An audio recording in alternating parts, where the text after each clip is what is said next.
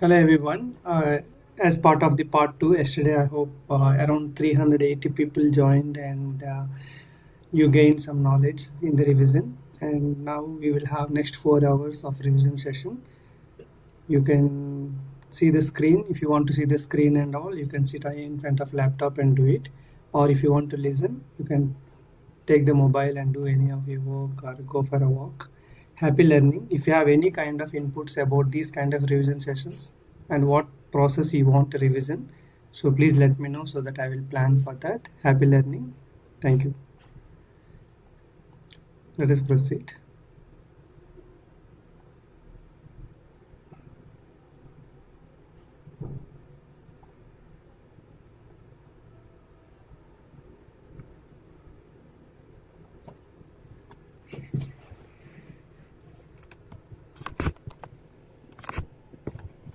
Hi, good morning everyone.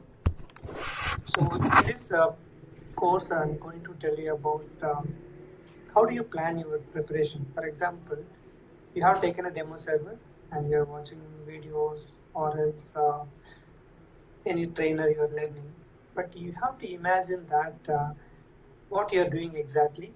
Okay, so you have to imagine your company and what you're going to do, what are the activities you are going to do.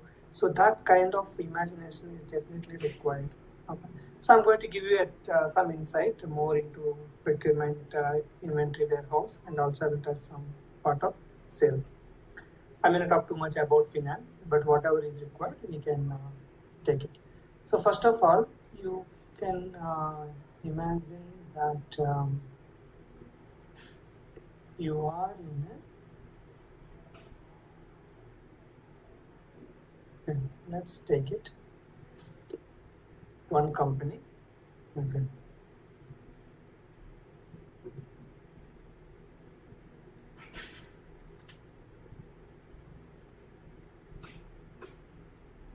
GP group of companies. Like a GP group of companies. So this is your company GP GC. I will write here company GPGC, and in similar way you can have let's go with one company code. It's not company code. You can go with the same one, or else GP group of companies. So you may have a multiple like GPG1, or else if you don't want to have a number, GPG company or GPCC. Whatever, any kind of one naming we can allocate for that. Just on deriving that one, if you have a proper company code, then respective companies also can be followed.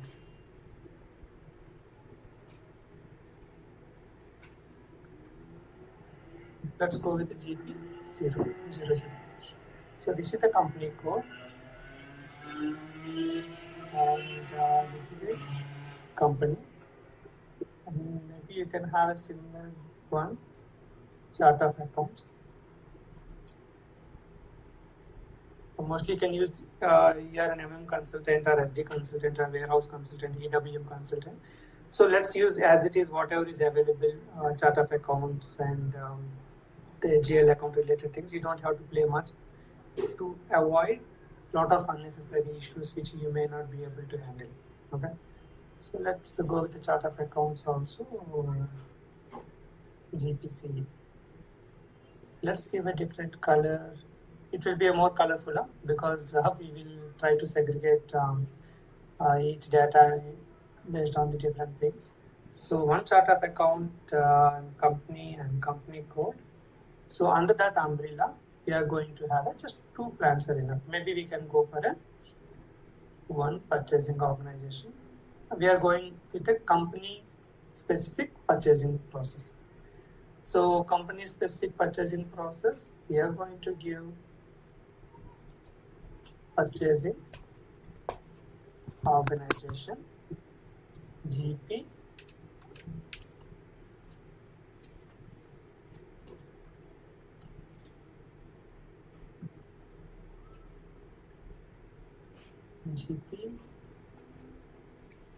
purchasing organization. GPPO if we give, then okay, let's go with that number. GPPO. So one purchasing organization, we are going with a company code specific purchasing organization. If you want to have a plant specific, then you can create multiple purchasing organizations so that you can segregate it. But you try with the company code specific. Then let's have only 2 plants. We don't need too many plants for our testing scenarios and all. So let's imagine you have one sales organization.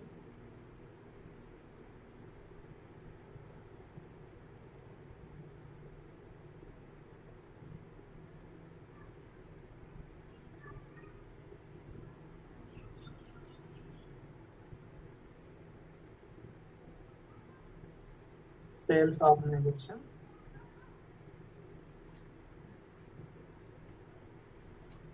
GP SO. One sales organization, we can have multiple distribution channels. For example, you may have B2C, business to customer, or B2B, business to business. Let's go with the 2 distribution channels. Also, if you don't want to have any kind of confusion, you want to have only one sales, one distribution channel, you can go with the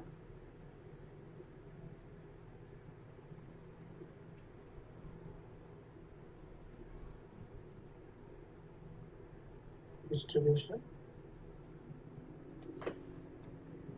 channel GP. Okay. Also, you can go with the numbering. If you just want G1, G2, like this also you can go for that. So let's go with some kind of light color so that the number will be visible. So one chart of account, one company, one company code, one purchasing organization.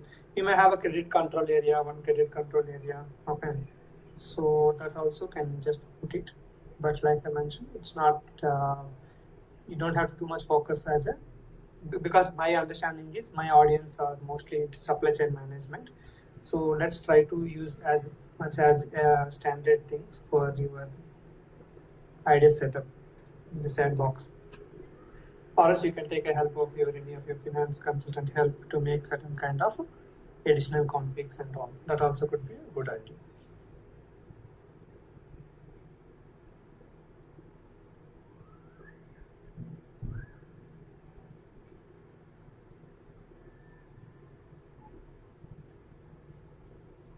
Okay.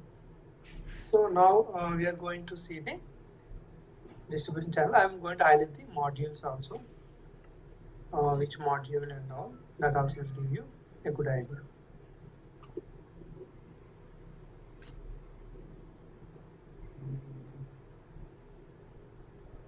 Let's store it later, no problem. So you may get it out who will create in real time and all, right? So let's go with the module for everything.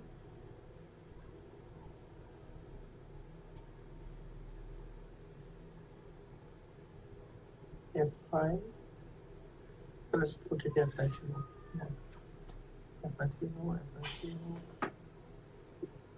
credit control area. Mostly general keep it company code as a credit card area. So FICO, MM, MD, SD. Okay. So now we are going to have 2 plants. Plant 1, I think we are using all the colors. Let's put it something in it.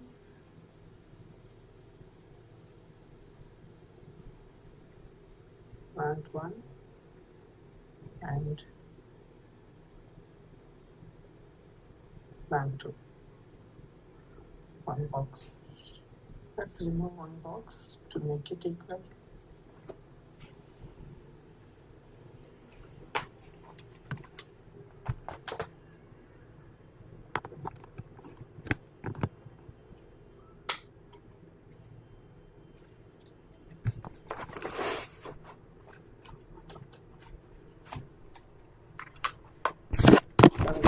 is more important to those color combinations, because we wanted to have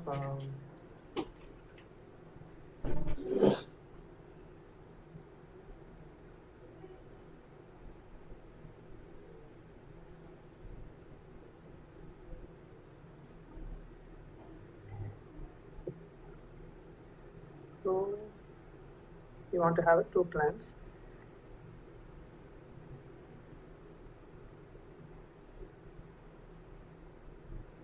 So plant 1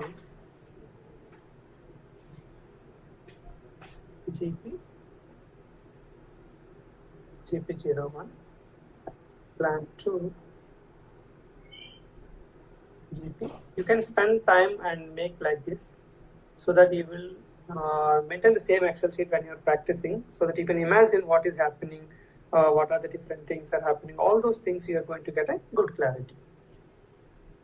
Now we are going to hit. We will need some moments. We can add here one. So plant will be created by consultant. Shipping point is something like a few projects the SD consultant generally created. So we may assign it, or consultant only can create. So let's go with because shipping point can be at the storage location level also, right? So we may have a 3-4 shipping points. So we will go with the shipping point. So sales organization, this one, shipping point 1, okay, shipping point,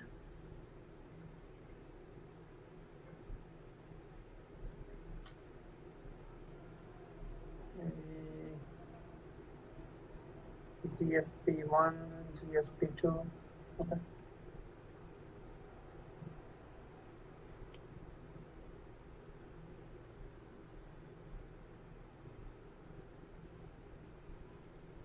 Shipping point, GSP1,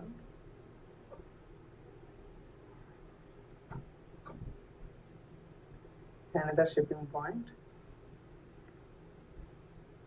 We can have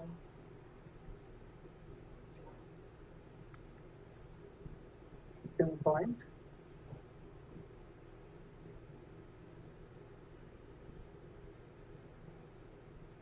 GS. Okay, so we can decrease the font of these things because they will be bigger and bigger. So we are going to have a 2 shipping points here. In similar way, this plant also can have a shipping points. Okay. So these also can have any kind of a name. GS01, GS02. So these all namings and all just for identification only. So if you are have a governance from the solution architect or COE Center of Excellence team, that we can follow the naming, like for example GP01 is a plant, then you can have a shipping point is something linked to the plant, then you can have last 3 digits. Okay. So you may have like they suggest you that you can have the last P011 or P022 after P012. Okay, same way. P021 and P02. So whatever, based on the different names, the last 3 digits of the plant and the running number. So if you're following like that, otherwise in the plant code, anything, whatever. But finally, you need to understand that shipping points, why we have multiple shipping points. You may have too many shipping points. Based on the storage location also can be different shipping points are possible. Shipping point generally created by SD or MM. So just to avoid the controversy, I will put it MM or SD. You can decide who is going to create it. because shipping point will be used by both. MM will use for receiving and SD will use for their shipping determination during the sales process. So this is the way you have a shipping points and two plants you created and the two shipping points. Okay, then you can go for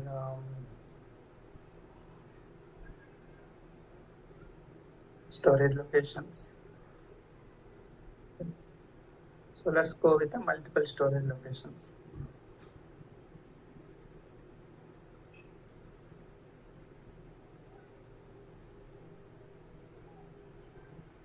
So this, I will use the short word as log. You may go with the maybe peach 01 or else based on the nomenclature like finished goods, okay, raw material FC01.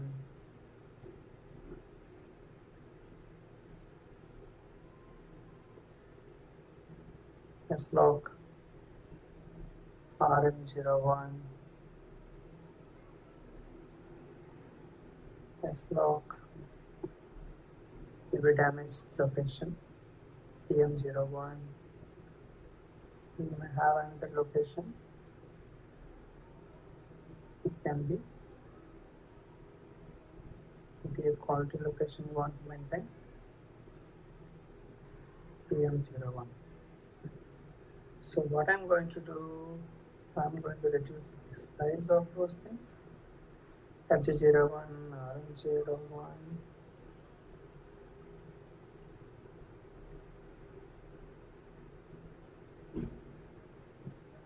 But this one will be a little bit big. So we may not able to give different locations for those things. So let's go with the similar colors for these people. In similar way, you can have a same kind of locations here also.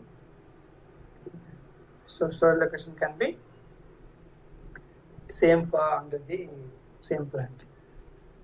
So now we almost come to that one, and now we have this material ledger, right? So material ledger related configuration and all in S/4HANA you will do it, but at org structure wise, you can build your own org structure, which is like this. So purchase group is not kind of an organization element, but that is also part of which is not assigned to anyone. If you see, all of these things are interlinked to one to other. You assign the plan to sales organization and plan to distribution channel. Okay, sales area. You will have multiple things like sales area, sales office. So these all things are going to have multiple things. Okay, so even they have a sales area, SD consultant, but they may go with multiple sales areas. So they may have sales area, GPS1, sales area.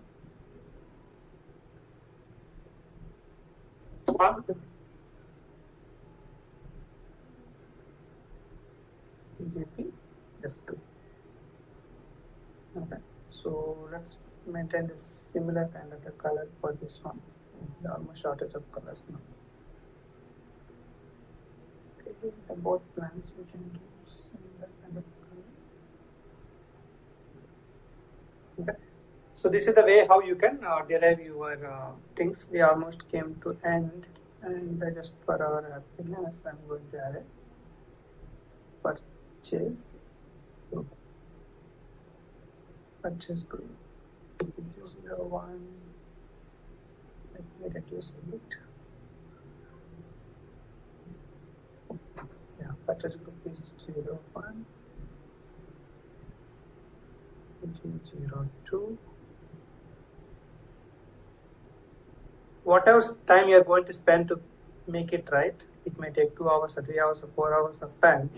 You may feel why I'm doing this much in Excel sheet, but you don't know the value of this Excel sheet. Because you are going to imagine the scenarios, you can prepare it. Okay, I'm going to explain that point.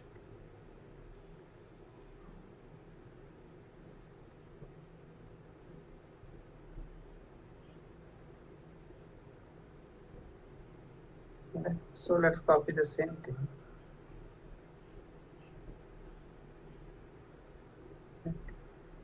But follow the same company code, maybe you can just follow the number. 305, this is 4, 5, 6, 7, and 8. Okay. So we have a total 8 purchase groups, or a few purchase groups are working for this plant, and a few purchase groups are working for the other plant. So the purchase groups are at the client level, so we cannot repeat that code again and again, like this storage location and all. Storage location is under a plant, so you can repeat that location, still it is okay.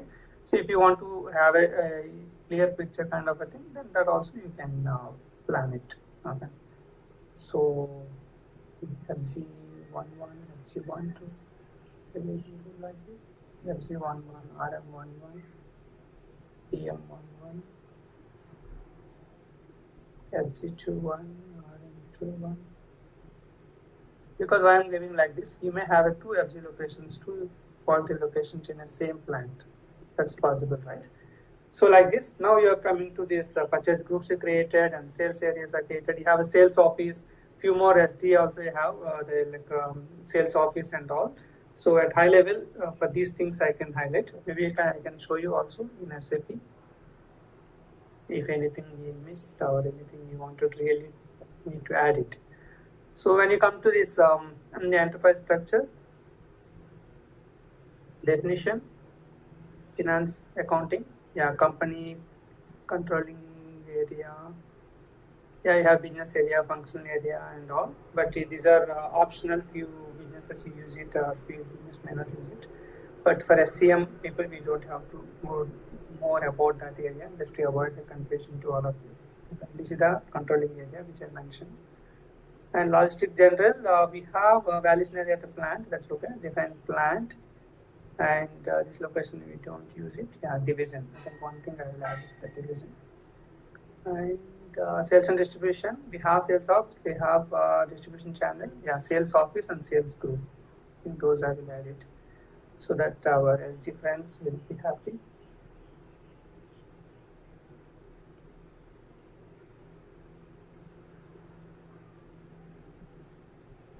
We can have sales office.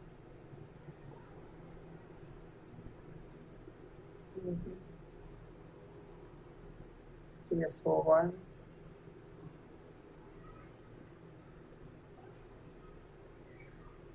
CS42, sales office, and even you can have a sales group.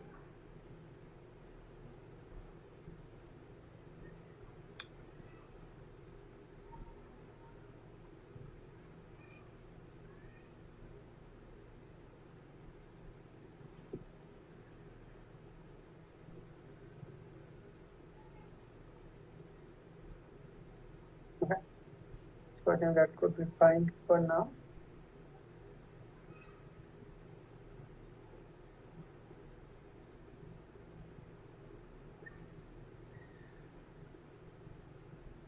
SAP practice suggestions. Okay. So we build our complete structure here, organization structure.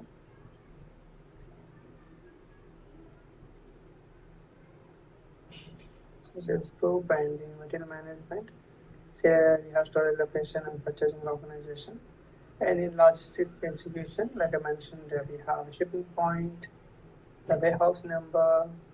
Okay, so yeah, let's add the warehouse number here.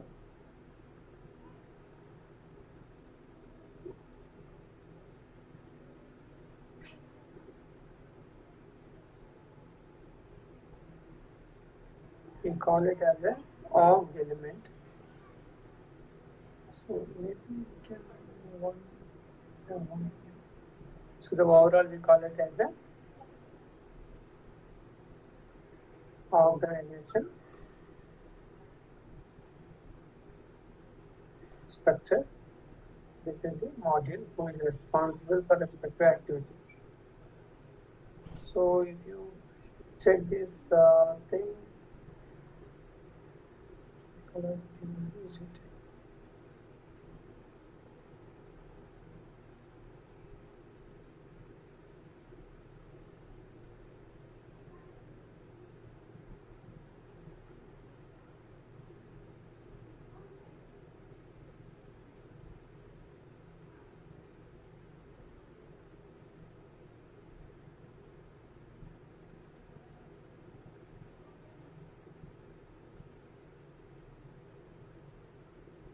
Okay, so this is the module and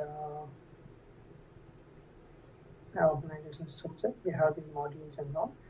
So we are going to have warehouse management.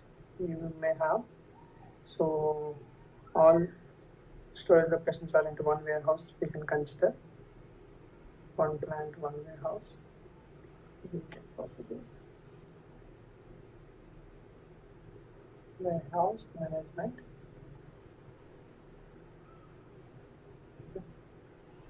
So warehouse number. So if you are using WM or if you are using EWM, it will be 41. Okay. So let's use WM or EWM. So warehouse number can be 001. And another warehouse number will be 000. If you are using EWM, it's a 4 character. And if you are using WM, it will be 3 character.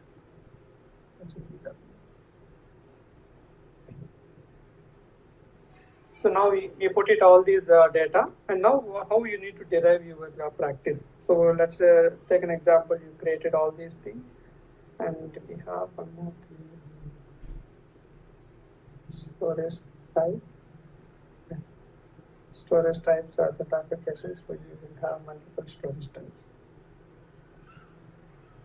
So we cannot put that micro level now.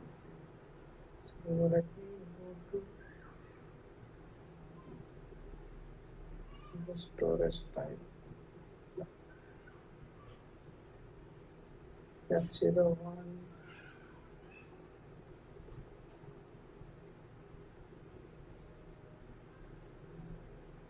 F02. F03.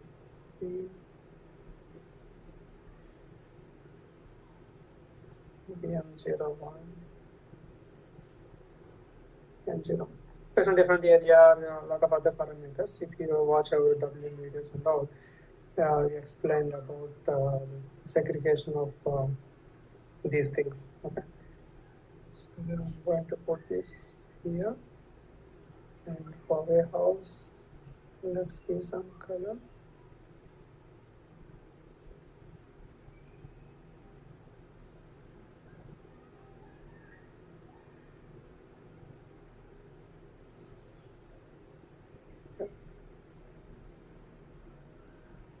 And for all storage types which are under the warehouse number, then I give something here. Okay. So now we have complete structure with you. You have a company code which will take care about your accounting and all, and in S4HANA the material ledger related things. And you have purchasing organization which helps you to procure the materials, and you have sales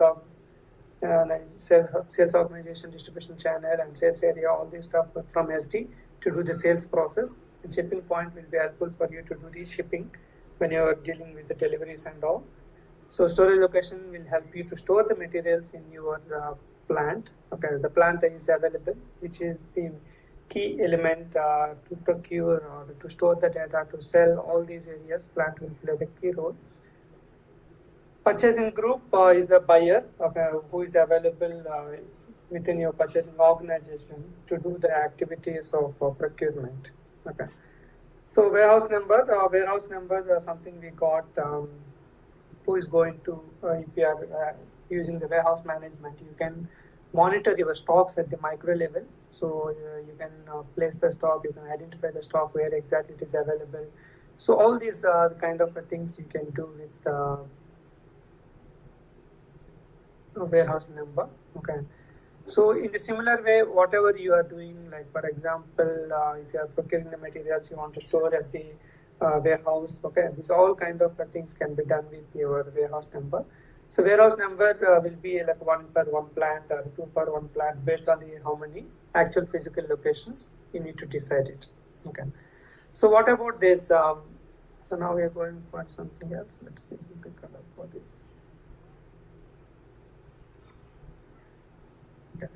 So now we go to storage types. Storage types are before the master data storage bin, the storage types are the kind of a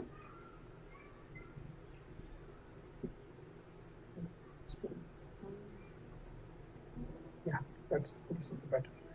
So storage types are the where you are segregating based on the size or based on the country or based on the product type. You can segregate it. In our warehouse management related videos, I explained in detail about the warehouse number and warehouse storage type and even the master data bin and all.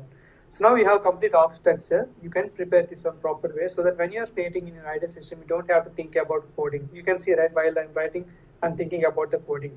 Okay, it may get why should we let's prepare it and we don't have to think too much about the coding and all, and you just go there and copy paste whatever is available inside. Okay. So really the storage types again, storage types are the warehouse number level so that you can repeat it the same way. And if you just wanted to have to avoid that one, so all the places we can replace with 1 with 2.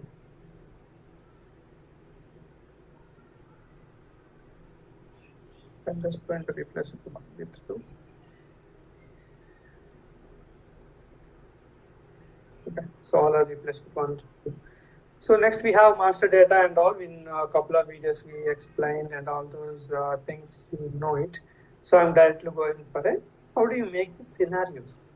You list your scenarios, what you're preparing. Okay, so you can list out the scenarios, what you wanted to practice.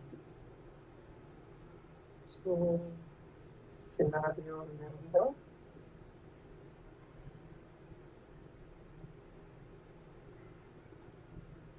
Scenario description. I'm not going for it.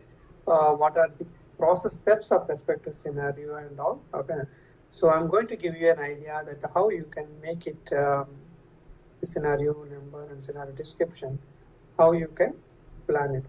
For the steps and all, you can definitely. So I'm going to give you a few examples how you can begin it. So scenario 1, if let's assume that you created architecture and you created the materials, vendors, few vendors, maybe you can create some 6-7 vendors and you can create some 10-15 materials. Okay, and you created a few customers. Okay, all the master data is ready and architecture is ready. So now you are going with if someone wants me to highlight about master data, let me put it whatever immediately come to my mind. So those master data, put it here. We'll give some good colors for tab colors. For structure, purple for master data, green for scenarios. So in master data, we mostly know that things number and master data, type of master data in the module. Okay. I hope this also will be helpful for you that type of master data, and we are going to fill it.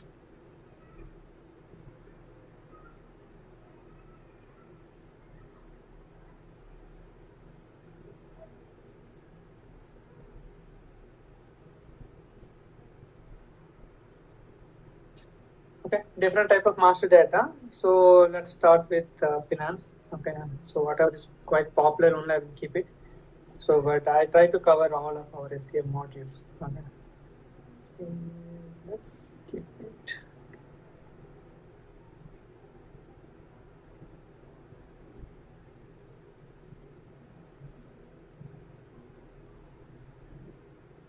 Module.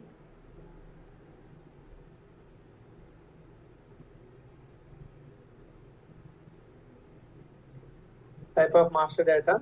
So they will have things, but the most popular one we can consider GL master, GL accounts, Pico,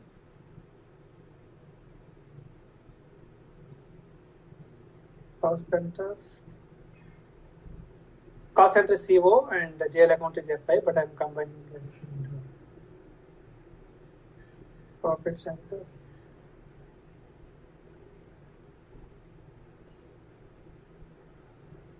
Exports.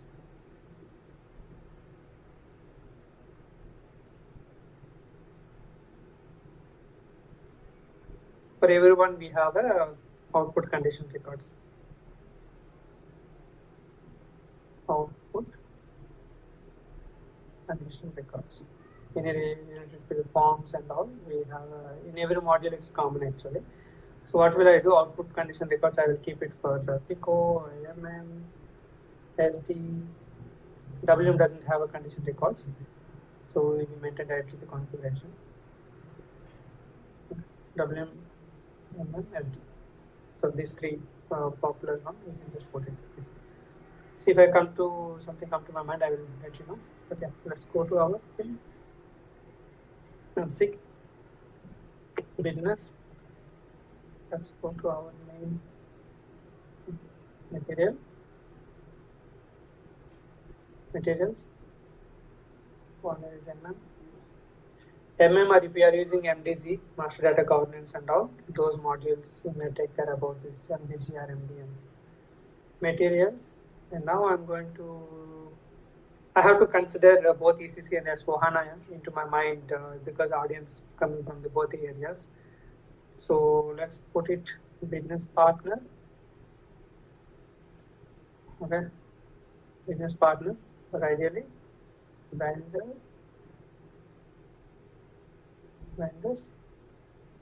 customers. Previously, like let me keep it MDG as a one owner. Okay. Previously, vendors are MM generally, but few projects FI, customers are SD. Okay. So such kind of segregation used to be there. When purchase info record, MM 9 source list MM. I'll keep MDG. If you want to keep it, all these masters also will be handled by MDG. So let me keep it at MM or MDG. Source list, and we have quota arrangement. We want to select the fixed source of supply based on the quota.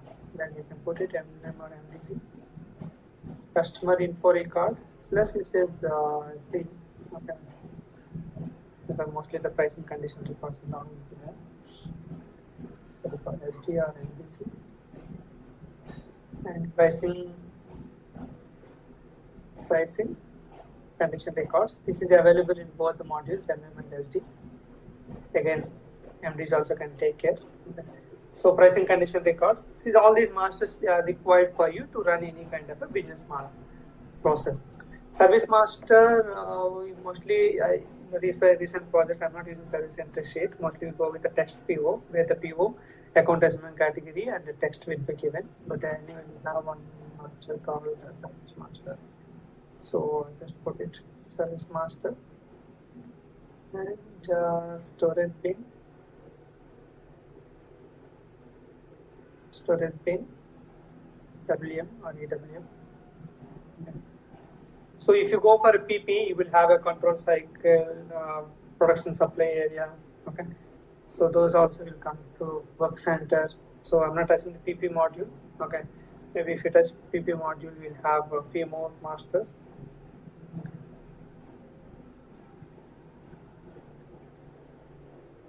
So let's touch it at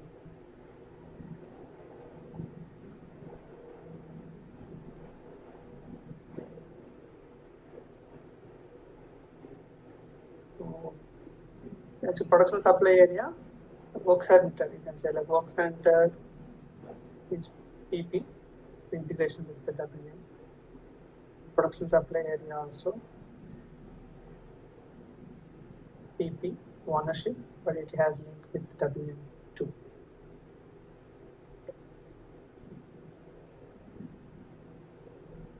Bill of material, that is quite top for PP. As an also we use bin 1. You know what is that process? Here we use this bill of material, PP, and sometimes also, that we are handling the subcontracting process and all. Looks like we need to reduce the size a bit. Okay. 18, work center, bill of material, production, supply area. Even they have a production version, routing. Okay. Production version. I cannot talk much about PP because in the last most of the projects I have chance to work too much on PP integration, so we don't hear that my words a lot. So production version, I think these are enough for us to highlight at some label for that production version, bill of material for supply area. So those things should be fine. We covered our PP, SD, WM. So SD has a customer info record, pricing conditions, output conditions everyone have, and has what are the master data, what we worked on and what you prepared it. Okay. So after all these kind of master data, once you prepare it, and you can start the scenarios. Okay.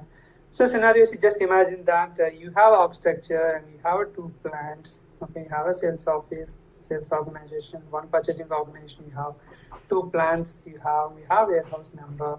So you just start making that one. Okay, first of all, I want to procure it. Okay, I'm not giving much importance to PP because you can do the production and produce the finished goods also if you have a PP. So you can just give like. You can give like scenario description. First, you want to have a stock. Just standard procurement. Plant 1. From a vendor. Just a standard procurement, order and get the materials. Receive, you got a stock. Then stock transport order to plant 2. Now plant 1. So stock transport order process to move the stock to plant 2 from plant 1, because plant 2 is not procuring, so plant 1 has 100 pieces. You can move some 20 pieces to plant 2 by using stock transport. So now you have a stock, so you can run a sales process. Sales order, they are one delivery, then you have WM, then WM, whatever you have, then issue the goods to the customer. You can do the sales process to sell the goods to customer. Now we have some more stock, 80 pieces of stock we have, 10 pieces you are selling, 20 pieces you transfer to the other plant. So we have 70 pieces. What can you do 70 pieces with that stock? Maybe goods issue for cost selling. You can do an inventory process just to do the issue some 3 pieces of goods. Some 1 damage is there, then you can use the process of goods issue for scrapping. We have some more stock, transfer posting from RM01 to maybe DM01. Damaged good you can transfer. That you can always faulty location, you can keep it under monitoring. So how any engineer will verify. If he is saying good, then you can move back from PM01 to RM01. So now we have some stock. No need to do a new procurement. I'm just telling you one kind of a case. Okay, you have done a standard procurement to get 100 pieces of stock. How to use that 100 pieces of stock for your testing, and also imagine that how we are moving. So you move from plant 1 to plant 2 by STO, and S-log to S-log by using a transfer posting process, and warehouse number is involved wherever you are having the data and all. You procure with the help of purchasing organization, and with the help of sales organization, you sold the goods to customer. So you did some transfer posting from RM01 to QM01, okay, and you need some sales order stock for a B2B kind of a scenario. So transfer of normal stock sales orders that switched off. Okay. So you can use this one. Now let's talk to sales order stock.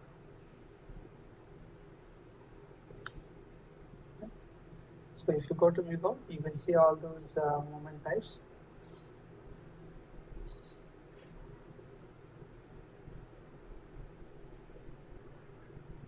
Transfer posting.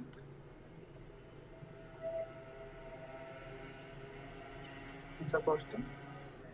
Other. If you go to the 4 series movement types, you will see this kind of special stock postings. See, transfer posting sales order 2, sales order in one step, and for revenue, sales order to one stock for revenue. Okay, and 413, you can just use for the normal stock to sales order stock. Normal stock to sales order stock, you will use 413 movement type. Okay, we have some more stock, and how do you want to utilize that some more stock and any other processes you can do? You can run a physical inventory process to see after doing all these processes how much stock is available, when physical any one piece loss and all. You can practice physical inventory process. Okay. So at high level, you procure, you transfer, you sell the goods. Okay, and you can repeat the similar things. You procure this time, procure with the subcontracting process. This time, procure with the consignment. Transfer from consignment to own stock. Okay, and you want to do production. Okay. You can also practice if you have a PB integration related setup. You can do a end-to-end production process. Production order, then release it. After that, issue the components. After issue components, you do the goods receipt against the production order. You will get a finished goods. Okay, that finished goods you can do for the selling, or you can do transfers. Okay, so customer return process. So you have done the sales process to send the customer. You want to return the goods back. Then you can use the customer return. Customer return order. There is separate order type. With that order type, you will have outbound delivery, then WM steps, then you do the goods receipt. You will receive stock back. In a similar way, you can do our goods receipt cancellation process. Okay. Then you can do the goods return to vendor. Okay. Goods return delivery, right? You have option. If 122 is 115. Delivery to vendor, or vendor return process you can follow if you want to return the goods with a different price. Vendor return PO process.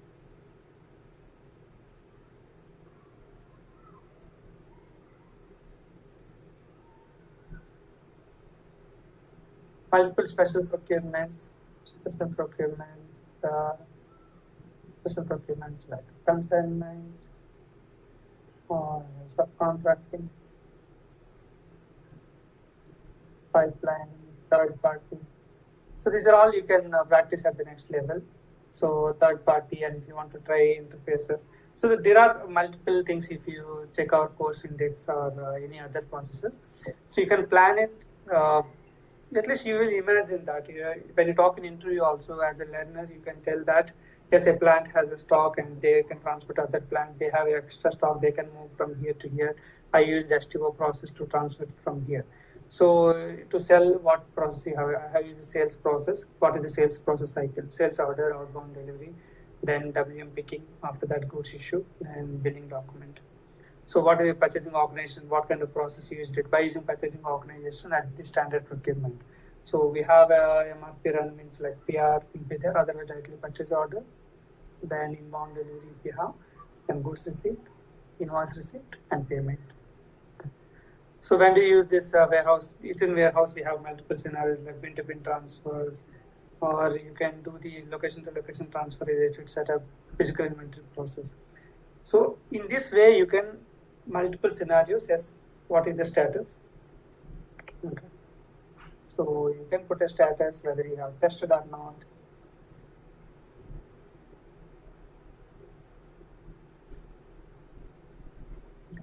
So you can put it like status tested without errors, tested with error, and error details also you can mention. If you have a mentor or trainer, whoever, you can ask for what kind of error it is. Okay, so those details and all you can put it here. Error detail, you can put the details of the error or screenshot.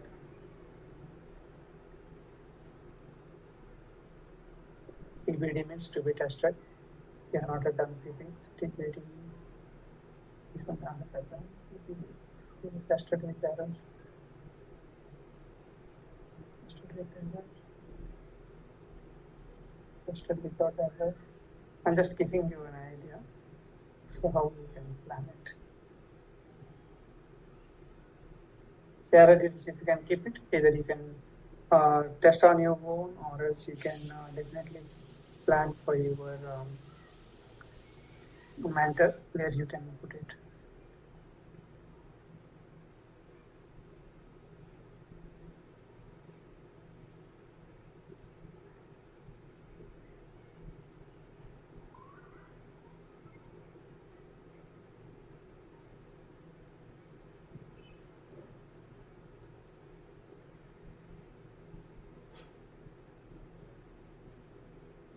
Okay.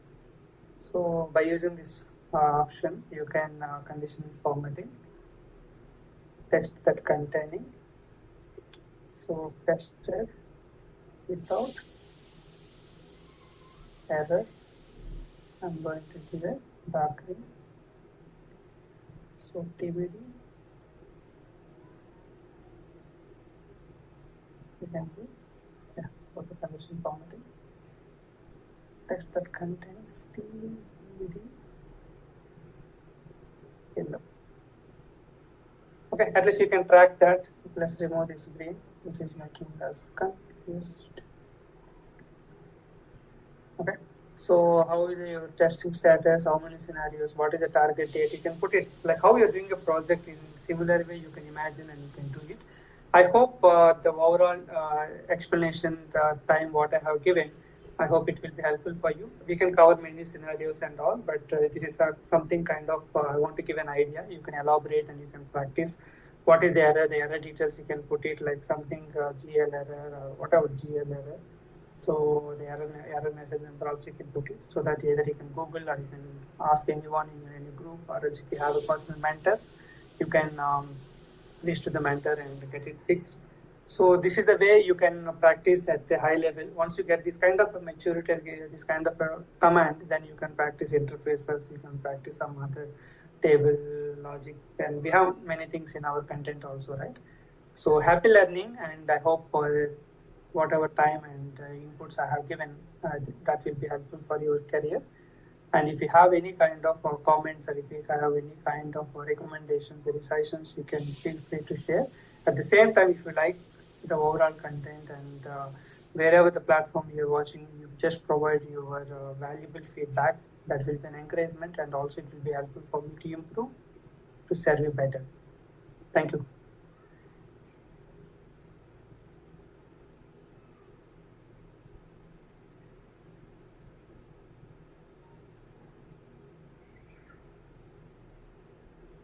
Examples for BAPI, BADI, and the function modules. I was recently giving one comment somewhere.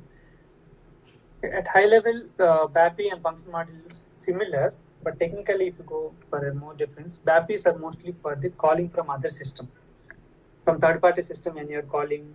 Okay, so those kind of things, BAPI will have a more compatibility for calling from third-party system and all.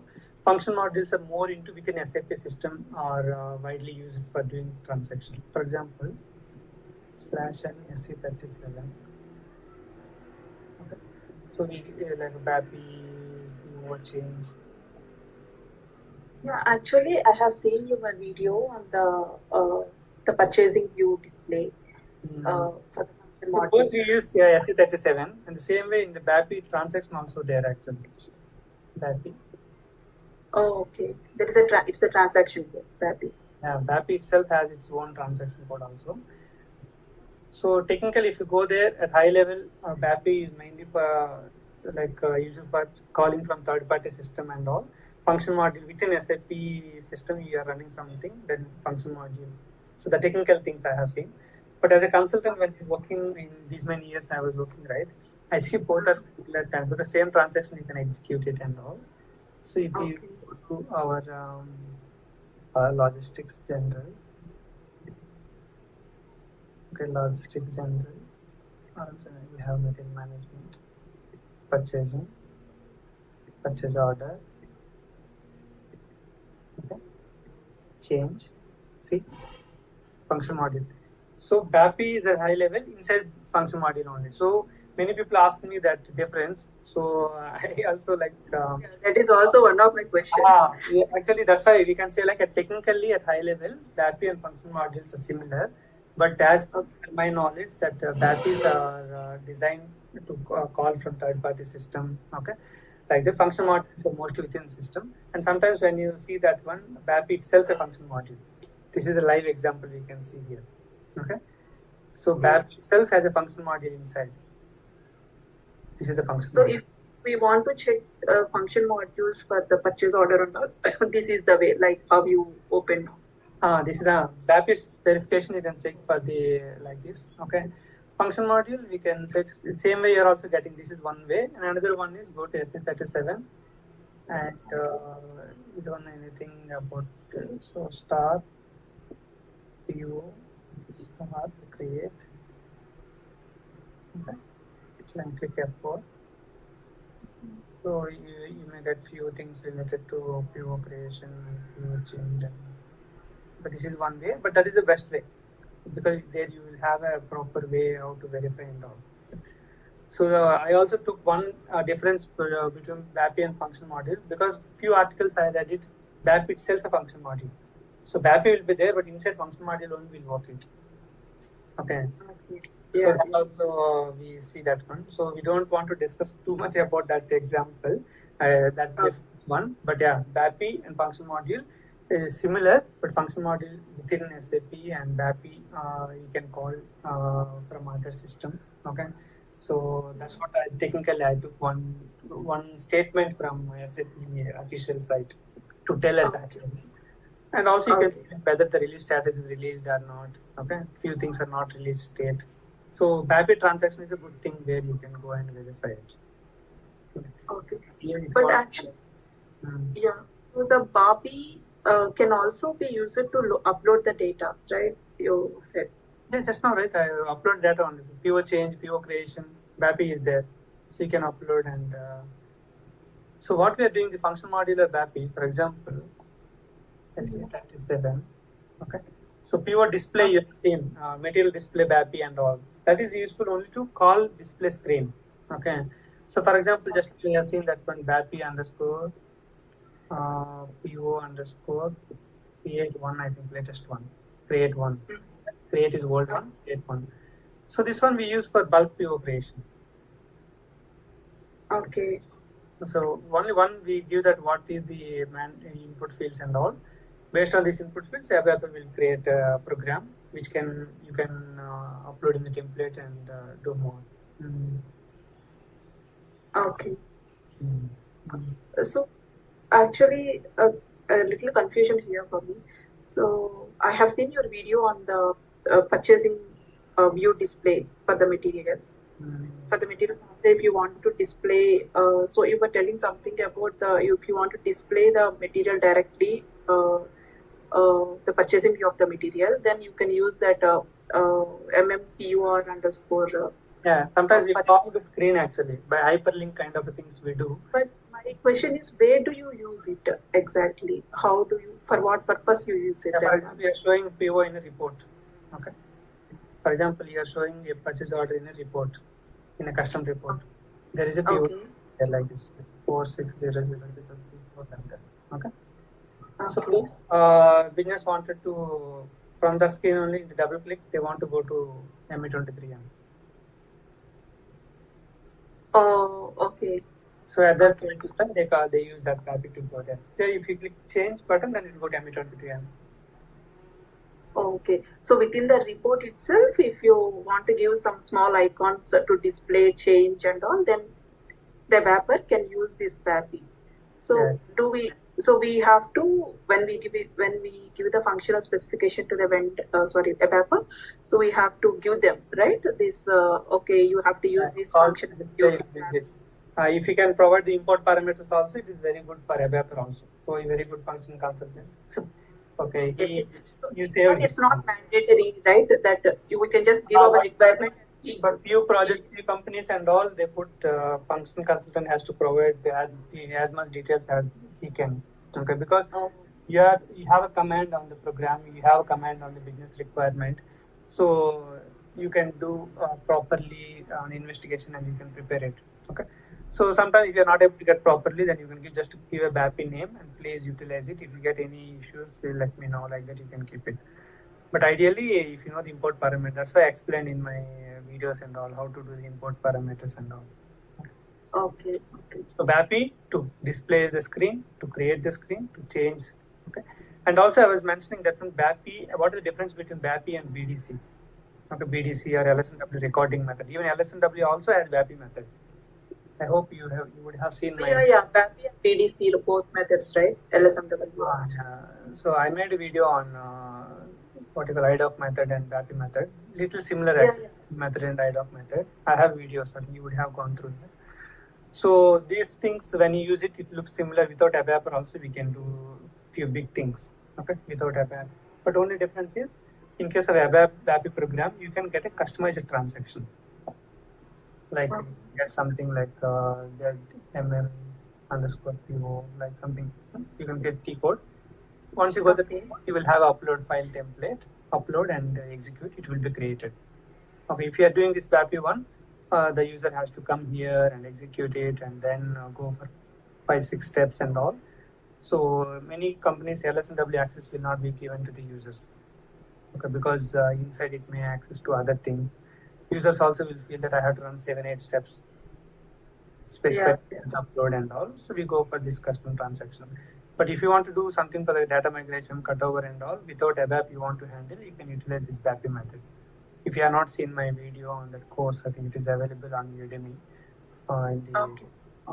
in generic course for SAP consultants and all. I can send the link. You can go through that. Okay. So that's the thing. Like BAPI can be used for bulk creation and also the display. Now in HANA, LTMC has come already, right? So even I had that LTMC also is going to absolute. They are introducing something little different and all. But LSNW is still being used by few of my students and all who are working on what you call S4 HANA. They're still using LSNW also. Okay, this is the LTMC one. That's why LTMC I was whether to make the video or not. That's what I was start with your data, without your data. Okay. So compared to LSMW, LTMC is I think quite straightforward and easy to do. LTMC. LTMC. But even that I read the article that LTMs also may not be available for much time. So we need to see that how.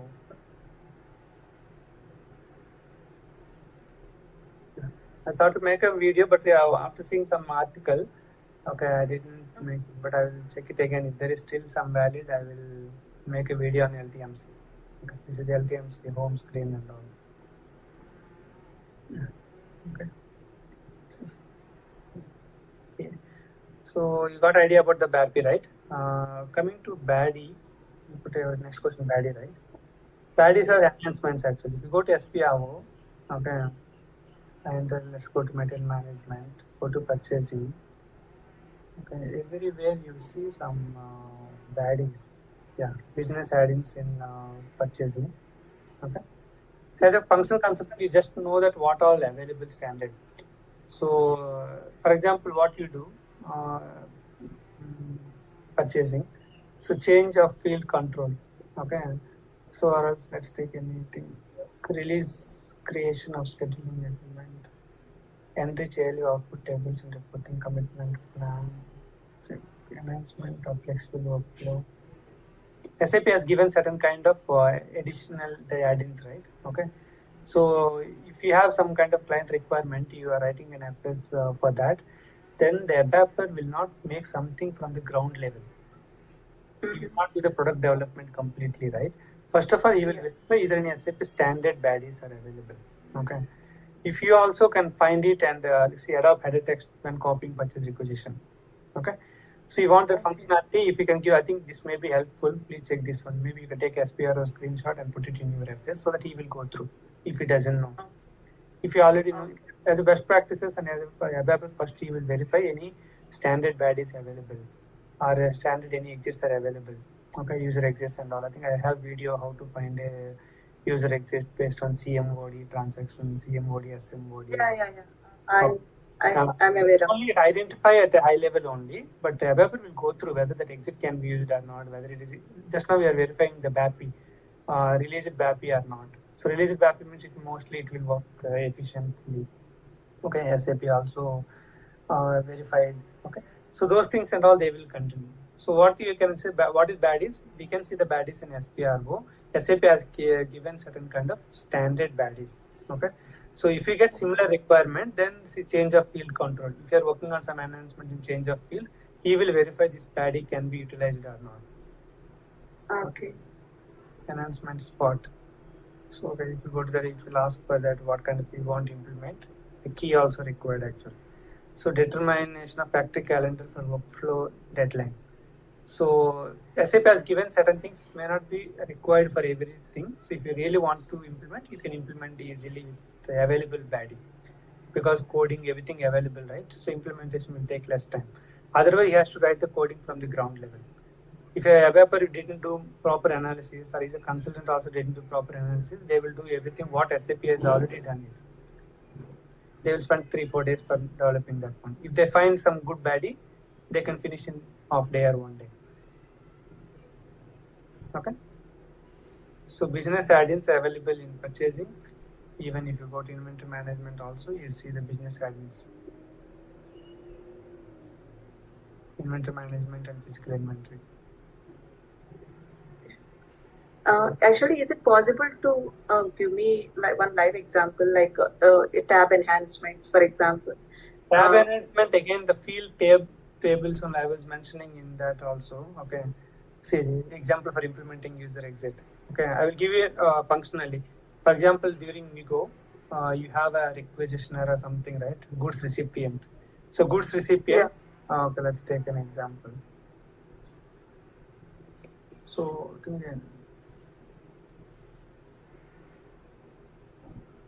let's close the baddie first. Yeah.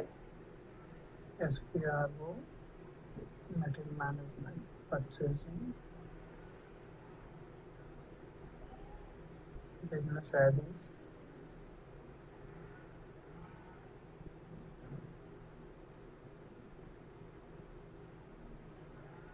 processing options for contract defined following, processing of external purchases, daily output tables for reporting.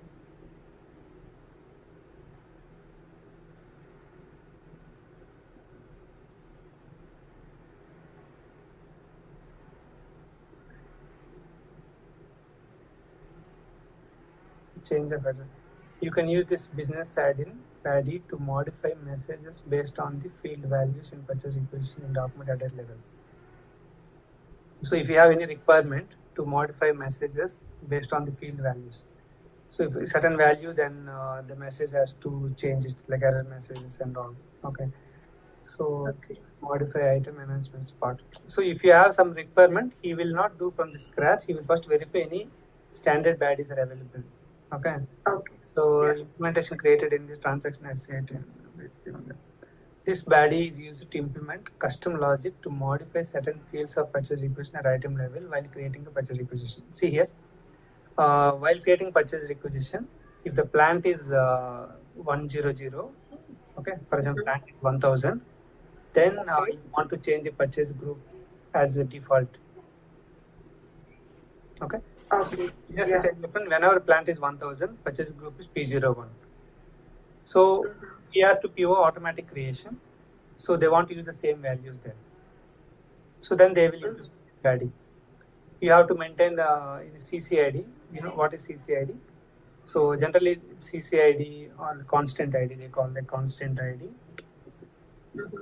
So constant ID is constant table, constant table or mapping table. So without avoiding the hard coding, we maintain like this kind of a tables. So in this table, what we'll have? Program. Which program you want to have? Company code. For each company code you want to maintain it. Okay. And plan. So when these values are there, the purchasing group, the final value is purchase group. You will have a mapping table like this. Okay. With this mapping table, you will prepare the program. So this is the, I think if you keep it Excel sheet, it is better to understand.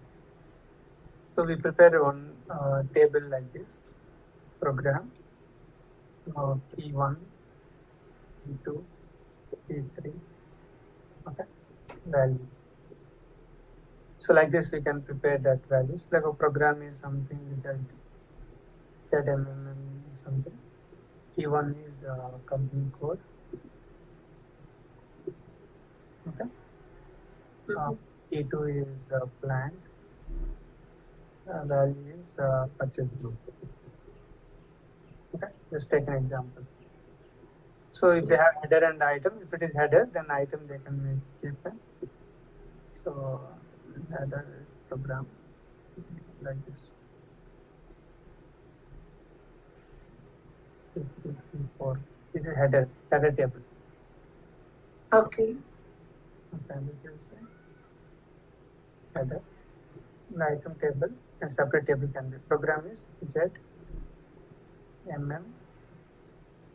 POS something. Company code 1 GK, GPCC.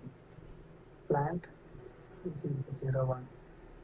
For the value is 01. Understand? So like this we prepare that we call it like a mapping table or CCID table, a constant ID table and all. So based on this one, the logic he will write. He will use that mapping. Okay. So if the program is this one, company code and plant, you will get from the purchase requisition. Then the purchase group automatically update as a P01. That is your requirement. Yeah. So in that requirement, he will use this baddie. Just now what we have seen, right? While writing the code, he will use the standard because all SAP has given. If you want to make any item level changes during PR creation, use that baddie.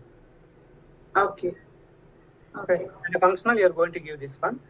And he will not do from scratching. He will always verify the standard exits, standard baddies. So the program name and all also we decide, or he will create the name? We mostly ME51N, right? The program is while creating ME59N. So ME51N. Okay. So for this one standard only because you are doing while creating PR, right? So PR creation only. But the customizer program, you have to get the program.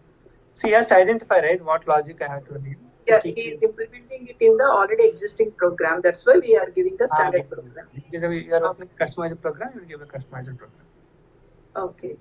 Okay. This is the baddie. It does not exist and we have to create a report or something, then he will create the program name, new program. Yeah, it's like changing purchase group value based on the plan. Okay. That's an example only. Okay. Based on the plan, you want to change it. So then they will use this baddie. And in a mapping table, you can maintain that. Header mapping, item mapping. If you have two header mapping table, item mapping table. If they have two tables. Or a single table also will be available. For that, maybe mostly they will have a, directly they will maintain it. Okay, first one is, you have to tell that one. Actually, header and item only nice to tell because any new member also can understand that. If you have only single one, what will happen? Mostly will have item table only. Okay, only the logic person knows key 1 is the program, key 2 is the plan, company code, key 3 is plant, value is purchase group like that. Okay. Okay. Until you know the values only you can find it. But if you have header level and item level, you can understand that one. Okay. First is program, second company code, plant, process group. Yeah. Okay. So that one. And user exits are somewhat example you are asking, right? For example, Migo, while doing Migo. Okay. So quantity is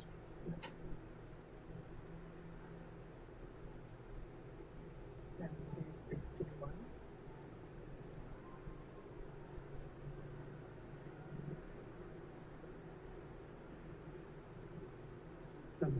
So similar kind of example only.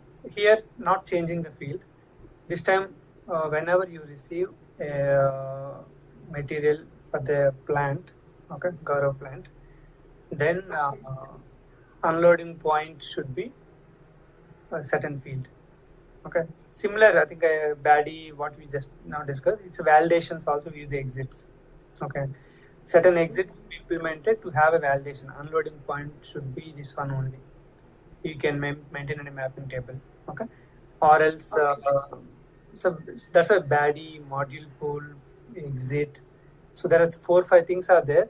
Everything will be used by ABAP for certain kinds of implementation. Okay. So value changes or comparison with another table. Okay, validations. So these all will be used like baddie things or user exit. Okay. So how do they find the user exit? First of all, they will find it. What are the exits available for this SAP standard transaction? We go. Okay. That they will verify if they want to play anything which is not standard, right? You want to have validation. Unloading point has to be updated. Okay, or else unloading point should become mandatory when only the plant is this plant. For other things, it should not be. If you go to normal screen layout, either you can make it unloading point as mandatory or optional. But if requirement is only if the plant is Gaurav, then unloading point should be mandatory. Otherwise, it is optional. Then you So can you say that based on your requirement, the developer will decide whether it has to use the user exit or baddie? User exit or baddie. I think I'll give you a few words like user exit, validations, updating some field, or comparison of a few fields. Okay, so comparing a table and decide it, baddie. Even with the module pool also will be used when you are doing the tab enhancement, because one of the projects we implemented the tab enhancement. I gave the table and field, the length, character, data type, what fields I want, how does it look like, which tab, and all I have given. Okay, even I have given in development video also. When I was asking that one, how do you implement it? He said like module pool, use it for implementing the screen things and all. Okay. Okay. So too much if I talk, maybe it may go 50-50 here and there, but at high level as a functional, I'm going to tell you. Okay. So what I'm going to tell you, that exactly it will be thing. If I tell that one, but it's not the consultant who decides, right? When we technical compatibility, those things and all, you don't have to give the user exit name, you don't have to give the baddie name, you don't have to use module pool and all. Okay. Sometimes when you have a knowledge and all, module pool, use it for that one and all. Forms, please use the Adobe latest forms. Don't use scripts. Nobody is using now, but some people are using smart forms. Some people are using Adobe forms. You can tell them use forms. So the more compatibility for them to prepare the table format and all in the form design. Okay. So, know what happens as a functional. You need to gather the requirement properly from the business. Give each validation properly. This plant we should not allow. This plant allow this one. Okay, how do we do that one? Okay, let's maintain in a mapping table. So that easy. Don't have to go for ABAP. If you do hard code, plant 1000 make unloading as a hard mandatory. If you hard code in the program, tomorrow plant B, then you have to go to ABAP again. But if you have a mapping table, you can just go and maintain the entries only. The logic will work. Okay. Okay. You can just go to this template, and tomorrow you have another company code, another things. Okay. Okay.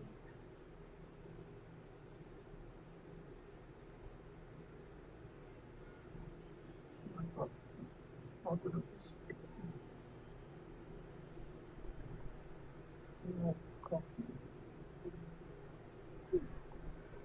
Okay, tomorrow if you want to have a same logic for another one, then company GPCC, plant GP02, P02.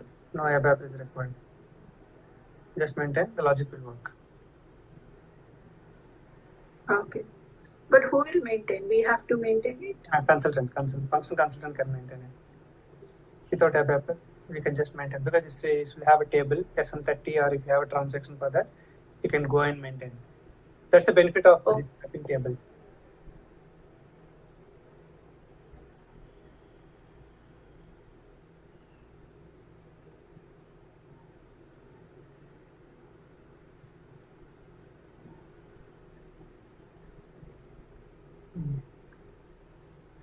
So that's the benefit of mapping table. Okay, so you can maintain the value, the logic will directly will work it. Otherwise, every time you adapt the logic, we have to hard code is we should avoid. Almost we should avoid always. Not a maximum. So, section do we use to implement this? For example, if we just create a table in SM30, so you use SM30 to maintain it. But if SM30 has a restriction in few of the companies, we ask them to create one transaction code. So with the transaction code, you can go and maintain it. Because SM30 access will be avoided by in production for consultants most of the cases. Okay, so that transaction code is used to make the add new requirements or make any changes to the tables. Yeah, because SM30 will be restricted, because sometimes if you have SM30, any important table also you may be able to edit it. Yeah, so, But if you create a T code, only the T code access can be given. So person can come and do only this one. SM30 can be done for 10 tables, but with transaction you can do only this one only. So it will be helpful, and audit also will not have a concern. SM30 means dangerous. Any table you can go and edit it. Yeah. Which has maintained access. But actually, do we need to request the ABAPer to create the custom code, or he just whenever any new changes and all that, he will create on his own? Which one? I mean, if you want to edit the table, right? For example, we are doing some enhancements. For example, if you take this one here, for this development, whatever we are doing here, so they will create the new transaction code, right? For to make, if you want to make any changes to the table. Ask them actually, because they will just get the table and give the maintain access. But you need to think whether it will be used frequently, whether you have SM30 challenges you want to give to user. So based on that, you need to go for a transaction. If you want to give to user, the transaction need to have a user role also, authorization role. So it's always advisable to create a custom T code for any. Because SM30 access will be always restricted. Okay. Yeah. Okay, got it.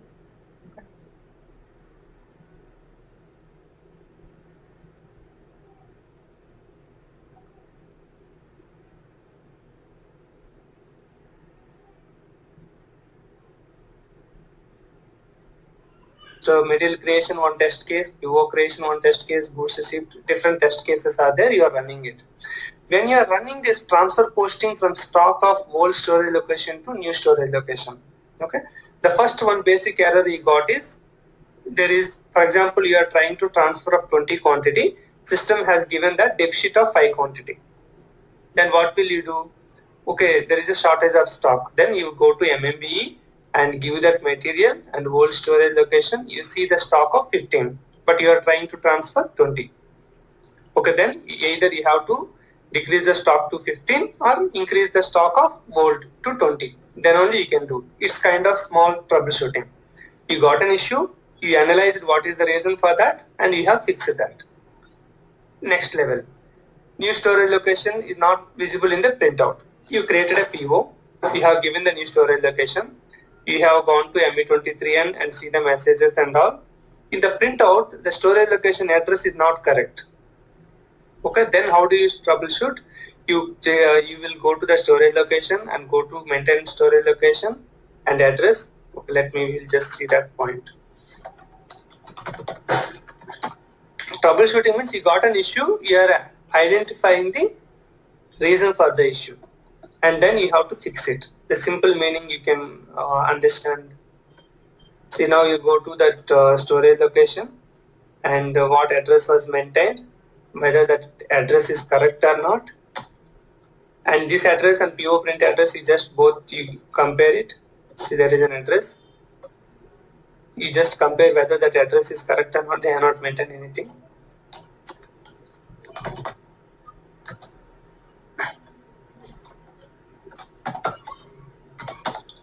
Okay, you just have to compare whether the address which was given in the PO is coming correct or not.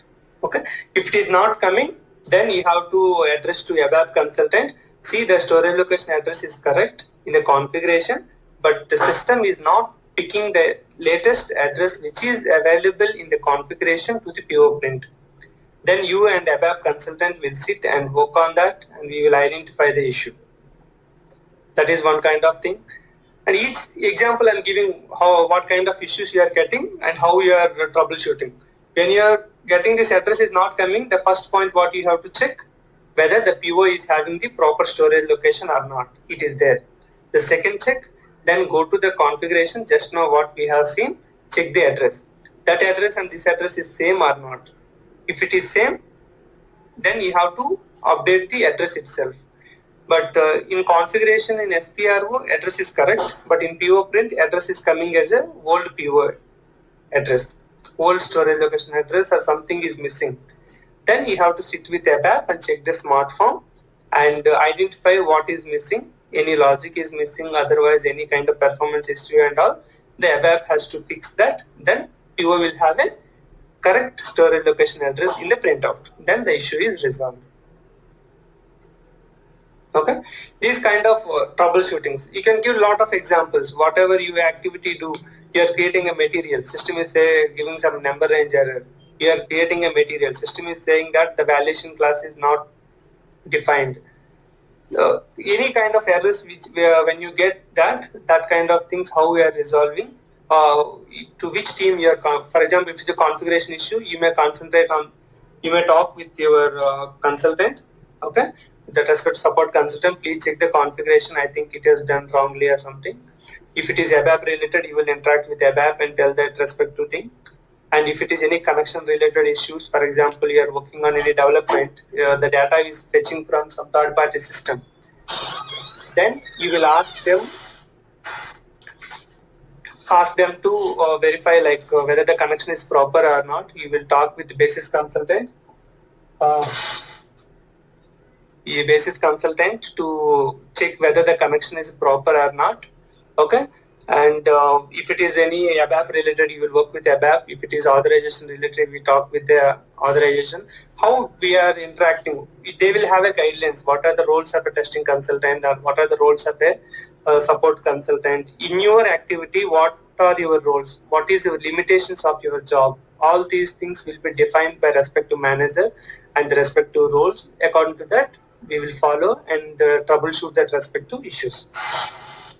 If you are getting a question like what are your roles as a rollout consultant, the same thing I explain what are the roles of a rollout consultant. First, understand what rollout you are going to do. What is your reference company code? When the rollout will happen? For example, there is a Bangalore in Koramangala. There is a branch. Okay, you are doing some new branches in 2-3 branches in same Bangalore. You want to roll out the same processes to that new branches. Then you will take this plant as a reference. Then you will check what are the processes are implemented in that plant.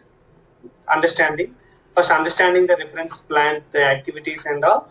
Then creation of new plants by copying from the reference plant, and what are the processes we have, which processes we want to create. For example, same PO document type they want to use, we don't have to create. Materials extension we have to do. And any specific transactions like release strategies for your plant and all, you have to activate it. Means you have to tell what are the roles as a rollout consultant, understanding the business processes and what scenarios are mapped during implementation for respect to plant which you are taking as a reference. How do you take a reference? For example, India plant, if you are doing the rollout, then any India plant they will take it as a reference. If it is a Bangalore, they will give near business what kind of plant we have. they will give us one reference plant, we copy it and we do the entire setup. Understanding the reference plant business processes and what are the processes mapped during implementation and what PO document types they have, what are the material types they are using, and whether the business is asking for you to create a new document types for PO, PR and all for your new plant or not. If they are asking, you have to create a new document types, otherwise you will use the existing document types only. Only the plant specific things like adding your plant in your release strategies and adding your plant to any validation grouping code in the configuration of automatic account determination and creation of your new plant, creation of storage location for your plant, and then coming to master data, existing all materials you have to extend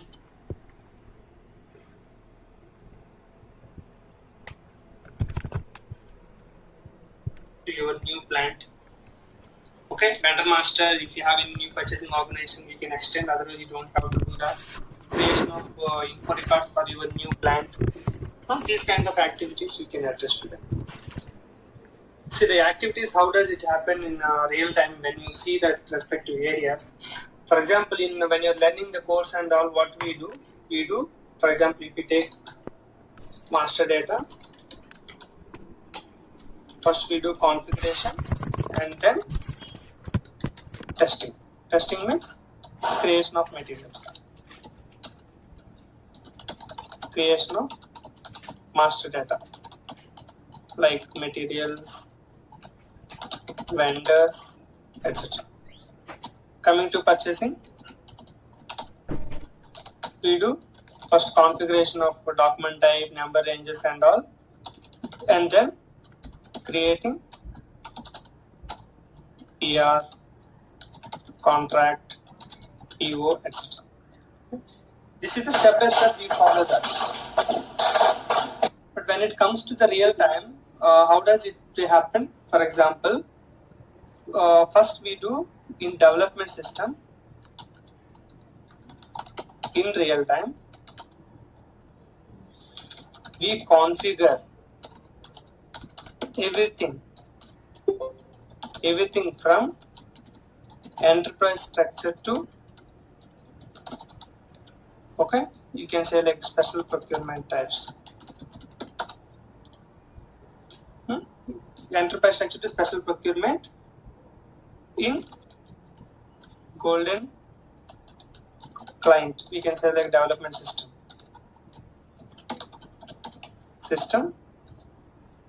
Then we will do testing from material to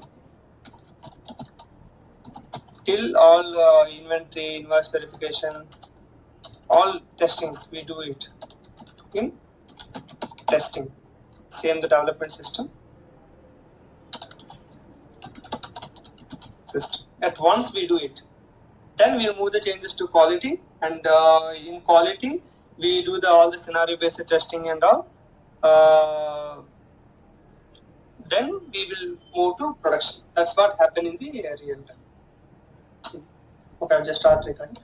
See the support activities, when you're working on support, we maximum work on production system, right? But in production, what kind of things we do? For example, if you get any thing like updating the storage location or creating new PO document types or creating the new reason for movement type, all these things we cannot do directly in the production because those are all configuration. Okay, what we do, we change in development system and we test it. Once it is fine, we move to quality. We ask business to test. Business is also saying fine. Then we will move to production. The respective changes will come to production. That is one case. That is change management through. And another one, there are certain things we can directly change in production by ourselves. What kind of things? For example, they are asking to change the release value. Earlier it is 0 to 50,000. Now they are asking for 0 to 1 lakh. That you can directly change in production system because that classification changes will be allowed you by in SPRO or by using the transaction code CL20N. We directly go and update the release strategies. Okay, that kind of things we do.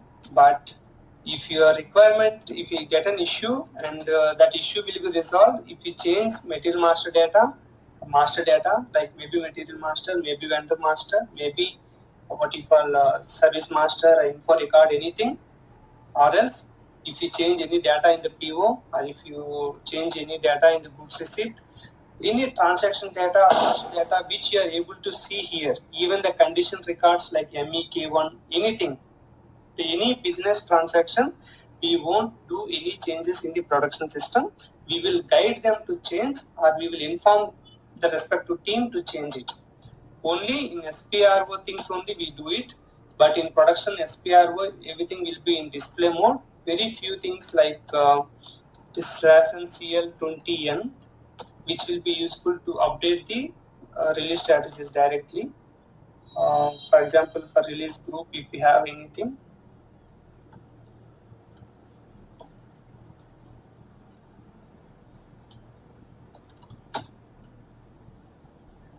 for example,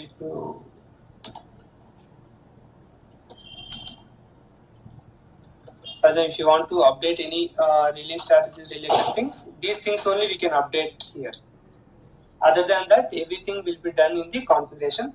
But finally, what you have to understand is, in SPRO, we are the owner, and the SAP Easy Access, what you see, all of our transaction codes like PR, PO creation, everything is a business transaction which we won't perform in the production system. Only we will guide them to change it, because that is a complete real-time business production system where we don't have authorization, and also as per the business and even the limits of the roles of the consultant and the business user, we won't do any activities in the production system, only we will guide them. Okay, as for this, we got a next question as some important tables. I mentioned many times, like if you come to my blog also, I put one the important tables. You just go to that tables, you will get the document. Okay, you just download it. It has important tables in each area. I will just brush up few things. Many times I have given this topic and all.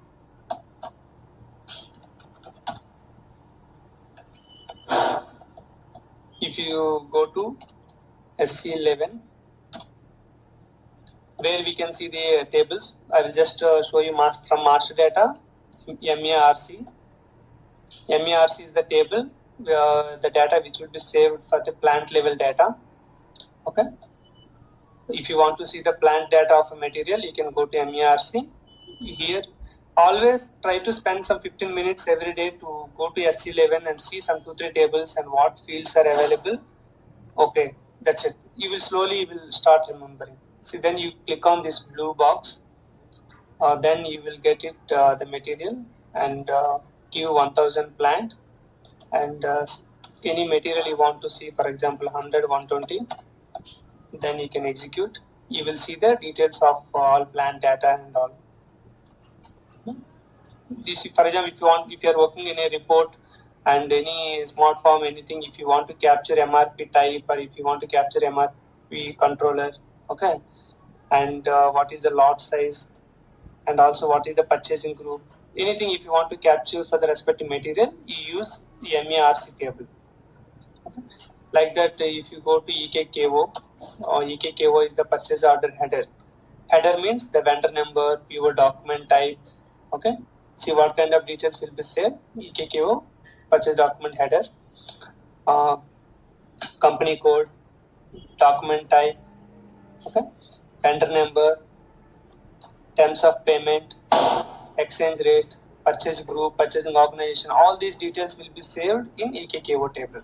If you build up any logic, then you will get from here. Okay. And we have MSEC is a very important table for goods movement. If you have done goods receipt, or goods issue, or transfer posting, any kind of goods movement, the respective maximum of details will be saved in MSEC table. See that material document year, material document number, which material, what is the plant, what is the storage location, what movement type you have performed, whether it is a 101 goods receipt or 311 storage location to storage location, what kind of movement type, everything details we will get in MSEC table. these are some important tables, of 15 to 20 tables. If you just practice daily, it will be very helpful for you. That's what we have mentioned in that page also.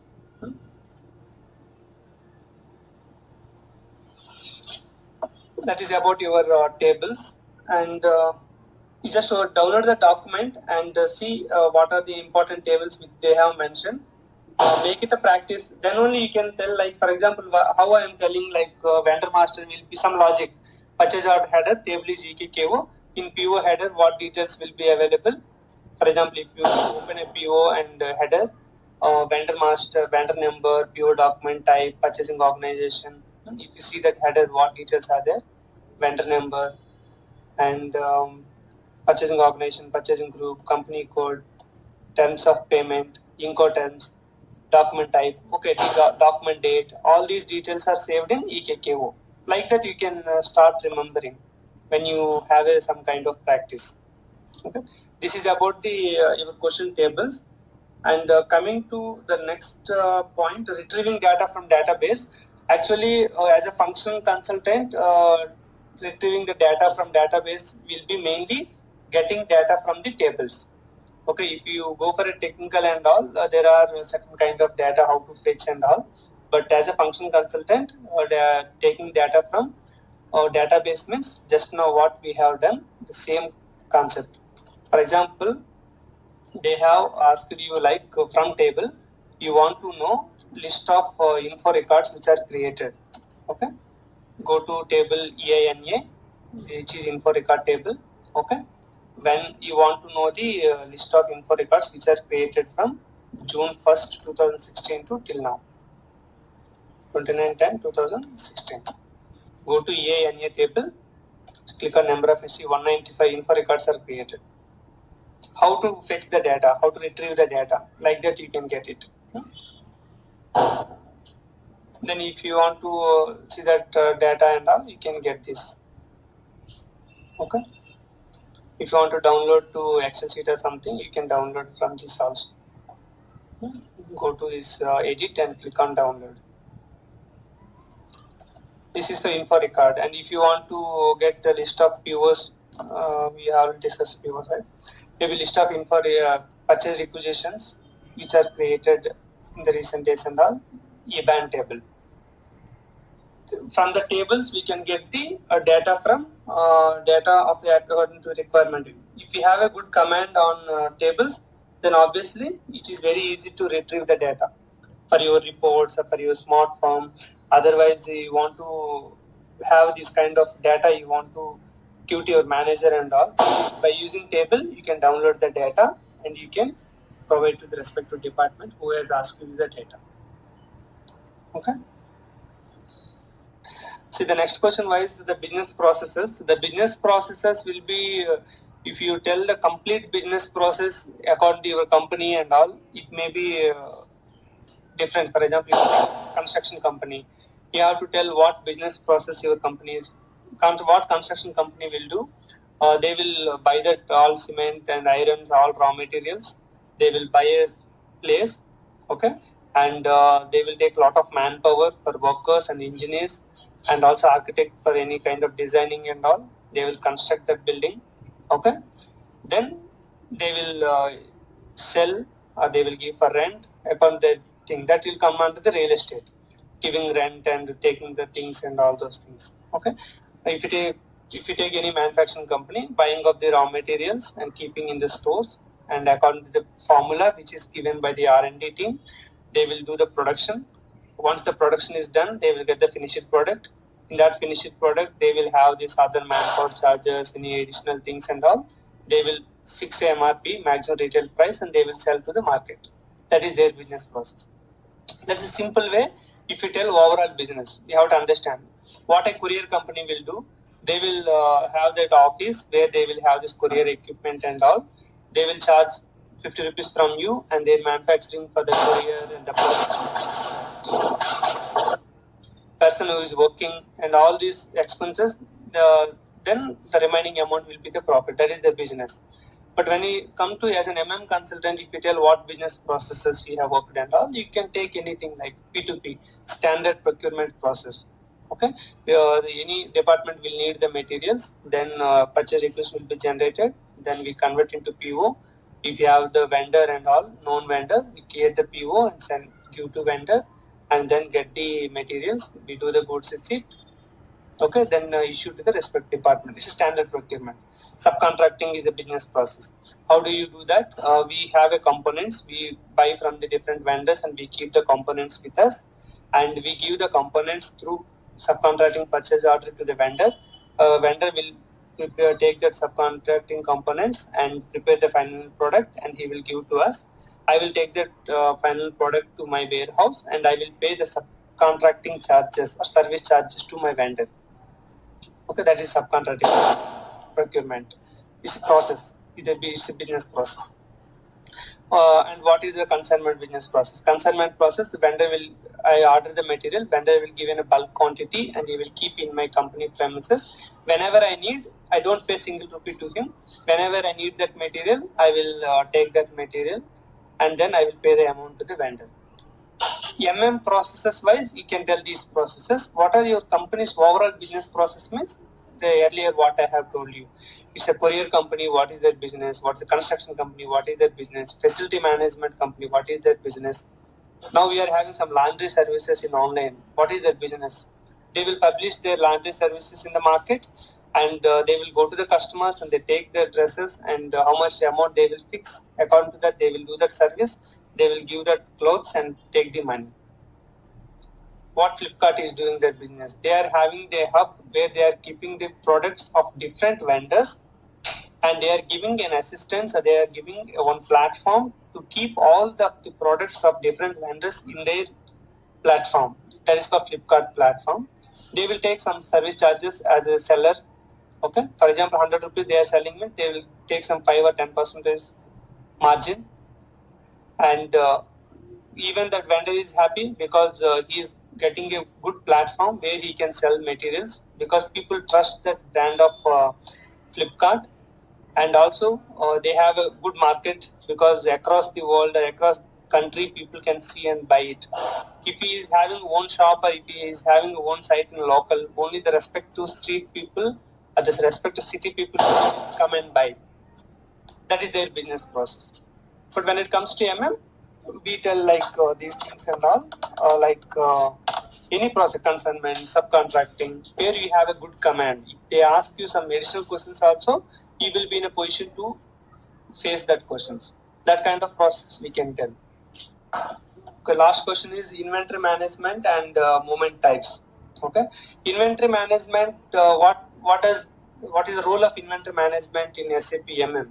Okay, if you take inventory management role, already we know like what process are available in inventory management.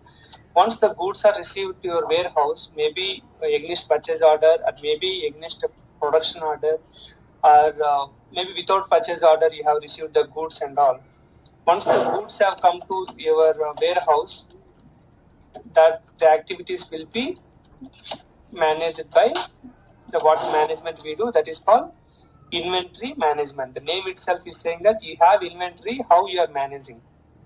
Okay, how you are managing. For example, if you take inventory management, once the goods are receiving the goods, goods received, maybe against PO or without PO, against production order, against purchase order, any process, goods are received to your warehouse. The receiving will take care about the inventory management. What kind of movement type we have? 101 or 103, 105, 107 and 109. These movement types you can just take a look on that. And return delivery or return to vendor. You are giving the material, sometimes damaged material, something you are giving to vendor. At that time, movement types like 122, 124, 161. These movement types, what kind of movement types will be useful for that and all. And if you take transfer posting, when do you do the transfer posting? One location to another location you want to transfer, otherwise consignment stock to own stock. Any these kind of transfer postings we use like 301, 303, 305, 311. Maybe you can select 411K, 343, some important moment types like those moment types you can pick it and you can talk confidently on those moment types. You don't have to tell these many things. Pick it, 2-3 moment types and explain what exactly it will work and all. And goods issue to different departments or project. Goods issue against cost center and maybe project, maybe production order or any order.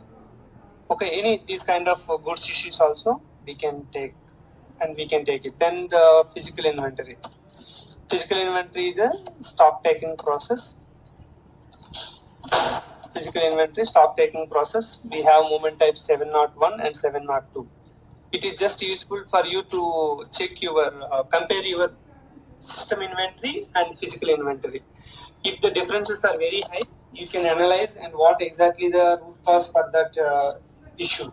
Maybe any spillages, otherwise operators are not operating properly or any machines are not working properly and the weighing balances are not good. What kind of reasons we can work on that issues and we will fix those things. Inventory management, these are the main areas. Already I have well explained in those inventory management concepts and all.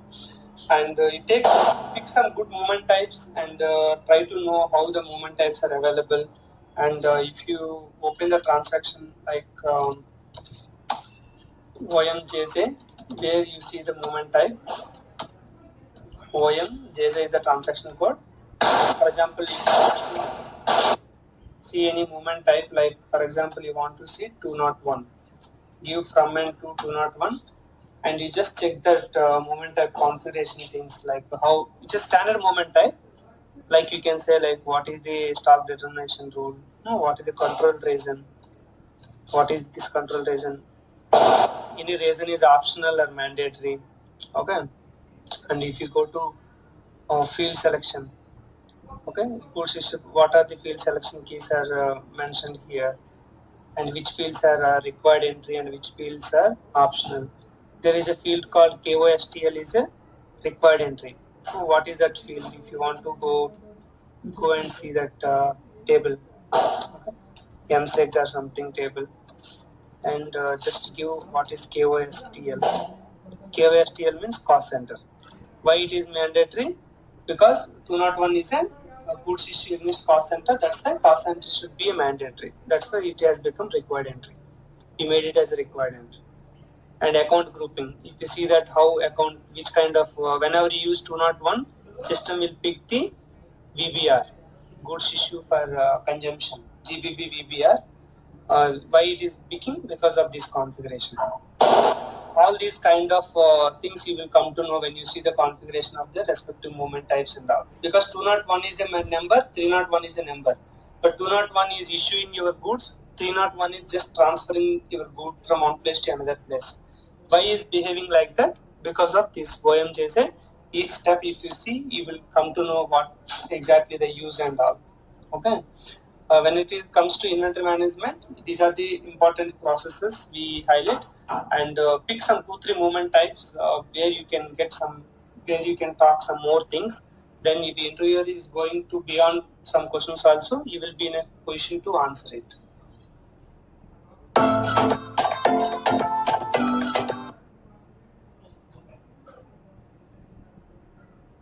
Hi friends, good morning everyone. If you came to our channel for the first time, click on the subscribe button. In this video, I'm going to tell you that 2 tables we generally use for this output types and all, but little confusion will be there, which table for what purpose. For example, if you see NACH. NACH is for the detailed output data. It means if you are maintaining any condition record, like if you are maintaining with NACE transaction, right, NACE transaction, you are maintaining certain combinations like PO output type should be triggered for the combination of purchasing organization and PO document type or purchasing organization plus vendor combination. So all these kind of condition records, output condition records, what you are going to maintain, all the information will be stored in NACH. If you see this number of entries of NACH in this IDA system, 830. So NACH, if you see how the output looks like, the condition record number which was generated during maintenance of condition record, when it was created. Okay. transaction, as you can see. So when it was created and what is the condition table, okay, in the application, what is the condition type, and what kind of details you can see here. So what kind of details you can see, and also one more important thing, the type. See here, this is the main important one. Whether it is the EF means purchase order, MR means invoice verification, ME means inventory management, the application type. So all these are condition records which you are going to maintain in NACA transaction for your simple understanding. What is the other table? NAST. This is the message status. It will go to the transaction level. It will go to the respect to maintaining of the data. If you see here, NAST has 44,000 plus entries. So if you are creating a purchase order, there is a message type will be triggered at the header, right? So once you save the purchase order, that message details are stored in this NAST. So NAST is like a transaction data, regular transaction. There will be thousands of purchase orders, thousands of sales orders, and thousands of material documents. So NAST have 44,000 of entries. Okay. So NACH is a condition, output condition record. It can be available in tens to hundreds. I hope today you got an idea about NACH and NAST. Open your system, whether it is an IDA system or your real-time system of quality or production, whatever you have. You can just verify the number of entries in NACH and NAST, and you can go to NACE and maintain how the entries are getting stored in the system once you save the condition record. I hope this video will be helpful for you if you practice more about NACH and NAST entries and compare and understand. Hit like button before you leave. Thanks for watching.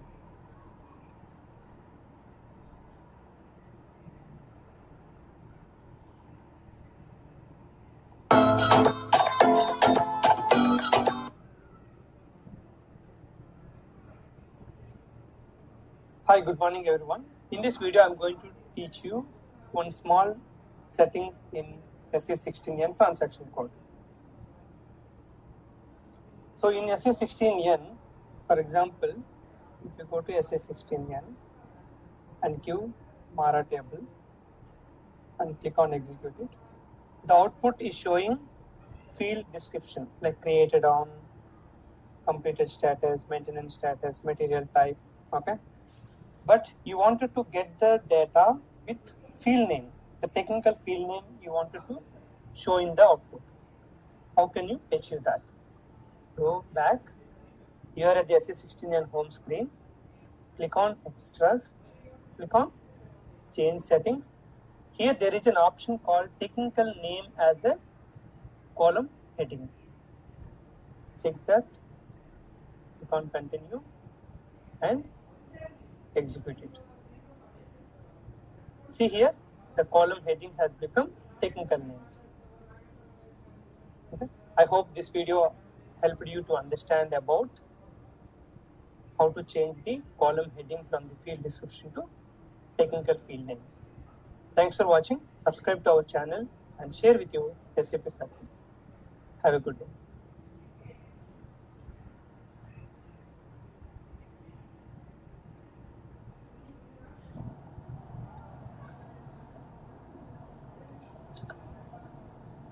Hi, good afternoon everyone. Can someone just confirm whether you can hear my voice and you can see the screen?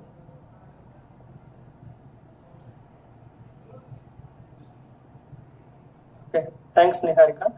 So like I mentioned, today's agenda is to discuss the interview questions and answers which I used to post on our YouTube community.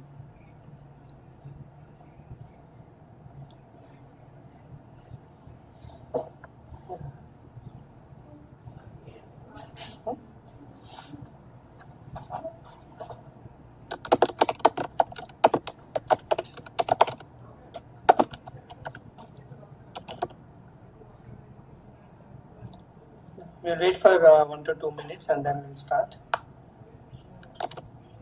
Okay, just now we came on live, so many people would have got the notification. That's why we always mention, like not myself, any YouTuber. click on the bell icon. If you really want to get a notification, then you can click on the bell icon so that you will get the notifications. Thanks Anirudh, thanks Vaibhav, thanks Amol, thanks everyone for joining.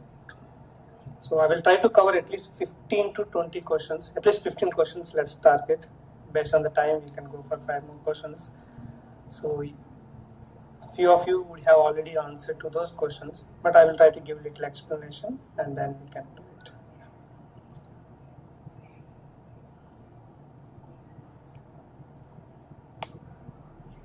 Thanks to all of you for joining.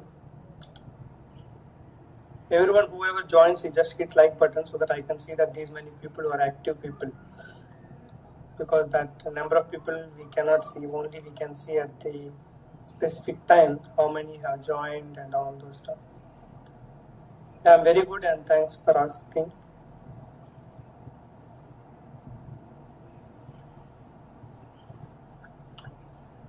How many of you are closely following our YouTube community? I think if you are just open YouTube also, you will get that kind of questions. Not you don't have to come to community, but if you come to the community page, then you can see more. In the community page, what I'm talking is like, for example, if you come to your YouTube and give Ganesh Padala, then there is a community right here. Here you can see multiple video posts and sometimes the quizzes. These kind of quizzes only today we are going to discuss. Okay. These kind of questions. What is the correct answer and some explanation also I will try to add it. But many times I used to mention one more point also. At least some few questions I see 60 to 70% of people give wrong answer. Few times 60 to 70% give correct answer. But always we see that 30 to 70% of people are giving wrong answer. This is not something immediate you have to give. Read the question properly and read the options properly and then you can answer it.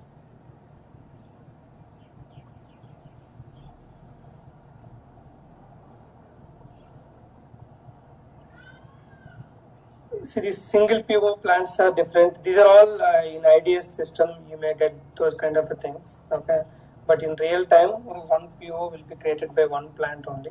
Because plant doesn't mean that a person. Plant is kind of an entity where the operations or the activities happen. So one plant only can create one PO. They won't create multiple. Okay, let's go to the agenda, and I may not be able to see a few of your messages. Thanks for your wishes and all. Subscribe and click on the bell icon to get the immediate notification. I see the 43 people.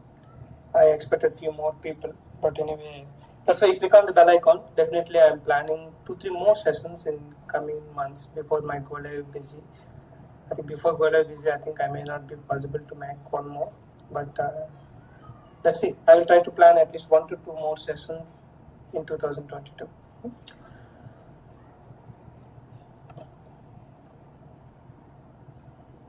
After SAP MM, which module? There is a video called Suitable Modules for SAP MM Consultants. Please watch the video. I explain what are the modules available in the market for SAP MM Consultant and how do you choose it.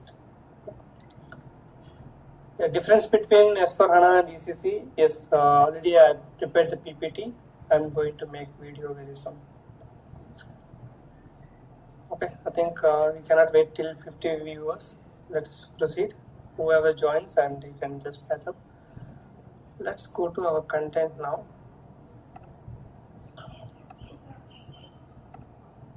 Okay. So these are the posts and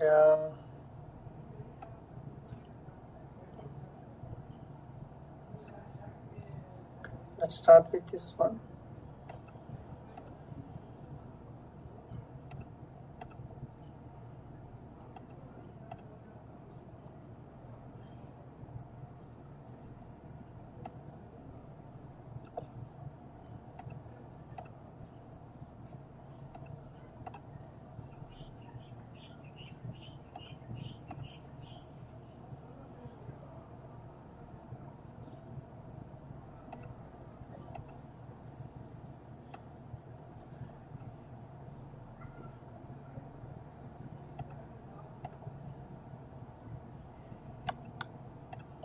let's start with this one.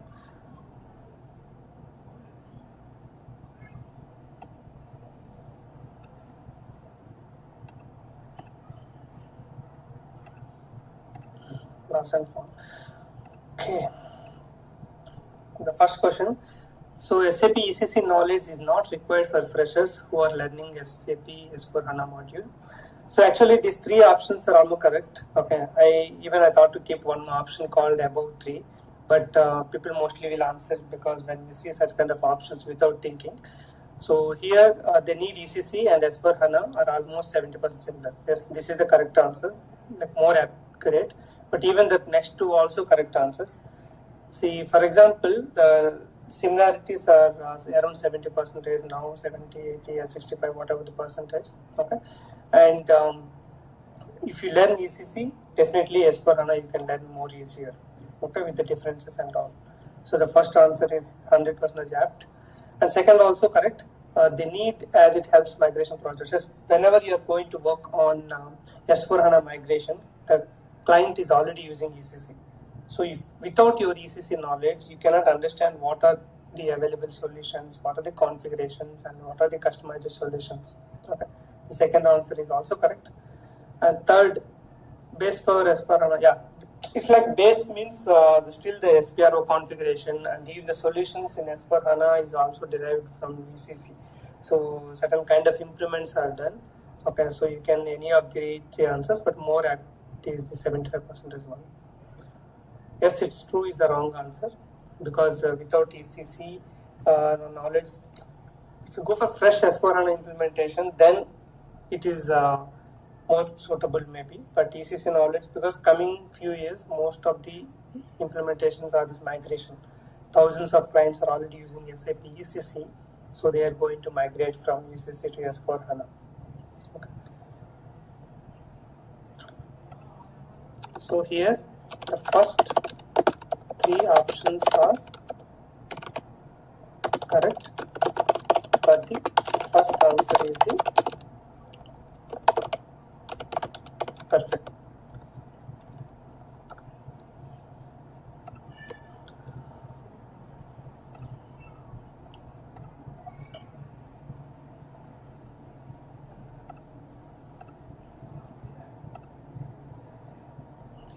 You blocked a PO item. Is it possible to perform goods receipt? Answer is no. Even recent our client also, they decided that how do we close the PO? Like no future invoice receipts, no future goods receipts must not be allowed for the PO. Okay, so future goods receipts and invoice receipts must not be allowed for the PO. Then you can click on the block item. There is a block symbol, right? The lock kind of symbol. If you put that, system will not allow you to do any GR or IR. Deletion flag, we don't recommend at that point of time because deletion have certain kind of controls that complete GR, IR must be completed. And also if a PO which has delete icon, it may be considered for the archive process. So block item we recommend. For this question, the answer is no. Happy to see that 86% of the people have given the correct answer.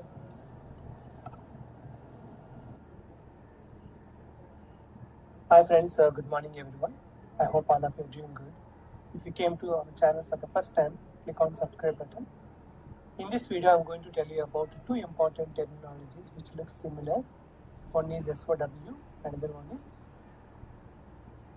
segregation of duty. So SOW means scope of work. For example, that pre-sales team is working for a new project and they're talking to different clients and explaining about that IT company and they understand their business and how many months it can take to complete the project and approximately what will be the budget, the IT cost to do that implementation, what will be the efforts from the business. Okay. How many people have to work as a process owners and project manager and all, and total they design the work, like what is scope of work, how much work will need to be done. It's for a grand implementation. If you take it as small activity, for example, you are working as a support consultant and you are dealing with a client for a new requirement. At that time also you use this SOW, like what exactly the work and how many consultants are required to complete that activity, or what are the modules are involved in. Okay, you're working as MM consultant, that implementation or the respect to new functionality needs SD and finance also. So what is the scope of work? Is there any developments are available? If there are developments, and how much ABAP mandates are required. So the scope of work means if you are doing an enhancement, or if you are doing a small mini project, or if you are doing a new implementation, or you are going to do any kind of enhancement, what is the scope of work, list of modules and number of days. In that category, use the word SOW. So what is this segregation of duty? So segregation of duty, you can say like segregation of duty you hear when you are working for a basis, okay, like security. Okay, a few companies may be basis security mixing, but let's talk about the segregation of duty when you are working in the roles. Let's take an example. Okay, scope of work we have given, like I explained, new projects or new enhancements, or if you are going to do any kind of new functionality you are introducing for that. So, or else training activities, what are the different modules and all, you will decide the scope of work. So, when it comes to segregation of duty, you are going to work for the roles matrix, right? Like what are the roles required, and what if you are working as MM consultant, and you are dealing with the purchasing. In purchasing, how many roles are there? Purchasing manager, purchasing executive, clerk, inventory like warehouse manager. Okay, and any admin, everyone creates the purchase requisitions. So you are working for the different roles. Okay, if you are working as a SD consultant, then you will have like a sales manager, okay, and the sales division head, you will have that sales department, okay, maybe clerk, they call it the sales clerk, or else they will call like sales executive, sales officer, whatever, different roles you are working. So the what is the segregation of duty? The SOD conflict. Okay, segregation of duty, SOD conflicts. This is the word you will use it. What is the SOD conflict? So during assigning the roles, you need to ensure that the conflicts are not happening. Otherwise, the respective auditor can identify, and they will inform you that you have to remove the access for these users. Okay. So this SOD you will work with SAP security or GRC consultants. So for example, as an MM consultant, I will give you one example. So for the purchasing clerk,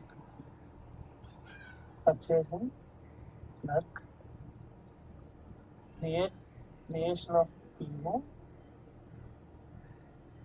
and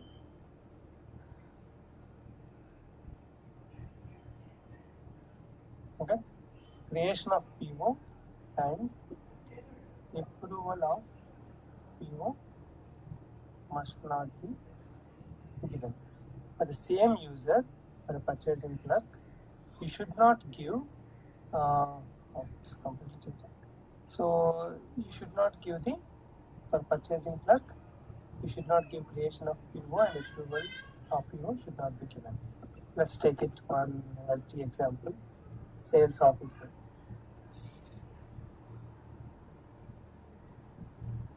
Creation of SO, and if you have any approval process, approval of SO must not be given.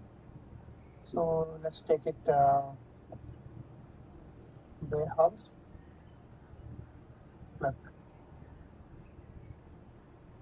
His work is doing the goods receipt of PO, and PO change access must not be given. You can see that contradictory. So I'm creating the PO, I should not be the approver. I'm creating the SO, I should not be the approver. I can do the goods receipt against the PO, but I should not have access to the changing PO, the quantity change or price change. Okay, M32 and access should not be given. So there are some SOD conflicts will be there.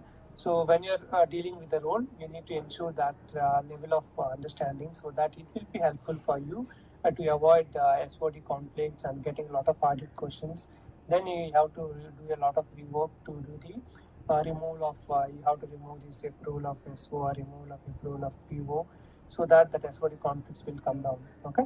So they will have a certain kind of a conflict transactions and then they will run that program or verifying all the transactions. They can easily find out if any role which is having both creation of PO and approval of PO, they will ask that security team to segregate creation of PO role should be different, approval of PO role should be different, so that approval of PO can be assigned to the approvers and creation should be assigned to the people who have creation access. Okay, if you are keeping both in the same role, then what will happen? You cannot, that role will be assigned to the one user, so the user can do both.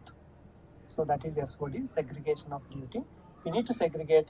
Purchasing clerk has to create the PO and the approval should be done by the purchasing manager. So sales officer can create a SO, but the approval should be done by the sales manager. So in that way, you need to ensure it. I hope in this video you learned two important terminologies which we use in any implementation or any support or any kind of a project. If you like the video, you can just share with your friends. Thanks for watching.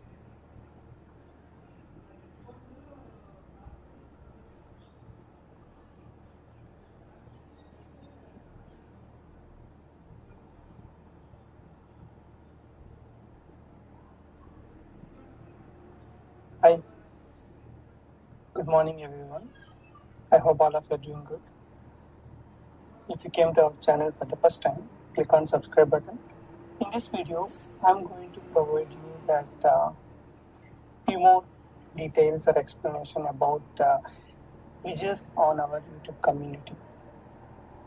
If you are following closely our channel, last few weeks we are posting different kind of SAP quizzes which were introduced by YouTube, where you can see the answer immediately without waiting for the comment.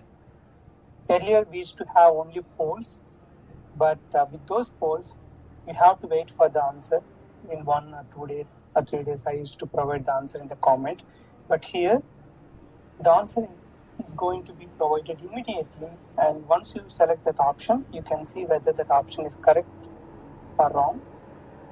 And if it is correct or wrong, you can see that right option along with the respective explanation.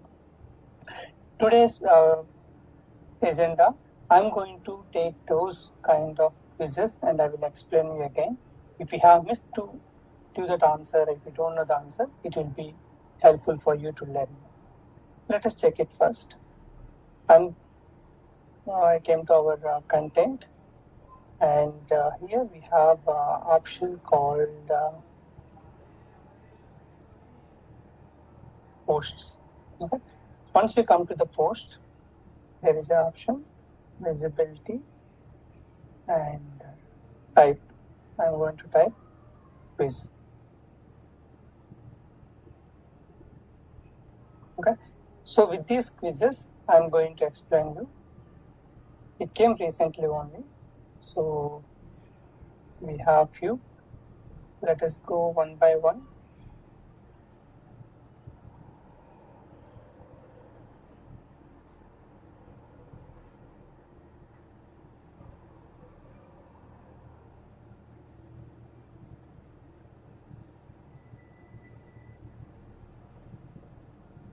Okay. We have this option. So the question here is like purchase info record can be maintained at only purchasing organization level. The answer is false, because you can maintain at purchasing organization and plant. For example, what is the difference between these two? If you take kind of a thing, so let me take font size of 20. For example, you have material, okay,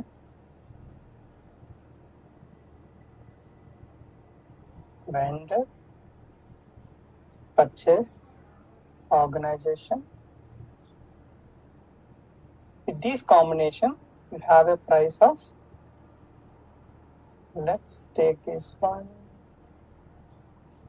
you have a price of 100 INR.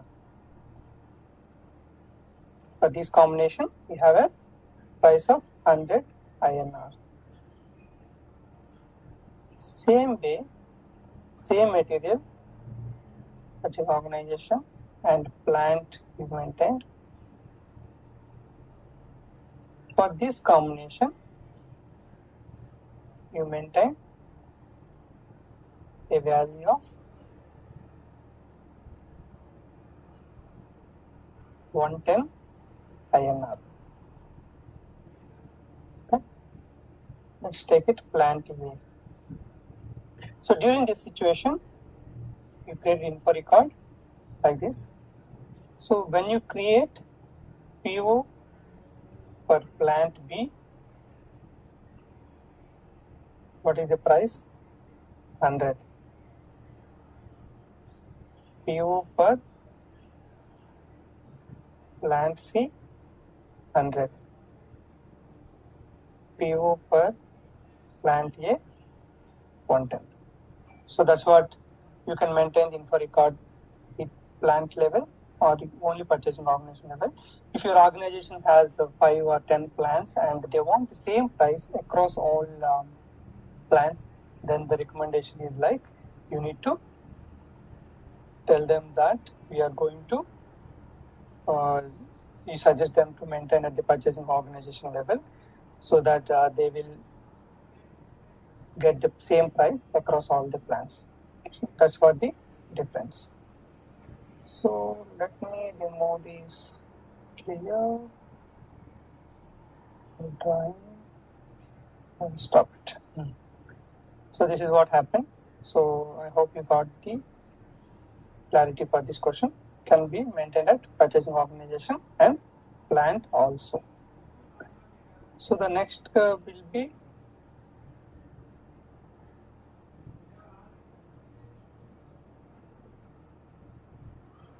what is the monthly income from supplier to super tanks? Okay, it's okay. It's something related to supercharge.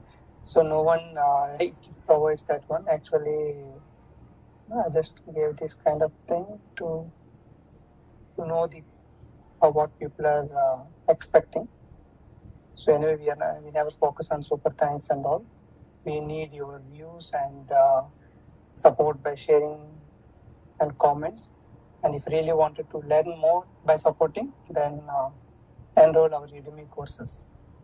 Okay. No need to give some super thanks just for saying thanks and all. You can say thanks by commenting, you can say thanks by sharing, and even we have courses on Udemy, you can go and enroll it.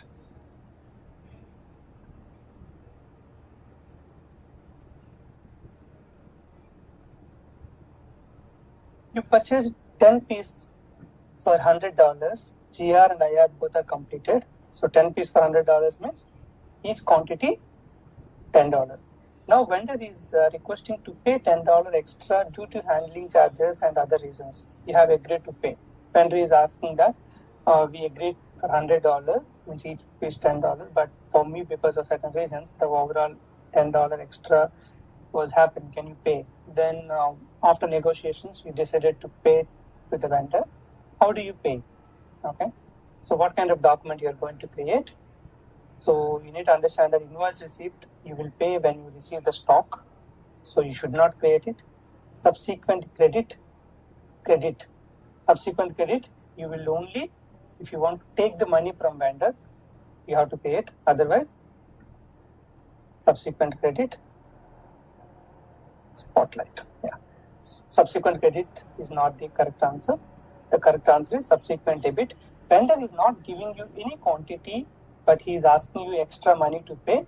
So in that situation, you need to go for subsequent debit. Credit memo nowhere, because when you return the quantity back to the vendor, then credit memo is required. I provided that explanation also. So answer is subsequent debit.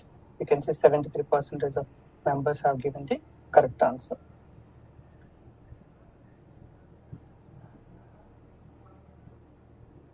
Okay, we are going for the next question.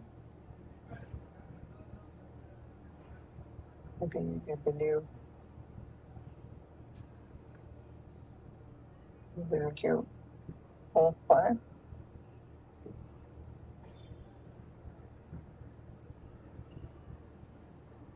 Yeah, till this one. And complete one by one. Yeah. A source list is created for the combination of material A and vendor A. Will system allow to create PO for the material A and vendor B as per SAP standard behavior? Yes, but warning messages will be shown. So the correct answer 81% are given. Nice to see that 1,000 members have participated. I want this number should be more because we have daily visitors to our channel around 2,500 people. So I want even more people have to visit, and at least 2,000 people have to participate in these kind of quizzes.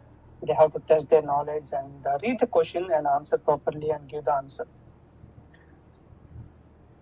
You have to read the question properly and think and give the answer. So here the one is, if you have a source list for vendor A, when you create PO with vendor B, system will give you a warning message like different source of supply is available for this material. So it is conveying that you are trying to create with a different vendor, but there is a source of supply is designed for this. Okay. So in this case, what you need to understand is system is going to tell you that there is a vendor. So please cross check again. Is it intense, like you are just planning to procure, or by mistake you are giving the vendor B? So you have to recheck it. Okay, there is info record source lists are available. So still I'm creating because that vendor is giving for a good price, or you already spoke to the vendor. He is giving you within 2 days. Generally, your vendor A is giving within 10 days, but you need certain shortage of material. So you spoke to the vendor. This vendor is giving you within 2 days. So you are creating. Okay. So the business requirement I'm just giving you. I always mention that we are SAP consultants. We don't just think about question and answer. We need to understand about the business requirement and why the business is following certain process, and why can't they create with vendor B, and why can't they create with vendor A. All those things you need to understand. Okay. So the next question. So this one nice to see 1,100. Who will post the physical inventory differences in real time with MA07? So the correct answer is finance team, because most of the companies MA07 will not be given to logistics team because they are going to enter the account, so they cannot clear the respective financial things. Okay, so finance team is the correct answer. So maybe 1 or 2 places here I see logistics, but when you see the finance team, the answer should be finance. Okay, although logistics may get little confusion, you may get generate. Purchasing and sales team are completely out of the race. Okay.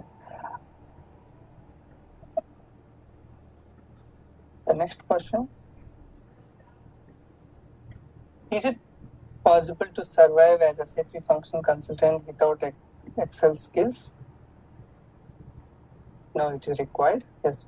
Actually, when you're working in any data migration activities and even normal activities, when you're doing analysis or when you want to extract certain data and you're working on 3-4 tables, and for example, you're working with EKKO and getting document date and PO number and all, and then passing into EKPO.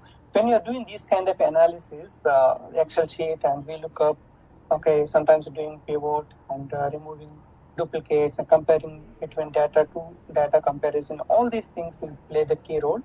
And come to our channel and search as Excel videos by Ganesh Padala.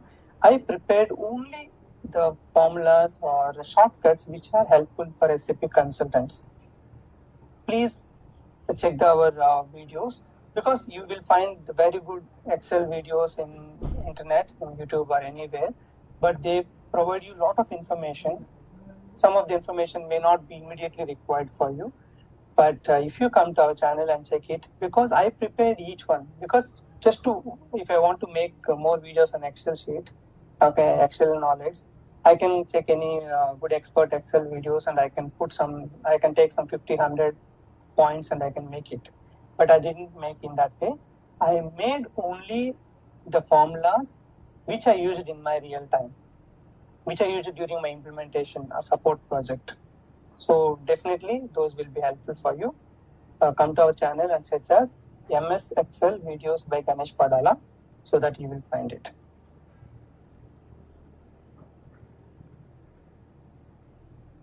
The next question. PO quantity and total amount are $10 and $200. PO quantity is 10 and the total amount is $200, means per unit price is $20. IR quantity also is 10 and $220.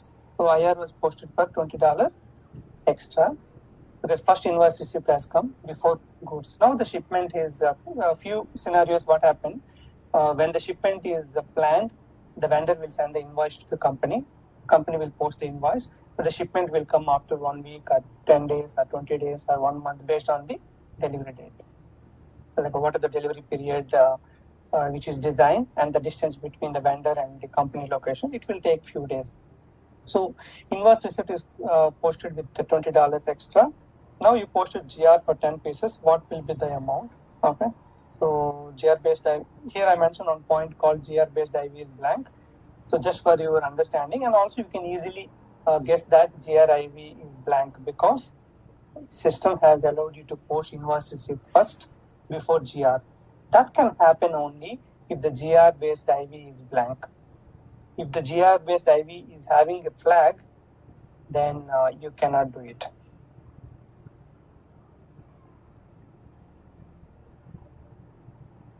I'm talking about the GR based IV, which is available under invoice tab of the PO item.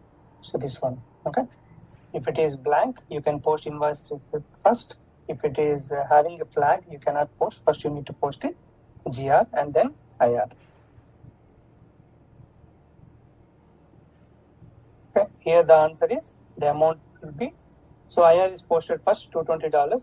So when you post the GR, system will check whether invoice receipt is available or not. It will give you the top priority to the invoice receipt. If there is no invoice receipt, it will get the price from the PO. So here the answer is the price will be $220. 91% have given answer. Thanks for the participation. Okay, now we are going to next few questions.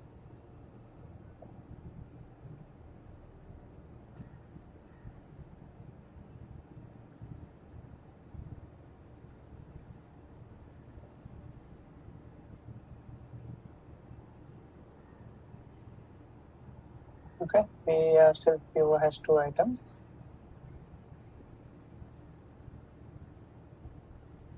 During goods receipt against production order without any account assignment, stock account BSX will be debit. What will be the credit key? So when we do the purchasing, right, the BSX will be debit and mostly the GRIR clearing account will be credit because you have invoice receipt to clear it. But during production, there is no invoice receipt concept, so there is no clearing GRIR clearing account. So if the stock account debit is BSX, what will be the credit entry? The credit entry is GBB AUF. GBB AUF is designed for production order. If you want to check in SAP, let's check it. Go to SPRO, reference IMG, because there is a documentation which you can go through. Material management,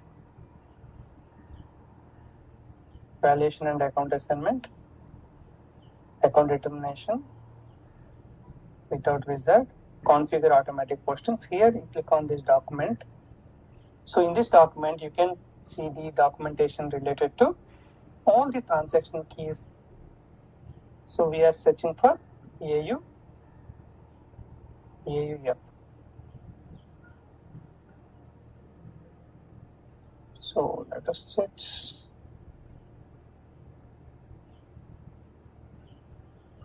Control F.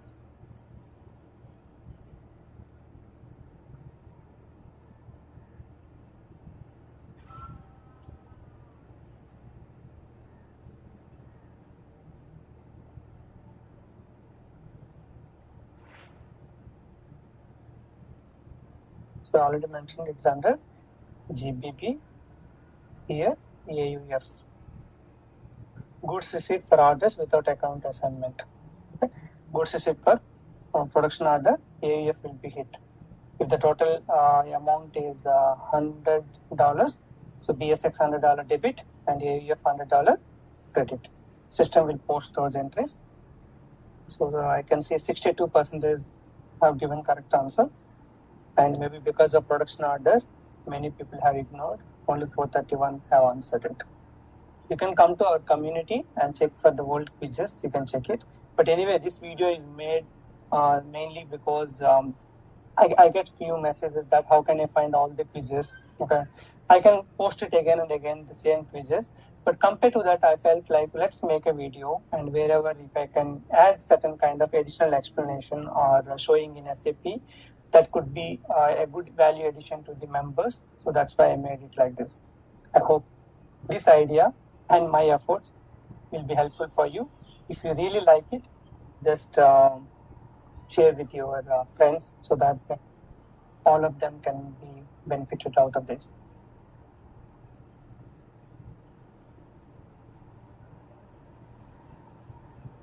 Open sales order quantity equal to 10, open PO quantity equal to 20, available stock in the warehouse on hand quantity is 5.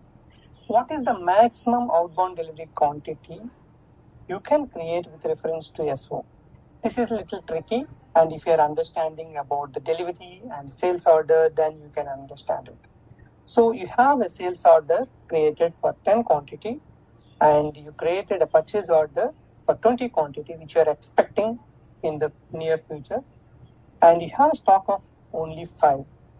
So when you create outbound delivery, system will not allow you to create more than available stock. Outbound delivery is like a confirmation. It means you are able to create outbound delivery means you are able to pick the goods and issue to the customer. So you cannot pick the goods or you cannot create outbound delivery based on the PO quantity which you are going to expect. Outbound delivery you are creating today, but the PO you are going to receive after 2 months. During these kind of cases, system cannot allow you to create more than available stock. So here answer is 5. You can create outbound delivery only for the 5 quantity, and remaining 5 quantity in the sales order will go for back order. Okay? So the 5 quantity, you need to create another outbound delivery when the stock is arrived based on this PO. Good to see that 83% is for YouTube followers, YouTube family, given the correct answer. Let's go to the next question. What is the maximum length of serial numbers in SAP?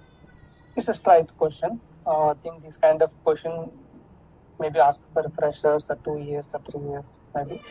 After 5 years, mostly they may not ask you. Okay, the length related kind of a questions. 18 is the correct answer. Thanks for participating in the quiz. Because this kind of people, if you think about income, if you give this kind of post, nobody will get the income. And if you give 2,000 people have participated, nobody will give the income. These are all not for the income. Even for an SAP consultant, the YouTube channel itself is not for the income. It's only for reaching people, enhancing our circle, enhancing the satisfaction in helping people, and growing. If you have a Udemy, it will be helpful for you. And if you are looking for a new job opportunity, your YouTube channel will be helpful for you. Most of you are aware about that. Before YouTube channel, I was searching for an on-site opportunity in my previous company. But once a YouTube channel has come, within 1.5 years, it gave me opportunity in 3 countries. So no brother, no cousin, or no relative, no friends, no one has referred. Our YouTube channel, with the help of LinkedIn, gave me an opportunity. So that you should not think about direct income or direct benefit for me everywhere. Okay, so there are certain things. It will be slowly. It will give you the enough thing, but you need to be patient. You need to be passionate about that.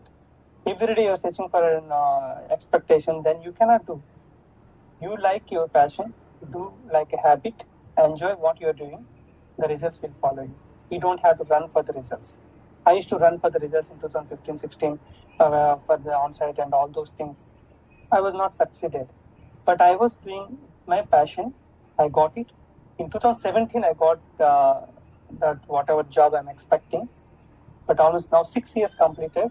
Next August, we are going to complete, the next month, we are going to complete 6 years. But the passion on YouTube is still available. You may ask me that what is the motivation for this? Your comments and the satisfaction in helping thousands of people by spending few hundreds of hours. It cannot happen if I am teaching directly to people. I can hardly teach 300, 500, 1,000 people if I really plan in a big way by keeping 20 people, 25 people in a one batch where I cannot interact with many people. So still, I cannot reach this kind of count. As of now, we reached more than 4,400,000 people across the world, and we are keep sharing every day 2,500 to 3,000 people, monthly 50,000. This June month, we made few records. First time 50,000 unique members have visited our channel, and first time 150,000 views we got, and one day 7,000 plus views. Three things happened in the month of June 2023. It's a special month for me because I was born. So thanks again for all of your support. You just give me views, it will be motivated. Okay, don't think that one some SAP YouTube channel you have to start for money, for direct revenue from the YouTube. Then please don't start, because you will end up in few months, because you will be disappointed. Because when you start that YouTube channel, you would have already 5 years or 4 years or 6 years, whatever, experience in SAP. So you would be getting some good income. And if you are in abroad, you will get even better income. At that point of time, this YouTube is like it's nothing in front of what you are earning. But what can motivate you to run the channel? The people's blessings, and enjoy the way I enjoy the journey of knowledge sharing. Then you can do it. Okay, our next question: what is the future of SAP WM knowledge? Yeah, many people have that kind of a thought. WM will be no more in S4HANA. We have a video. S4HANA for SAP WM is available on S4HANA with the name of Stockroom Management. So you can search, come to our channel and search Future of SAP WM by Ganesh Padala, where I explain the video about the Stockroom Management, and it is almost kind of a copy from SAP WM. So your knowledge and the same transaction codes and the tables, function modules, everything are available. So happy learning SAP Warehouse Management. And there are companies who are currently using, thousands of companies are using SAP WM. And in that, I believe that many of the people, many of the companies, most of the companies are thinking to go with the same SAP WM, okay, because they have the customization and they don't want any new functionalities which are available in EWM. If a company wants to take the advantage of EWM, then they go for SAP EWM. I'm talking about the companies who are already using SAP WM. The complete brand new companies, they have a flexibility. They can choose EWM, okay, compared to Stockroom Management. But the companies who are already using SAP WM for last 10 years or 5 years or 6 years, say whatever, those have few customization, and SAP allowed them to copy those customization to the S4HANA. So they are going for the same with the name of Stockroom Management. So I was mentioning, and I can show you few SAP transactions in S4HANA. This is S4HANA system. You can see that LS26.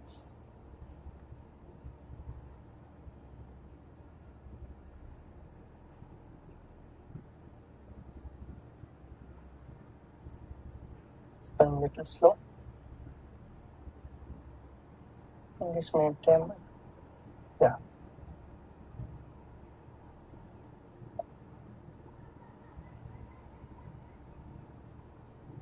Server related some issues. Session MT21. So anyway, we are using already S4HANA Stockroom Management. Okay, this is the idea system, what kind of setup is not properly done and not. But I want to tell that all the transactions and the process are available on S4HANA. So your EWM knowledge is not being wasted. Okay. So looks like they have some of the patches are not updated in this IDS system. I can escalate to that server provider why these T codes are not available based on their message.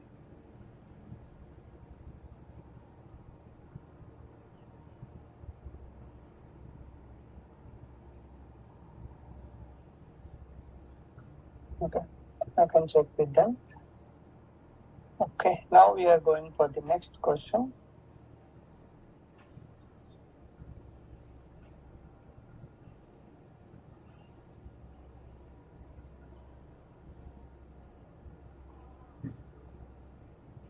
Okay. How will you identify whether a material is managed in serial number or not? The correct answer is based on the serial number profile field, but not checkbox or serial number field and all. Where can you find it? /NSC16N MARC. In MARC, there is a field called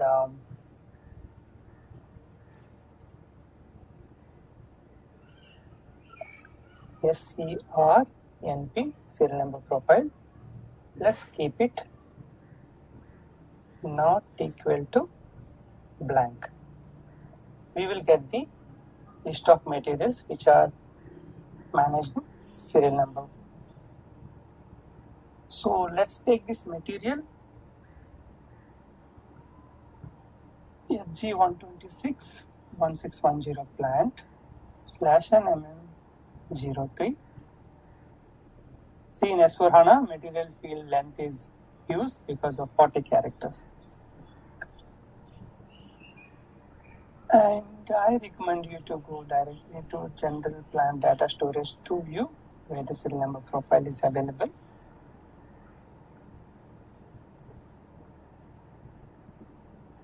Okay, and you can take any one plant.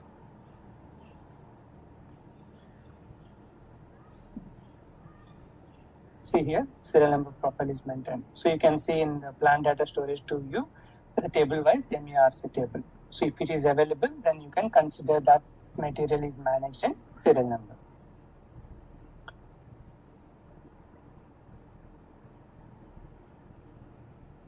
Okay, we are going for the next question.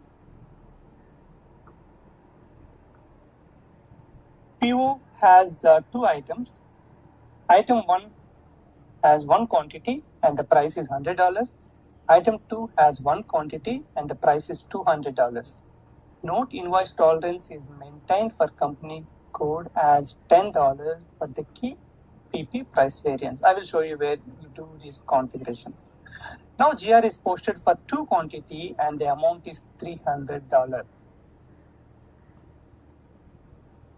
Okay, so now means that you have posted for the both items and the total amount is $300 because PO has 300 and total amount is 300. Now you are posting invoice receipt with below details. Okay, same item.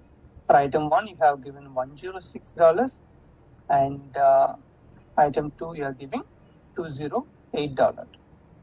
Will the system block the invoice as the invoice total amount is $314? The answer is no, because system will always check the at item level, because invoice receipt can be posted at item level, so the tolerance limit will work at the item level. So system will verify the first item $100, but it is $6 within $10 and $208 within $10. So system will not block the invoice for the posting. Okay, it will just post, but the payment will not go for the blocking because there is no blocking is triggered. So here I wanted to tell you that the total PO is crossing $10, so it will block for the payment. No, it will check at each item, and each item has not crossed the $10, so it will not block for the payment. Let me show you where you can do this configuration. There is a transaction also directly, but I always prefer to go with, because transactions few you may remember, but if you go with SPRO path, we are always confident to go to the correct destination. Material management, logistics invoice verification, invoice block,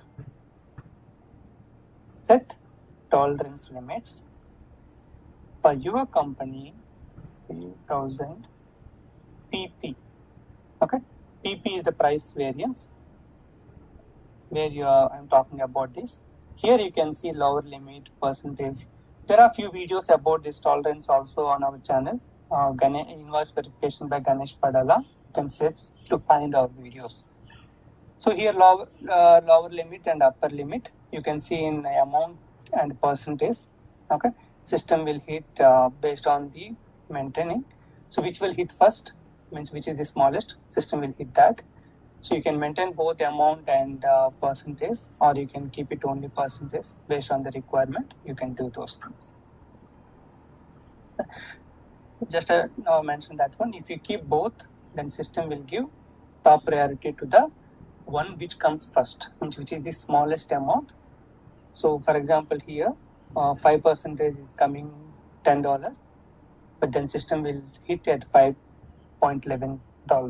Okay, if the amount is more than 5.11, it will give the warning or error, whatever you put it. It will give that message that the invoice amount is more than the tolerance amount. This is where you are going to do these kind of settings. Okay, next we are going to maintain the other questions.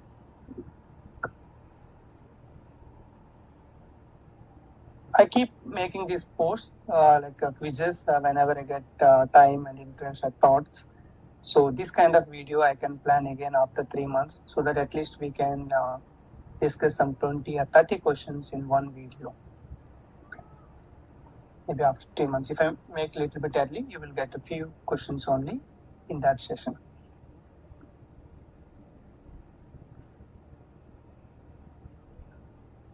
Okay. PO quantity and total amount are $10 and $200. PO quantity is 10 and total amount is $200, means per quantity $20. IR quantity are 8, quantity 8 only, but amount is same, $200 was posted. Now you posted the GR of 10 pieces, what will be the amount? Okay, this one is a tricky. How does it calculate? So I will tell you this one. So let's go to Excel sheet. What was given? PO quantity and amount. PO quantity 10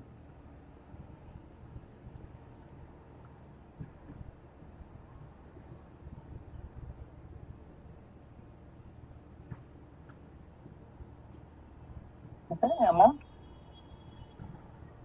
200. So per unit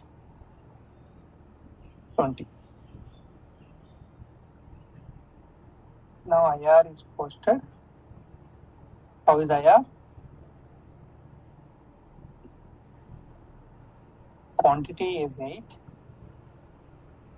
Amount is 200. Per unit was taken as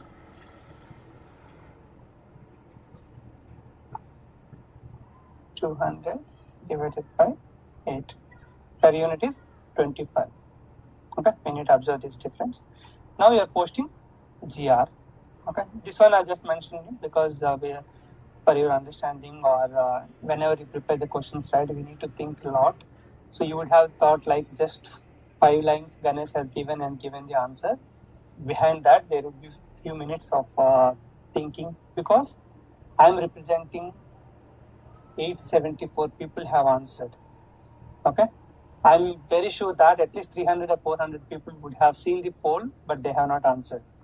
Okay, so when there are 1500 people are reading my post, then I should be responsible in giving proper question with proper details. I always try to give my best to give the question with less confusion. Maybe 1 or 2 times can happen because we have the question and all. Because when you're reading that one, I should give the few note points which will help you to give the correct answer. Okay, so you're all spending your time to watch my videos and watch my polls or the quizzes. I should respect your time. At the same time, you also should respect my time by giving the answer, because I spend time for you to share the knowledge. You give your time by participating in the poll. And if you like the poll and the quiz video or anything, please share it with your SAP friends. You are not going to lose anything by sharing. Just you are joining your hands and sharing knowledge. I always mention one statement. My efforts are same. Today, for making this video, I'm going to spend 1.5 or 2 hours of time. That will be same. I will make it and I will publish in few days. But next activity within your hands. How many people you are going to share it? I will be happy, right? If my 2 hours of time is helping 10,000 people, 20,000 people, not just 1,000 or 500 people, right? So please share it. And one day you will share your documents and videos. Today you are going to share my documents or some other content creator, but one day you can share yours. So let's come to the calculation. Okay, now you are posting the GR. While posting GR, like I mentioned, system will give the top priority to the IR. So it is posting 10 quantity, but how the amount will be calculated?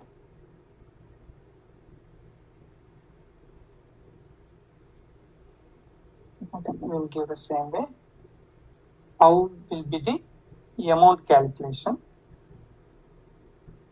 Let us do the calculation.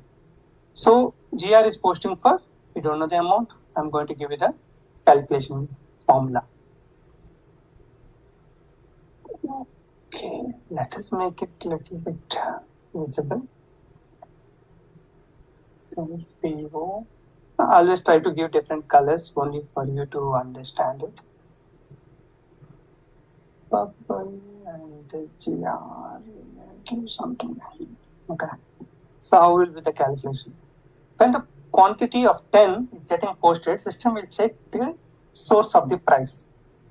Already it has 8 quantity invoice receipt. So it will take the amount. So based on IR, based on PO. So based on IR, it will take the 8 quantity and 200 amount. Okay. So based on IR, quantity 8. So based on PO, it will take 2 into 20, 40. Quantity 2. So what you can understand here, there is an invoice is posted. So 8 quantity, it has taken quantity 8 and amount is 200. And remaining 2 quantity, it will fetch from the PO. If the invoice was posted for 10, it will take completely from the invoice. So how will be the amount will be derived? 200 plus 40 to 40. Okay, so the per unit cost will be calculated. So the overall will be calculated based on the how much amount you are taking and all those stuff.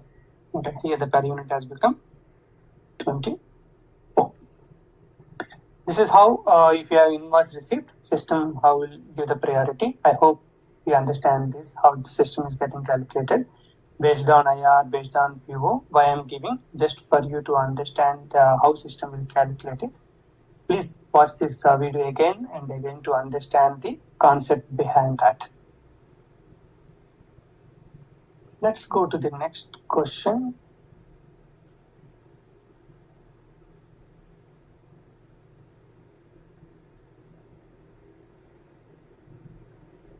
A material has MAP of a material is 100 INR.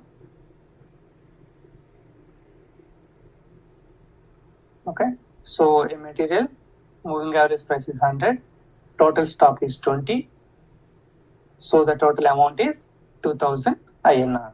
Now you create a PO.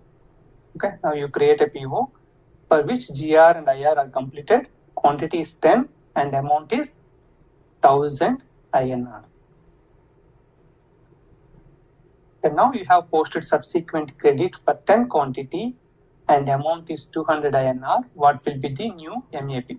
It's more tricky. I think you need to go for a Go Excel sheet and we'll derive how I derived this formula.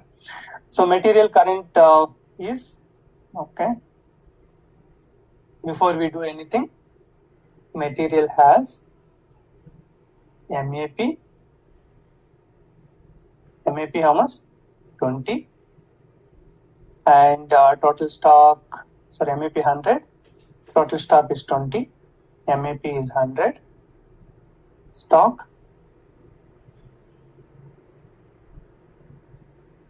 is 20, total amount 2000.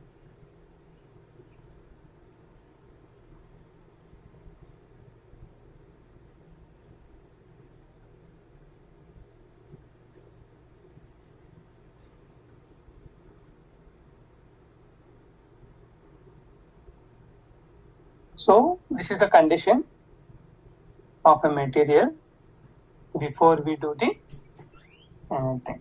Okay, let me write here material. This is what happened. This is current state. So in the current state, the material has MAP, stock and amount are like this. Now what happened next?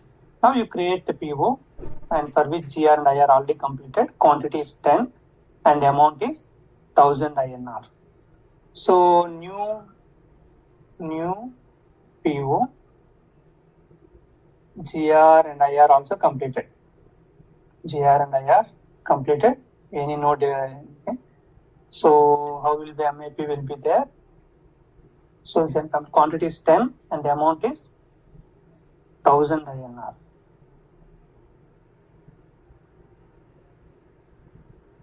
So let's put next. So quantity 10 and this is 1000 INR. So how will the MAP calculated? Total stock is 30, total is 3000. So MAP is still 100. After GR and IR, new PO was created and after GR and IR, we have a case of after GR and IR, MAP is 100, total stock has become 30. Now what was the question? You have posted subsequent credit for 10 quantity and the amount is 200 INR. What will be the MAP? So you are posting now subsequent credit, means you are asking amount from the vendor. So what will be the subsequent credit? It doesn't make any impact of the quantity. Because subsequent credit will be just adding value only. You are asking for 200 INR. You are asking from the vendor. So now what happens after subsequent credit? After subsequent credit, total stock is still 30. No changes to the stock because subsequent credit is not something kind of a GR. So total stock is still 30. Total amount, you are getting the amount from the vendor. So you are asking the amount from the vendor. So you are not paying to the vendor, you are asking from the amount from the vendor. So you are getting a benefit. So what happens? total amount has become 2,800. Because 3,000 you spent for 30 quantity, but vendor is giving you 200 rupees, so that your total value of expenses has become 2,800. I hope it is clear.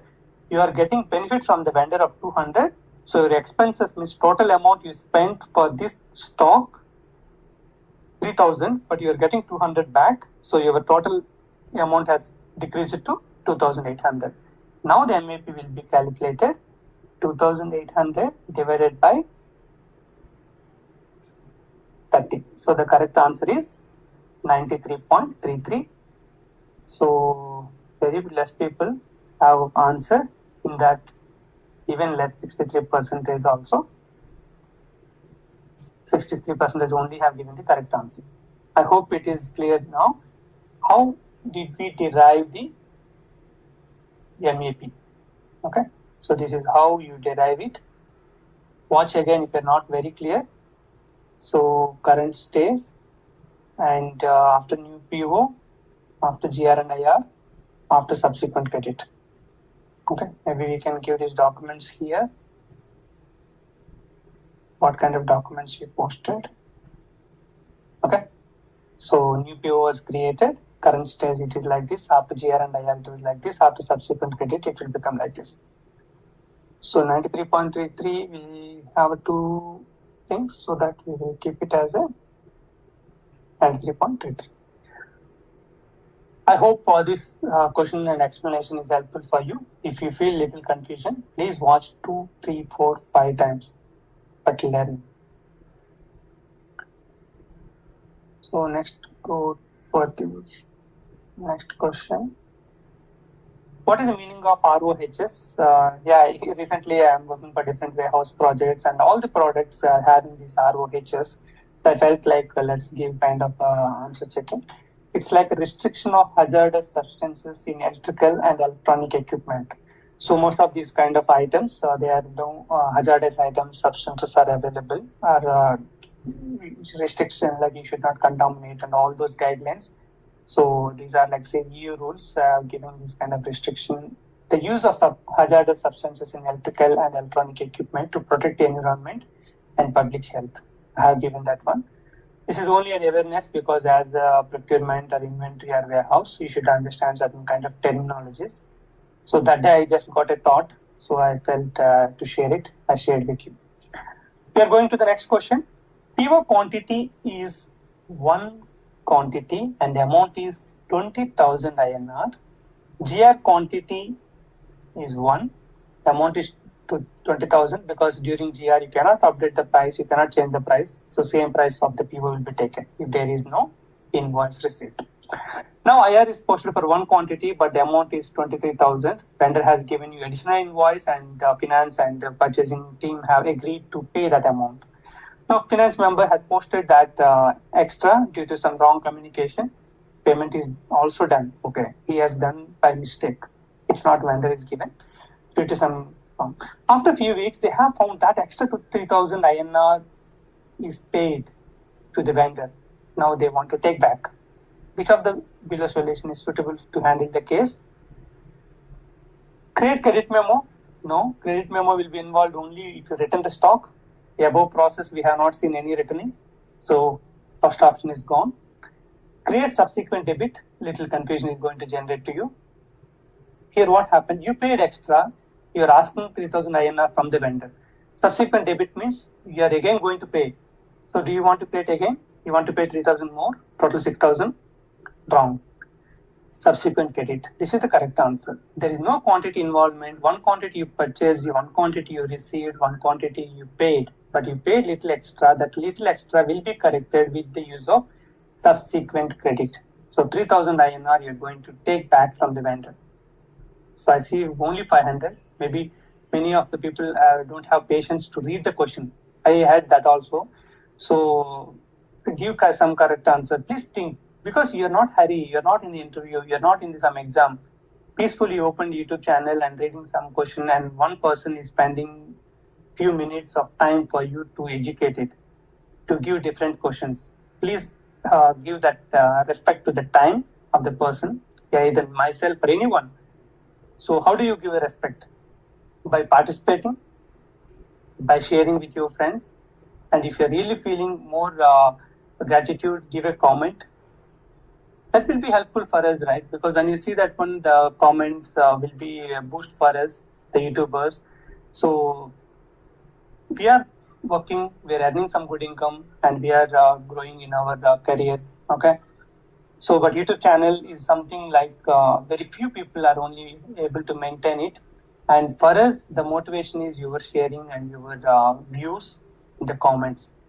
Please motivate us to do better, to think in different way, to share the knowledge. Thank you. Okay, so the correct answer is create subsequent credit.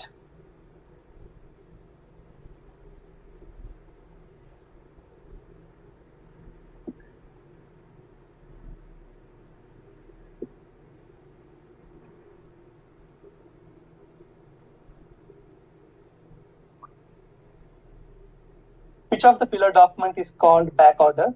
Yeah, back order word will be used in sales. Okay, so directly we can see sales order without delivery is called as a back order. Okay, if there is no stock, it is not able to convert to the delivery, then the sales order will be sitting under back order.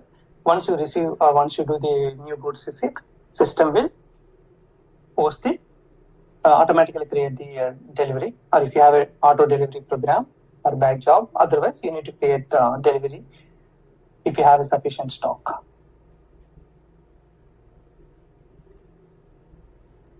Yeah, this is our area. Our area means MM. Nowadays, I'm involved in certain kind of sales also because when I travel for as a solution architect for WM, but we are not all the modules are traveling, so I deal MM also. And sometimes if there is no SD, I used to deal some SD level. That is a high level, the terminologies and few controls and the basic setup, talking to the business, those things. So the overall supply chain management. That is one of the reasons our videos will cover certain kind of sales, procurement, warehouse. So I changed our channel name from SAP MMWM. We are not specific to only MMWM. We are making videos of different areas in supply chain management. So I put the name as supply chain management. Which of the below document is called as release order? Your release order will be used if you create a purchase order with reference to contract, we call it as release order. Release order doesn't mean it's just a purchase order, but it is created with reference to contract.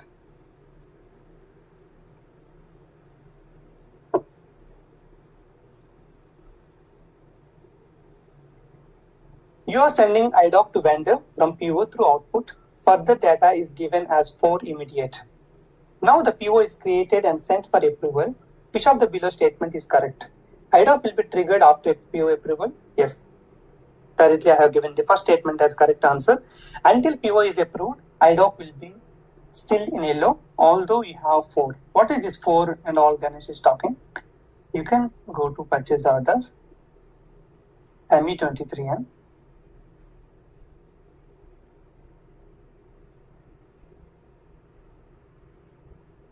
I hope it's loading. So if any one of you have come to our channel for the first time, click on subscribe button. And when you watch this video, I hope we will get at least some 20, 30, 40 subscribers. I want to see 50,000 very soon. With your help, if you share more people, we can achieve maybe by October, little early. Current projection is we are going to reach 50,000 by November 2023. But if you people make some magic, how can you make magic? By sharing your videos with your friends on LinkedIn. You can tag me on LinkedIn. We have 50,000 followers so that many people can get that one. Okay, we have 700 plus videos. If you take at least your favorite videos, if you share once in a month by copying me, you can just tag me there. So I cannot share weekly 1 or 2, I can share max weekly 1. But if all of you decide and share every day, once in a month, we have thousands of followers. So that will make huge difference. There are many good videos which are not getting enough views. How can we give the enough views to those videos? By just sharing. that can be done by you. So now you come to this what point I'm going to discuss. Go to messages. If you have any output, in further data, we have options. Okay, select this and go to further data. I'm talking about these 4. Okay, send immediately when saving the application. Send with own transaction means ME9F. You have to ME9F transaction. You can do that one. Mostly these 2 will be used. So ME9F or immediately. Although you put immediately, if the PO is under approval, that will be still in green color. Sorry, still in yellow color. Once the PO is approved, it will become green.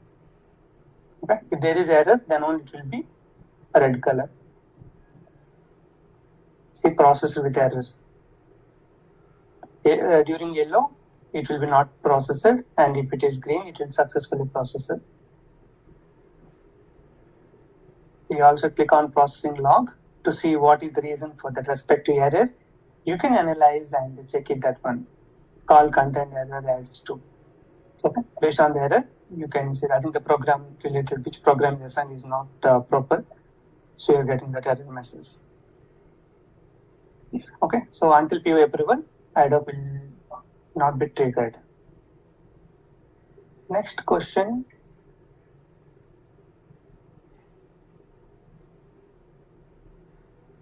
Which of the below reports will provide the price change document report in SAP? The correct answer is CKMPC SCARCH. It's a right question. Mostly below 4 years, you may get this kind of questions. Even after also, you can get it, but they may not ask you the T code. Actually, they can ask you, is there any SAP standard report available? Okay. So such a price change document. You cannot get in MB51. So you have to use this report for getting the price change documents. Okay, we have a few more to finish this video. Which other we look at this? Yeah. So this one we don't have to go inside. Okay, let's go. It's not related to SAP technical, but it will be helpful because many of you dream to go, maybe for short time or long term. Few people go for short term and decide to be long term. Few people strongly decide to be long term from the day one.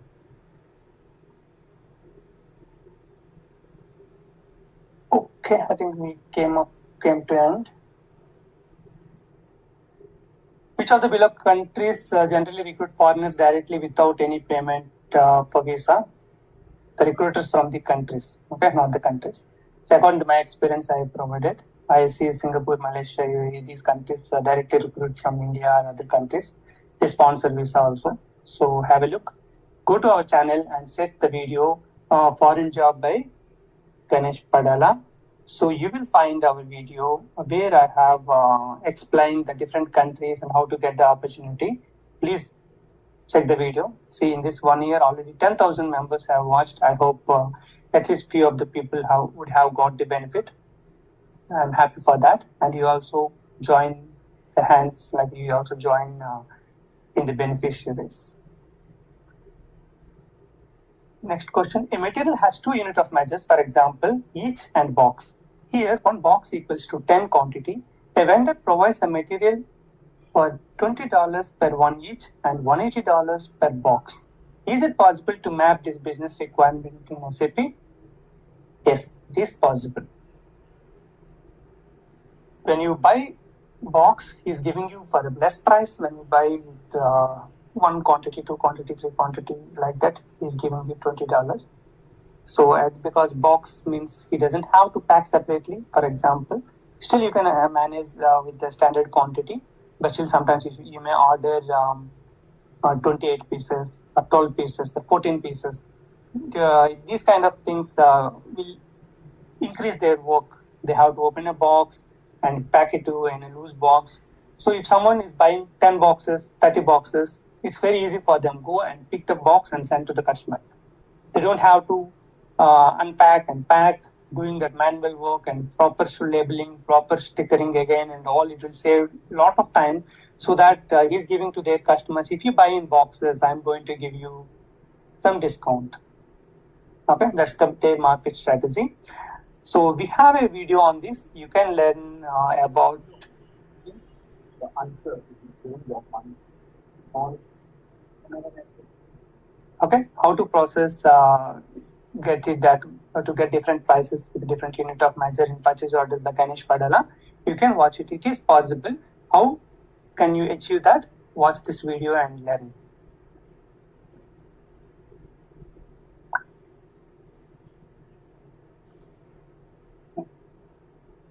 Will system generate accounting document if you update the price unit in MR21? For example, 10 pieces cost is $15.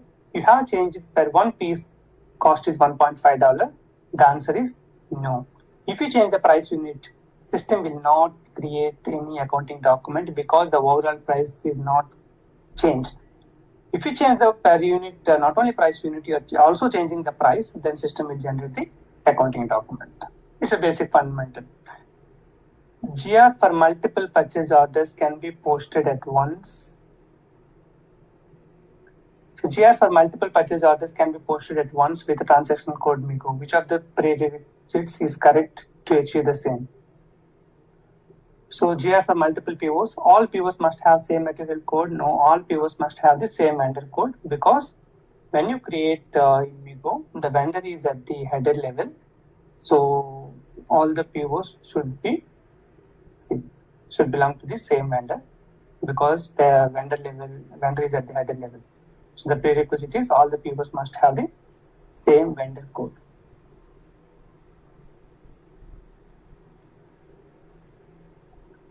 Which of the below activities will impact the moving average price of a material in SAP?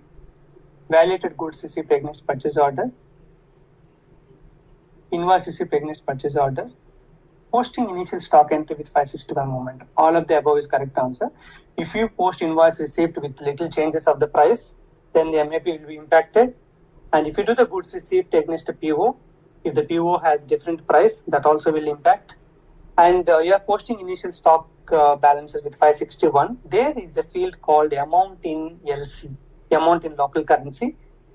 So there you can give the different price. For example, goods received, other,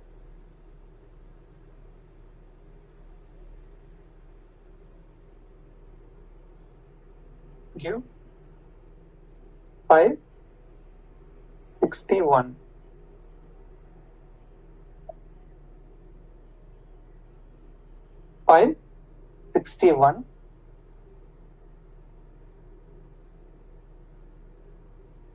Here you will get a field called amount in local currency. Here you can give the amount whatever you want. So this amount will make an impact to your moving average price.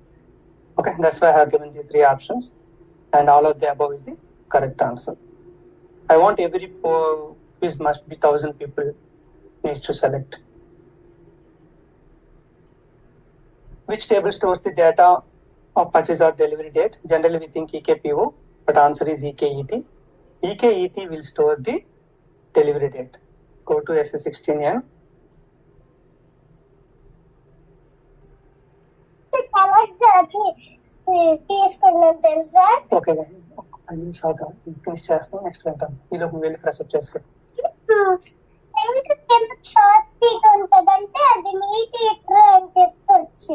Very nice, congratulations. వెళ్ళి బాగా కడుక్కోరా, మనం మాట్లాడదాం. డోరేష్. So now I give you the EKET.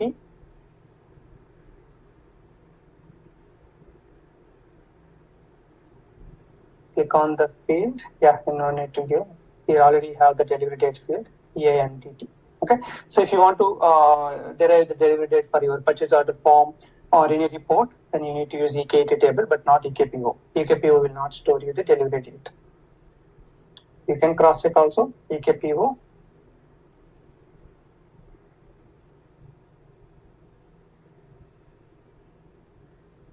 Okay. You have delivery and all those stuff, but not delivery date. Priority, all those things are there, but not delivery date.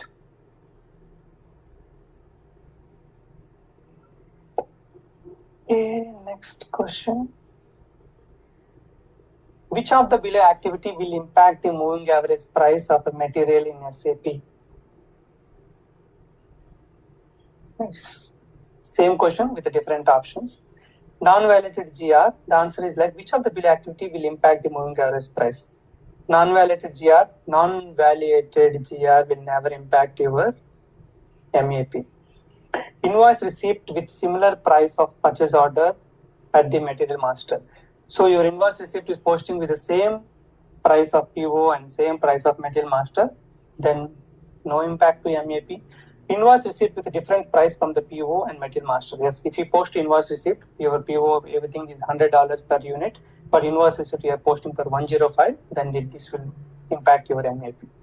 Validated GR with PO price, which is same as material master. See, material master and PO price both are same, then no impact. Okay, you can read that content just to avoid confusion and you can answer it. The correct answer is this one. 78% of members have given the correct answer. Okay. Which of the below activity will impact the moving average price of material? Okay, just now we completed this one.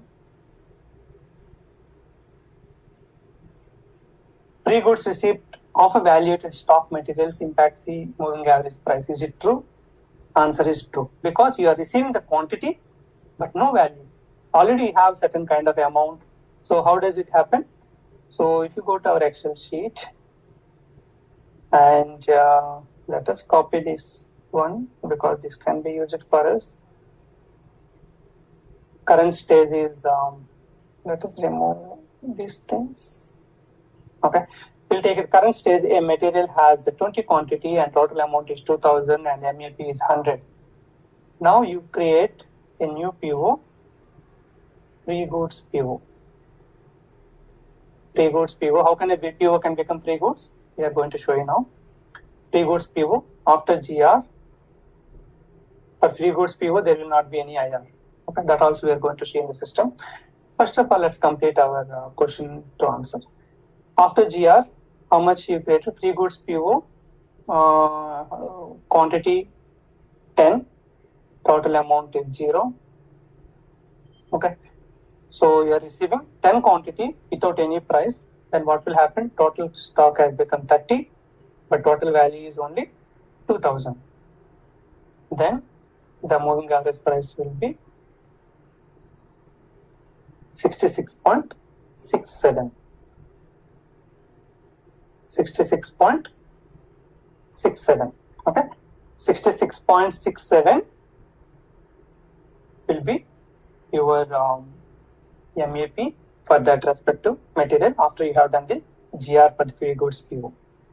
So no change in the value, the amount, but quantity is increased so that your MAP is drastically decreased. Now how can we say a PO is free goods? Okay, ME23N.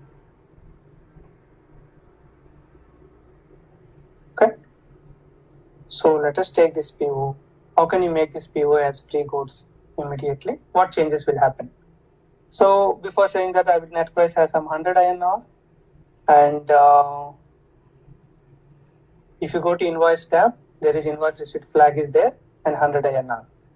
Now I'm going to make this as a free PO. Click on check button. Two things will happen. Okay. So anyway, there is some tax code it is expecting. Give some tax code. Okay. So two things happen. What are those two things? Go to. Okay, what are the two changes happen? One is net price has become blank. The 100 has disappeared.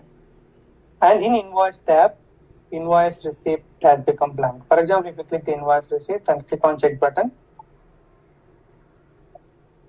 Okay. And save it.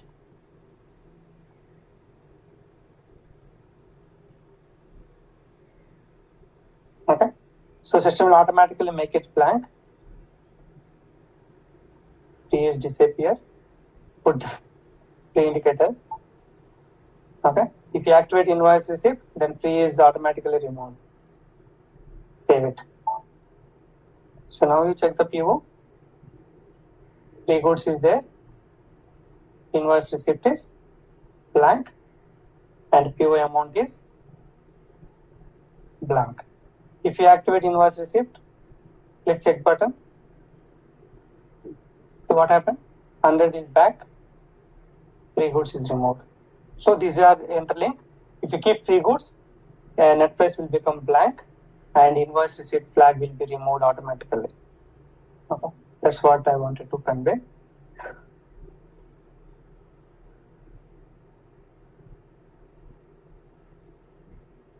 Okay.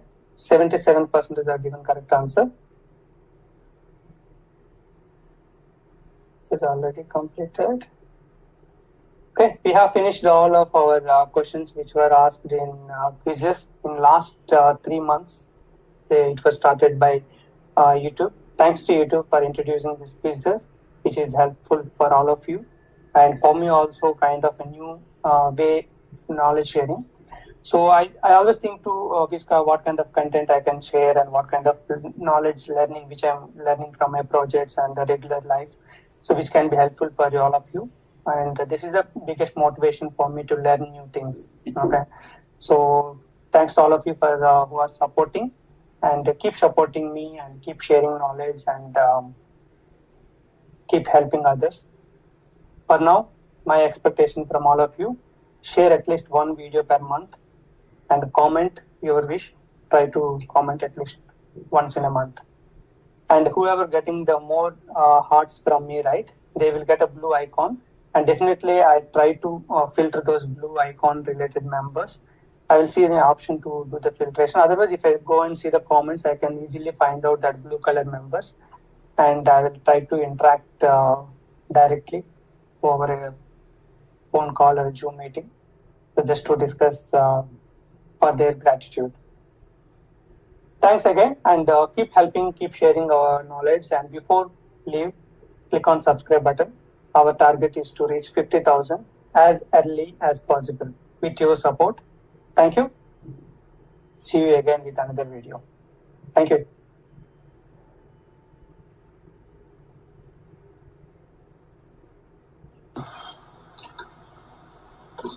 First you go to the access sequence, from which access sequence you want to create. For example, go to the m/07, or you can go with SPRO. You want to add some additional condition tables. Okay, you take which condition access sequence is near, means reference access sequence for you when you want to create a new access sequence, and just copy that and give a name. Okay, what are the name you want to give? Then copy all. System will copy all the tables and data which is available for the old one. Okay, now you can change to some test gross price. Okay, now select that and go to accesses. You will find the different tables here. Okay, you can create any one, or else you can just select one and click on copy and use step number. Or else we can directly give this one. Just go to the new entry and give step number 86, table whatever is available. That's it. And save it. New table is condition table is assigned to your access sequence. Whatever the condition type contains this access sequence, it will get this new one also.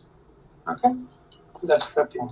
How do you add a new condition table to the access sequence?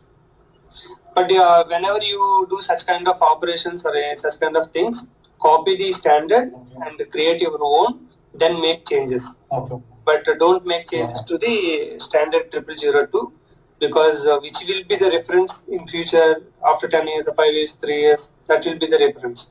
That's why we should not disturb that. Okay. Important few parameters I will tell you. What are the importance of account assignment category and item category? Okay. Account assignment category will decide the what kind of cost object you want to load. Okay, if you keep standard blank, then whatever the procurement you are doing, it will be stockable. Means you will get the stock after completion of the goods receipt. For example, if you use K, you are procuring a consumable. Means water consumable, it will be directly loaded on the cost center. Whatever the procurement you have done, that will be loaded on the cost center. Maybe expenses and some kind of consumable and all. If you use project P, it is a whatever procurement you are doing, that will be consumed on the project P. And if you use Q, you are procuring whatever you are procuring, that is a stock, but that stock is a project stock. Means what kind of, where you want to load the respective stock or respective procurement, whether you want to load on the cost center, load on asset, okay, that kind of things it will decide account receivable category. Or else if you are taking the sales order, it's order based. Okay, whatever quantity you are receiving at the goods receipt, system will take it as a sales order stock. Okay. Sales order stock, project stock, and K, it will consume on the cost center. These kind of things it will decide. And the screen layout wise, when you give K, if you give K or P or anything, you will get a new. See, when you give K, you will get a new tab called account assignment. Okay. Okay. Yeah, for example. See, you will get a new tab called account assignment when you give account assignment category. Either it can be K or P, whatever it is. Okay. That is one difference we can see it. Only the object, if it is K, you will get a cost center here. If it is P, you will get the WBS element. If you get A, you will get the asset. Okay. But remaining all parameters will be more or less it will be same. Okay, one more question here. Why GL account is not assigned to any value here? We can manually enter GL account here. No, it will come. You can see the account. I have not given the material and all, right? You have to pass. See, first you have to pass account assignment category. You have passed. That will play the role in the automatic account determination. And you are giving material that will play the role, which to pass the evaluation class. And you should give plant. Until you give plant, it won't trigger. Because plant will play the grayed out, right? Yeah, that depends. Account is not grayed out. We can change manually. Yeah, that we can keep it like however your business wants. Okay, that we can derive it. See, until you give the plant, system won't give the GL account because plant will also play the role as a valuation area, valuation grouping code and all that. See, once you give the plant, system will fetch the GL account from BBR. Okay. In case I need GL account should be grayed out from the automatically. Yeah, that we can do it with the screen layout and all. We can make it GL account as a grayed out. In screen layout, you can keep it as a display mode for ME21 and whatever you have done, right? Oh. What about the item category which you control? Okay. Item category. Item category will decide the type of procurement. What kind of procurement we are doing. Okay. For example, standard procurement, third party, or stock transfer, or service. It's just a text PO, maybe some expenses where they want to give that all right expenses. They will write and they will take it. Means it will decide you the type of procurement. Account assignment category will decide the what kind of stock you are receiving, whether you want to receive on sales order, or you want to receive for a project, or you want to receive for a cost center, which you will load on the cost center as a directly consumption. Okay, that will decide what cost object we can keep it.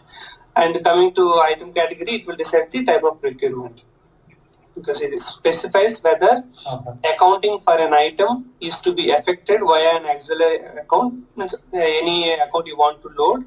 And if you don't want that, directly it will load on the stock. The account assignment category determines which account assignment data is necessary for the item. Okay. What kind of account assignment, whether it's cost center or sales order or project, asset, whatever it is, such kind of thing. It will decide the type of procurement, item category.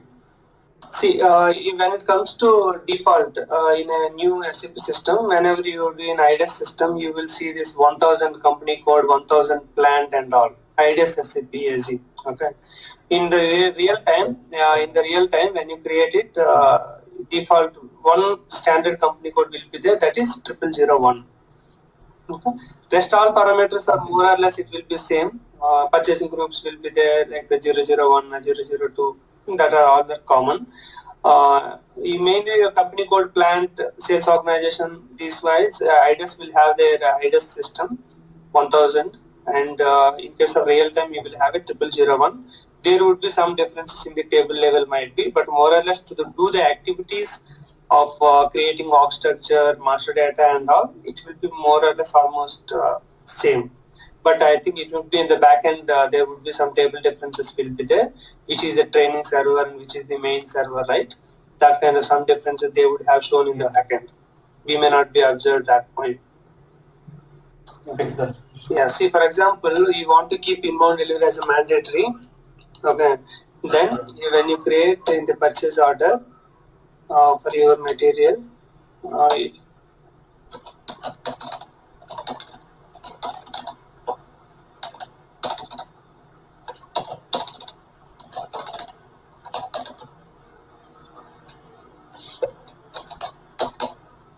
okay, here if you go to the confirmation tab, here if you keep confirmation control, inbound delivery ECC, okay, or else this is what is inbound delivery related. If you keep this confirmation control, system won't allow you to do goods received against purchase order until you create the inbound delivery. After you have created inbound delivery only, you can do goods received, either PO or inbound delivery, anything. But inbound delivery is a prerequisite. Until you create inbound delivery, you cannot do it. Okay. This you can give as a manual here, or else we can populate automatically also. From where you can populate? From vendor master. When you go to vendor master, purchasing view, if you go down, here you will see an option called confirmation control. Okay. If you have given this inbound delivery, whatever the confirmation control you want, if you give in the vendor master, it will automatically come to purchase order. Confirmation tab. One option. Okay. Another one is we have what you call in info record. Okay, but info record is the top priority, because what will happen for vendor master you give 0004, but the 0004 is not required for all the materials. For example, 2 materials don't need inbound delivery. For those materials, we can remove that. Okay. For those materials, we can remove it. See here, you can see the confirmation control. Okay. Yeah, this confirmation control is like confirmation control. Here we can keep it, whatever the confirmation control we want. Okay. Info record also we can do, and vendor master also we can maintain the confirmation control, which will automatically come to the purchase order. Once you give the inbound delivery in the confirmation tab, you cannot do the goods receipt until you do the respective inbound delivery creation. Okay. Inbound delivery, once you create it, then you can do the goods receipt either purchase order or either inbound delivery. In the same case, outbound delivery also. Once a goods receipt is done, you can do goods receipt against outbound delivery or purchase order, because the respective prerequisite is already completed. Let me show you that. Without creating inbound delivery, you cannot do that. Okay. If the clients want only through inbound delivery, only they want to do MIGO, is it possible to control it with respect to only through MIGO only? See, that we, as I told you, that only through MIGO and through inbound delivery. Okay. Then we tell them to use always the BL32M, because what will happen? They don't have to come to MIGO. Okay, if you come to MIGO only, right, you have a point of whether you want to create a purchase order or inbound delivery. But what we suggest, if I'm in that position, what we tell, we give the end user manual, trainings, everything with the what you call VL32N only. First of all, what we do, 10 letters, and in confirmations, I made inbound delivery as a mandatory. Okay, I created my purchase order, and now if you try to do the goods received against purchase order, system won't allow. That also we will verify now. Then in the end users, how do they know? Whatever you train, that only they will know, right? You are going to teach always do the goods received with VL32N, that transaction code only. Okay, now what will I do? For example, if I go to Migo and give the purchase order, okay, system will show a message like does not exist. No goods received is possible. Okay, you can see the message. It is not allowing. Now I will create VL32N. VL. But you are saying like how can we stop purchase order against goods received and all? Okay, when you have 200 materials procurement or else with cost center K also, we use it to do the materials. Okay, then if we have 100% of the materials, 20% or 30% or 50% materials may need inbound delivery as a mandatory. But there will be 50% of the materials or 70% of the materials don't need to inbound. Why do we use the inbound? Inbound delivery is a kind of a confirmation. And when you get the materials into your gate and you have to do the confirmation, loading actual goods receipt may happen after 1 day or 2 days. It's big trucks, okay, or else there are some prerequisite and all. For all those things, if you use inbound delivery, that is an additional work for you. See, as a practice, you will get 2-3 times, you won't feel the pain. A company who is creating 100 purchase orders or 200 purchase orders per day, if they keep inbound delivery as mandatory for all things, they will have a lot of additional work. They will make inbound delivery as a mandatory for which materials they need the confirmation. Okay, that is the thing. If it is in that case, we will suggest this one. See, now, once you create the inbound delivery, goods received they can do from the inbound delivery screen itself. They don't have to come to me also. Okay. Now go to this stock placement tab and 0002. 0001. Okay, what is storage location 0003? Wherever you want to do that and save it. We can train them. Now if you do the goods receipt, the system will eligible either purchase order or inbound delivery. See what will system will in the back end it will check. Once you give the purchase order, it will check any confirmation control is there or not. If it is there, the respective document is created or not. If it is created, then system will allow you the goods receipt. If you want to go with only VL32N, then we prepare the user manual with the VL32N and tell them to do that. But all 100% of materials won't have a mandatory with inbound delivery. There might be specific materials. For that, we can train them how to do and all. So you can do from here goods receipt. Do you know this one? So you don't have to go to Migo. Okay. From here itself, we can do the goods receipt. You don't have to go to Migo. Goods received against inbound delivery or purchase order and give the document and post it. You don't need to do all those things.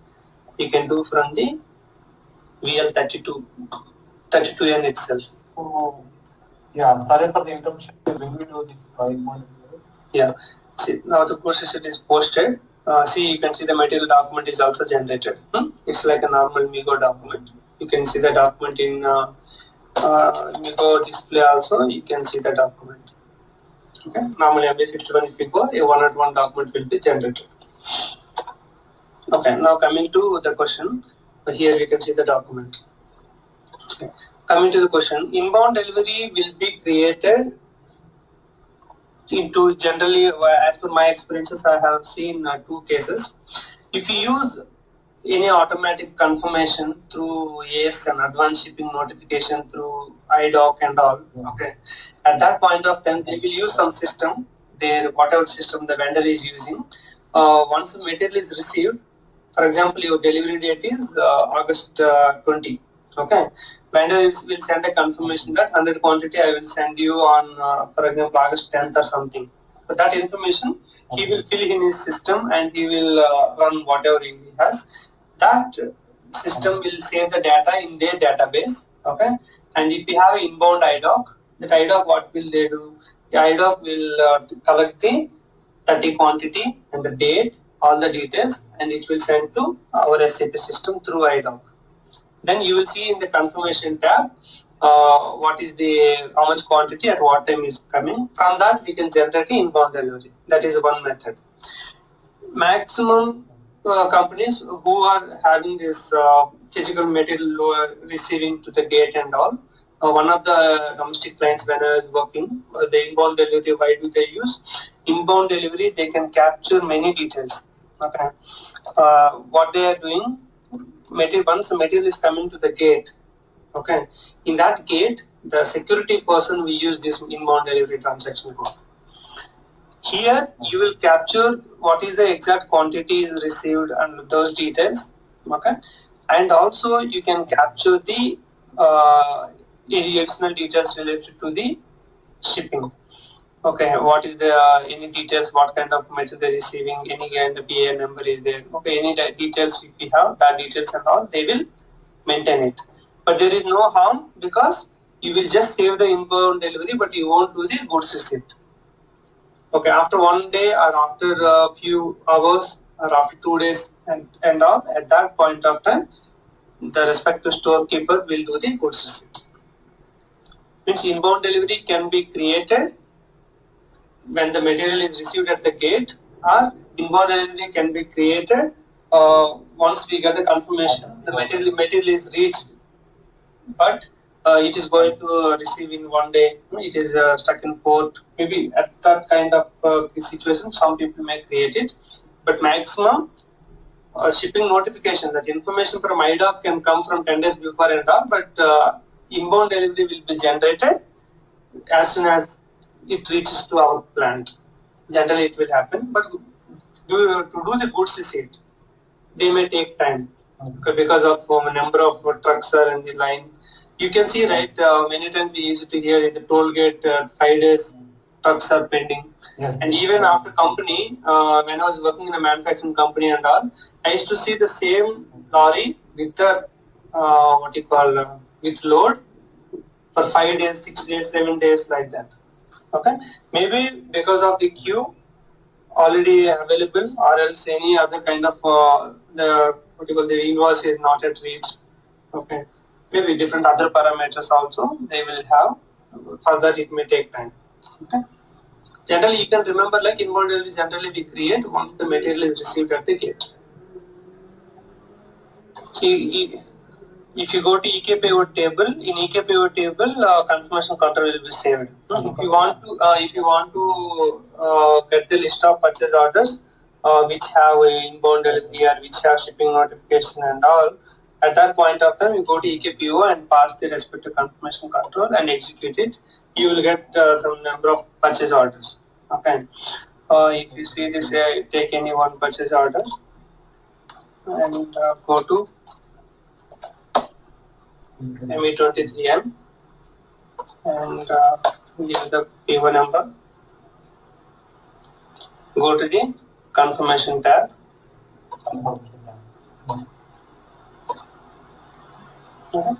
Here the shipping notification we can see here. The shipping notification and all, but I think it is not done with this IDOC and all. See, but when you have a document and all, we have two kind of IDOCs. One is outbound IDOC and one is inbound IDOC. Okay. Outbound IDOC for a purchase order. We will talk about purchase order. Outbound IDOC we can see in the messages. Okay. Any EDI. EDI also through this IDOC only it will come. Okay. And ALE. Okay. If you are sending from one SAP system to another SAP system and all, we use ALE. If you are sending from another non-SAP system to SAP and all, we use EDI. Okay. If it is outbound IDOC, you can see in your process output messages process. If it is inbound IDOC, Okay, if you go to this service updates, okay, here relationships. If you click on relationship, you will get the inbound IDOC. If the relationship is in gray mode, there is no inbound IDOC for your document. Okay, at that point we can tell that. And let's see any purchase order which should have something. May 23.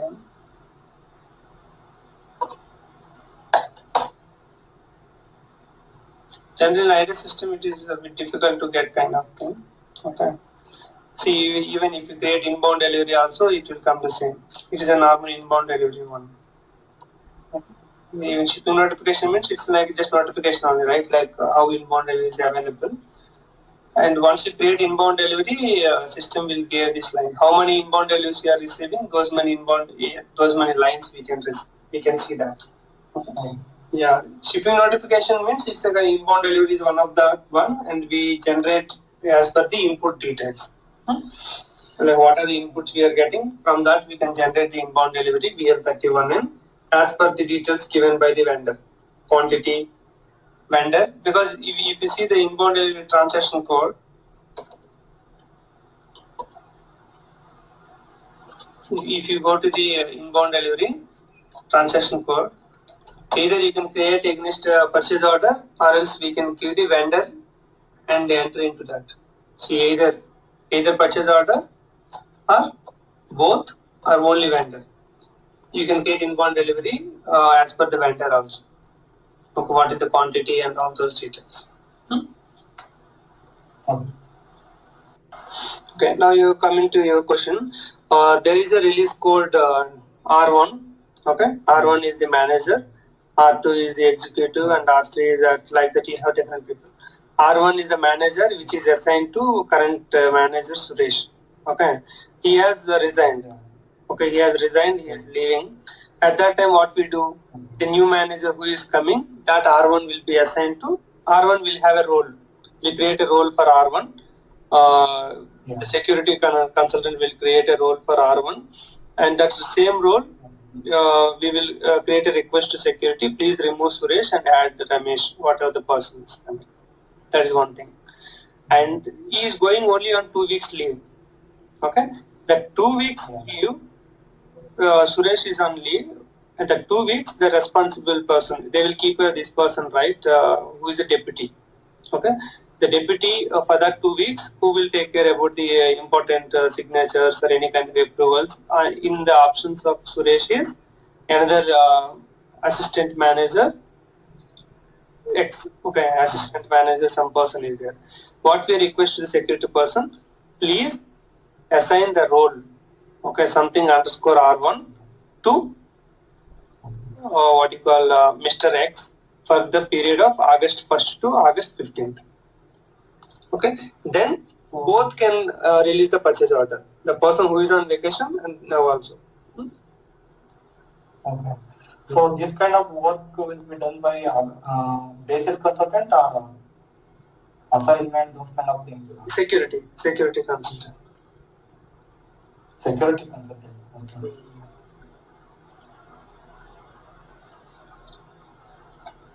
Security authorizations we call. So those will take care about the authorizations, roles creation, T-code access is not there, all these things they will take care.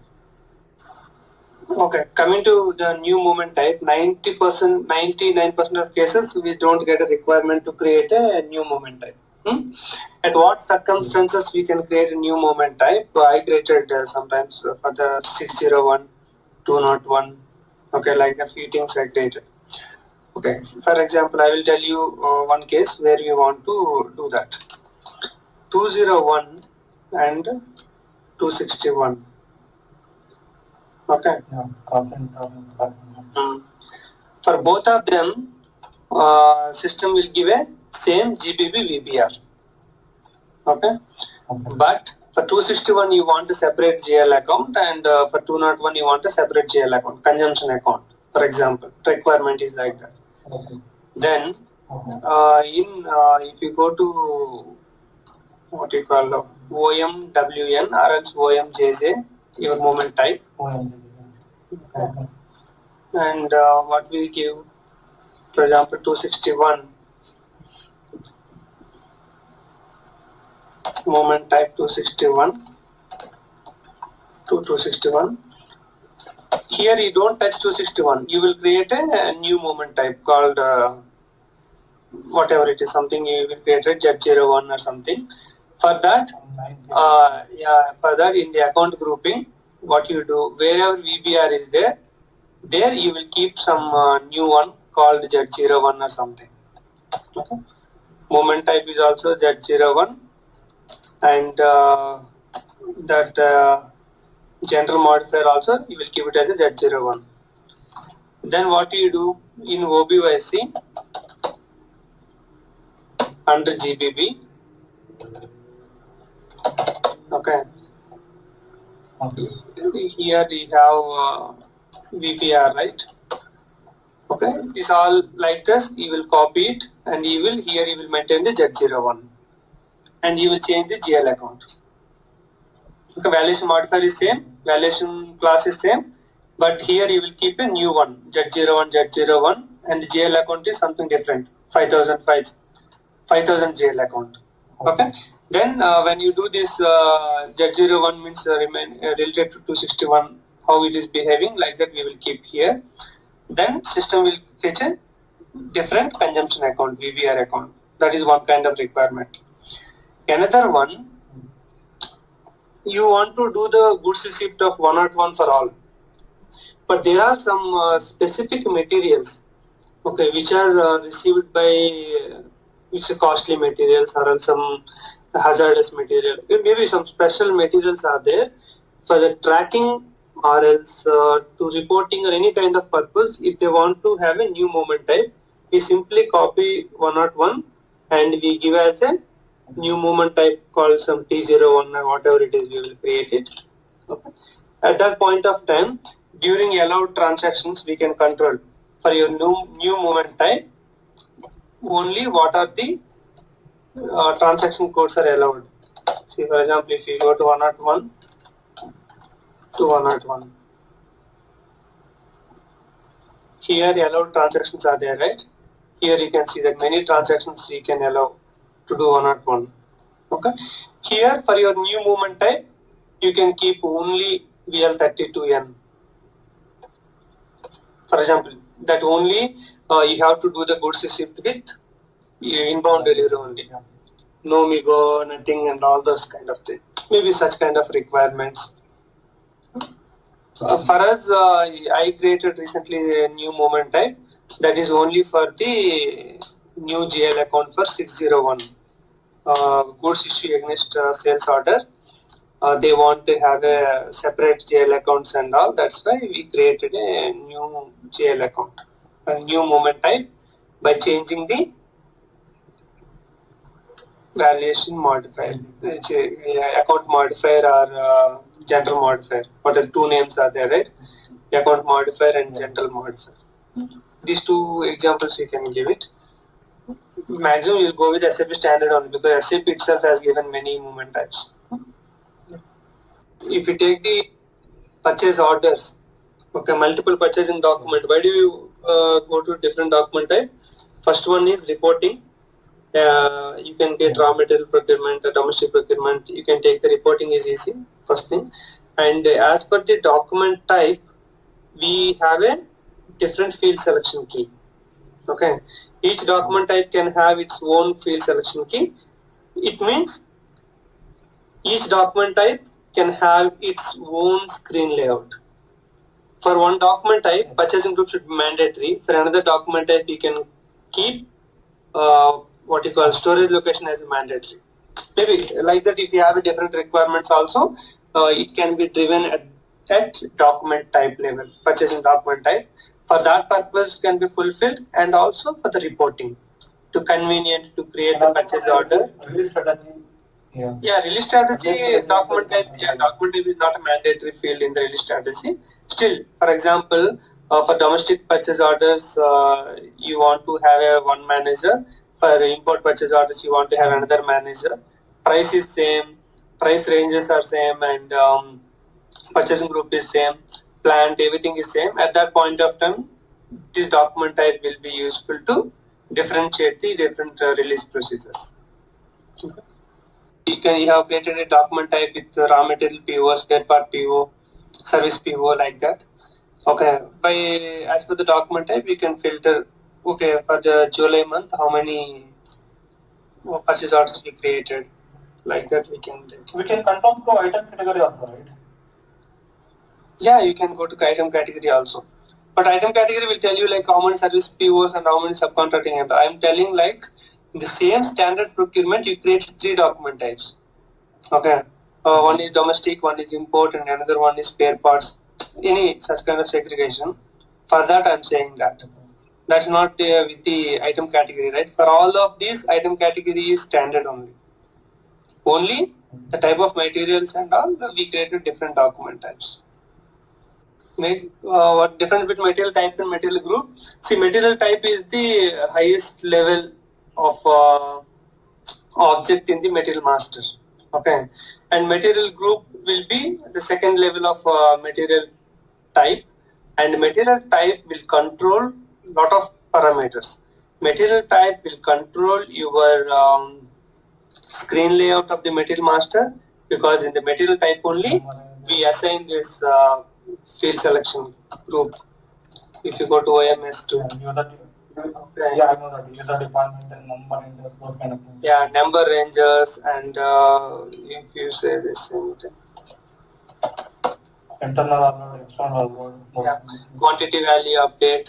Okay, yeah, internal procurement, external procurement, field selection key.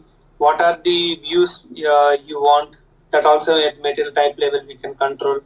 Price control, whether it is a standard price or moving average price, which should come as a default. Okay, all these parameters will be controlled at the material type. Coming to material group.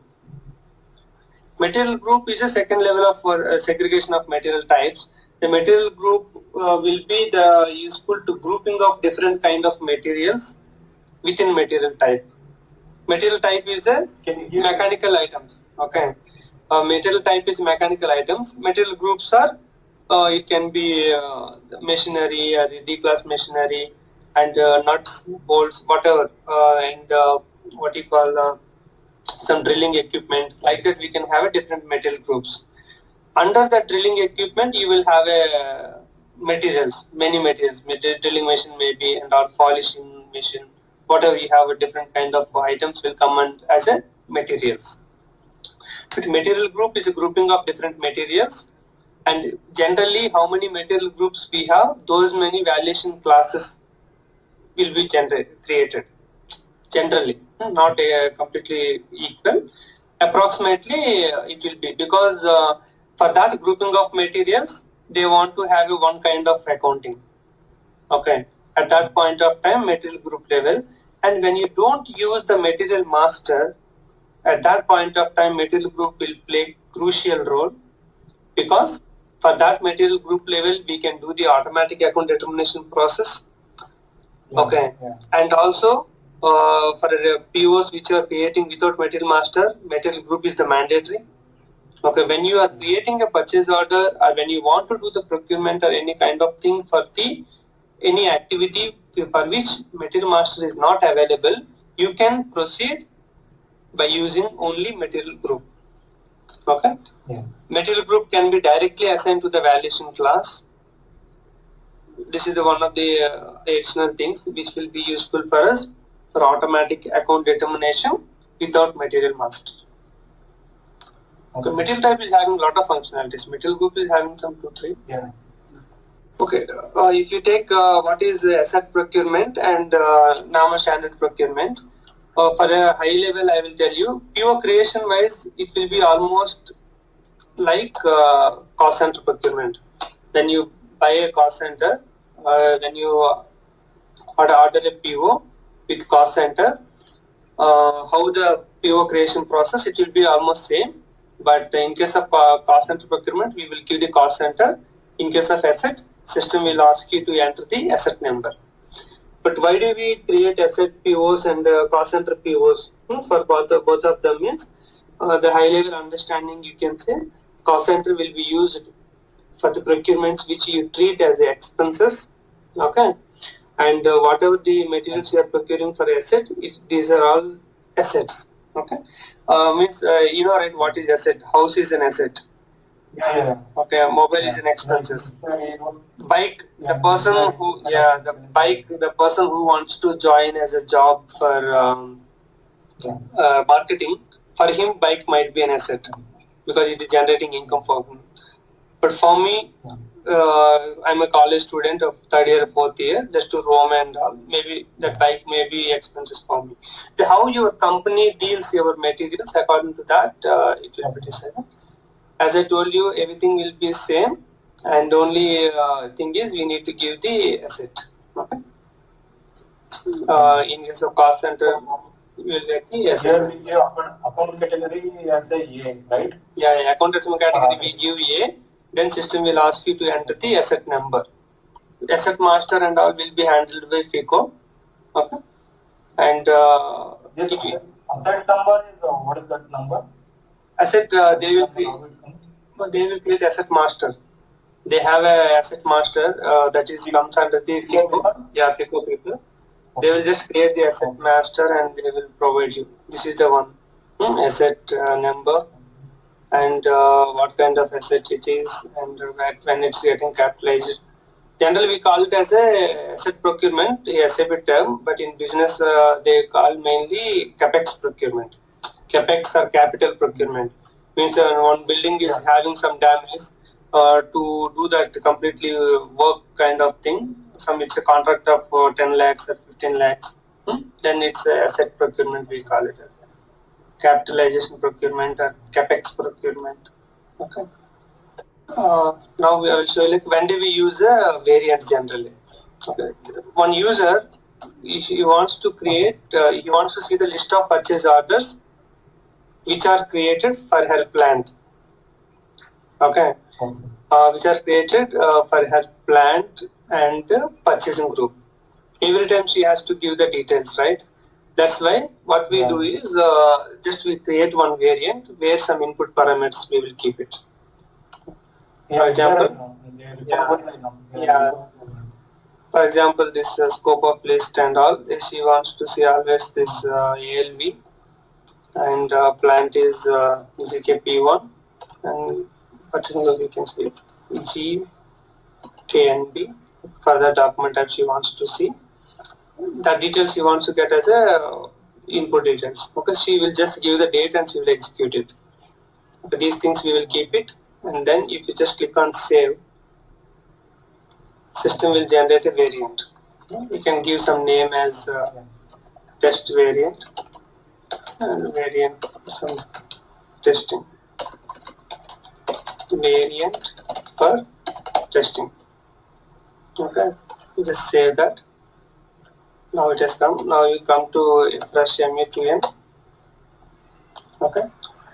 Then you go to click on this option. Then you will see different variants. Okay. This is the one which we created just now. If you double click on that, see whatever the input parameters we have given, everything has come. She will just give the date range which she want.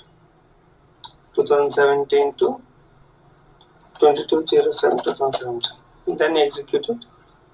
She will get the respect to purchase orders and all. This variant we generally use it, and also these variants will be useful when you create this kind of batch jobs.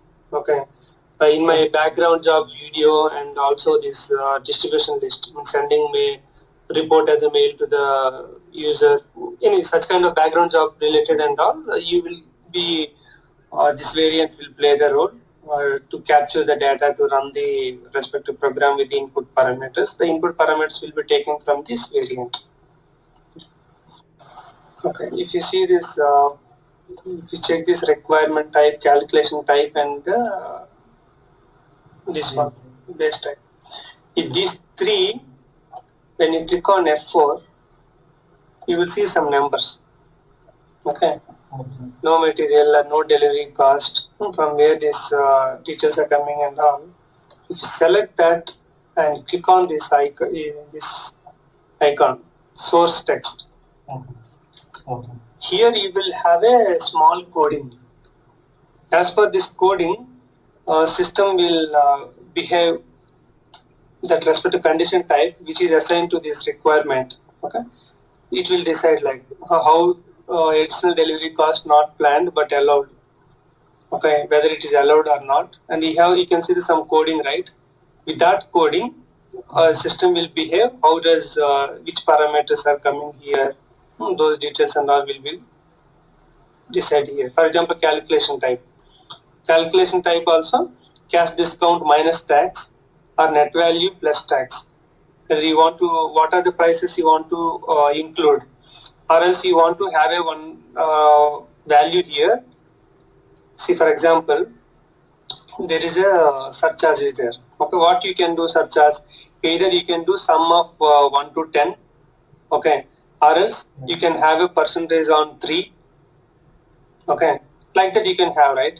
But if you want to have some specific calculation, it should be a gross price plus discount minus header surcharge that has to come. Maybe such kind of any specific requirement and all, we tell above the requirement. If any of these SAP already given things which is suitable, then it's fine. Or else we need to create a small routine he will create, that number he will provide us and we need to assign here. See, this is how much. So as per that program, that will run as per the code number. See, if you want to have a small normal calculation, like here percentage on net is there, the percentage you want to calculate on something 4, you can give 4 like this. Okay. Or else if you want to calculate from sum 1 to 1 or 1 to 10, like this, if you give, system will calculate that percentage. Either if you have some specific things, the requirement calculation type, these 3 we will touch it. If the calculation is very complex, which you are not able to achieve with this by changing this from and to and all those things, at that point of time, this can be used. Like that, we have a different kind of parameters where we can use this kind of routines. The routine means the number only. Okay, the number with with some coding, what you are seeing in the back end, right? Some small coding, 1 page or half page or some 3 lines, 4 lines kind of. Just how do we in a support consultant, when you're having that any IDOC numbers have failed, or if you get a message kind of thing, what we do is we can get this W03W. We have a different transaction codes. Okay, small differences itself we have that. For example, if I take the W05 transaction code only, and here you will give the date, from which date to which date error messages are coming, the 2 days date or 3 days date you will give. If you remember any of the message type and all, we can give it, or their SP. We have different message types and all. Okay, let me check this. If you pass this one, ORD RSP, what does it mean? It's a purchase order confirmation. Okay, just now I told you, right, that ASN we spoke, advanced shipping notification and all, it comes under this area in here. Okay, and you want to see the current status. Current status, whether it is failed, what status it is available, application ordered, posted. Okay, now you can execute it. You will get the list of IDOCs with the respective error message. This is the message type, ORDRSP. So the basic type is ORDRES02. They have different kind of basic types and all. You can see this basic type. For example, if we take this ORDRES02, basic type ORDRS02. It's a purchasing or sales. Okay. 05. This is all coming under this ORDRSP related. Rest of the basic type it will be visual, but main importance is this message type. Okay. Now we have taken this from the IDOC number. We have taken the purchase order. Okay. For example, if you see this thing, when you have a purchase order, as I told you, if it is having an outbound IDOC, you will get this in the messages. You will see an IDOC. Okay, here See here, this EDI is there. Okay. If you select that the EDI and go to the process log, okay, here you can identify this IDOC number. Okay, you can say like IDOC was created and forward to the transmission, and IDOC was sent to SAP system. We are from where you are sending this. This is the IDOC number. That IDOC number also, if you want to display, we can display that. Okay, for example, if you go to WE0305 and directly you can give the IDOC number. IDOC number and date you can give some 2001. If you give one IDOC number, you can execute it. See that directly IDOC has come. Here you can see like we have mainly three kind of data: control records, data record, status. Okay. In the document, all these details are well explained. From direction, we can say like outbox means it's an outbound IDOC. You are sending from our SAP system to another system. Okay. That's why it is in the output messages. What is the current status? It is 03 means it would be successfully data passed to port OK. It is passed to port OK. And here message type is ORD-CHG. What is ORD-CHG means? You can just go over there and ORD-CHG. Purchase order change. Means it is you are sending purchase order to outside, right? That's why it is a purchase order outbound related. ORD-CHG. This is outbound item. Here you can see the partner type and partner type. What is their partner type? LI. LI means vendor. You are sending to the vendor, right? Is a partner type and what the partner number and the port which is using the XI port. For SAP system to another system, the interface will be there, right? From where the port it is getting built. That is the port one. If you see the data control record, here you can see the basic type with the partner number, the vendor number. Okay, all these details you can see in the initial control records. If you go to the data, here you can see the data. Each data will have different segments, right? From here we can get this things. See, for example, here this is order type, purchase order type. Okay. This would be purchasing organization. This is the name, number, purchase document number. When it is document date. It will be and here the vendor number and whatever the respective thing, it would be the purchasing organization. What are they available under that? We can see this. This is the partner, vendor. All this we can see the respective values which are passing things and all. And finally the status. Okay, in the status we can see like first IDOC is generated. Okay, then IDOC is ready to dispatch. Okay, then finally part is what the data is sent to, it's sent successfully. Okay, like that we can see that. And just now we have seen the purchase order. If you go to these service objects and if we have a relationship, okay, if the relationship is in visible mode, then we can understand there is an inbound IDOC. Okay, here we have a two IDOCs. First IDOC was 2011 morning 10:20 and this one 986764. That's what we have seen just now. Another one is 539805. 539804. Just execute it. Okay, this is the inbound IDOC.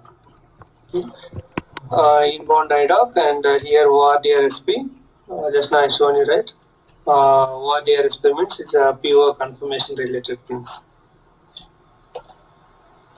If you see that another one is 986764.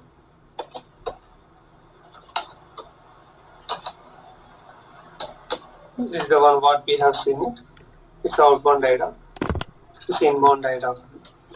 The tracking of IDOCs and all will be coming in the hi, today we will have certain question answer sessions like on the what are the real time and SAP MM related what are things we have discussed in those videos.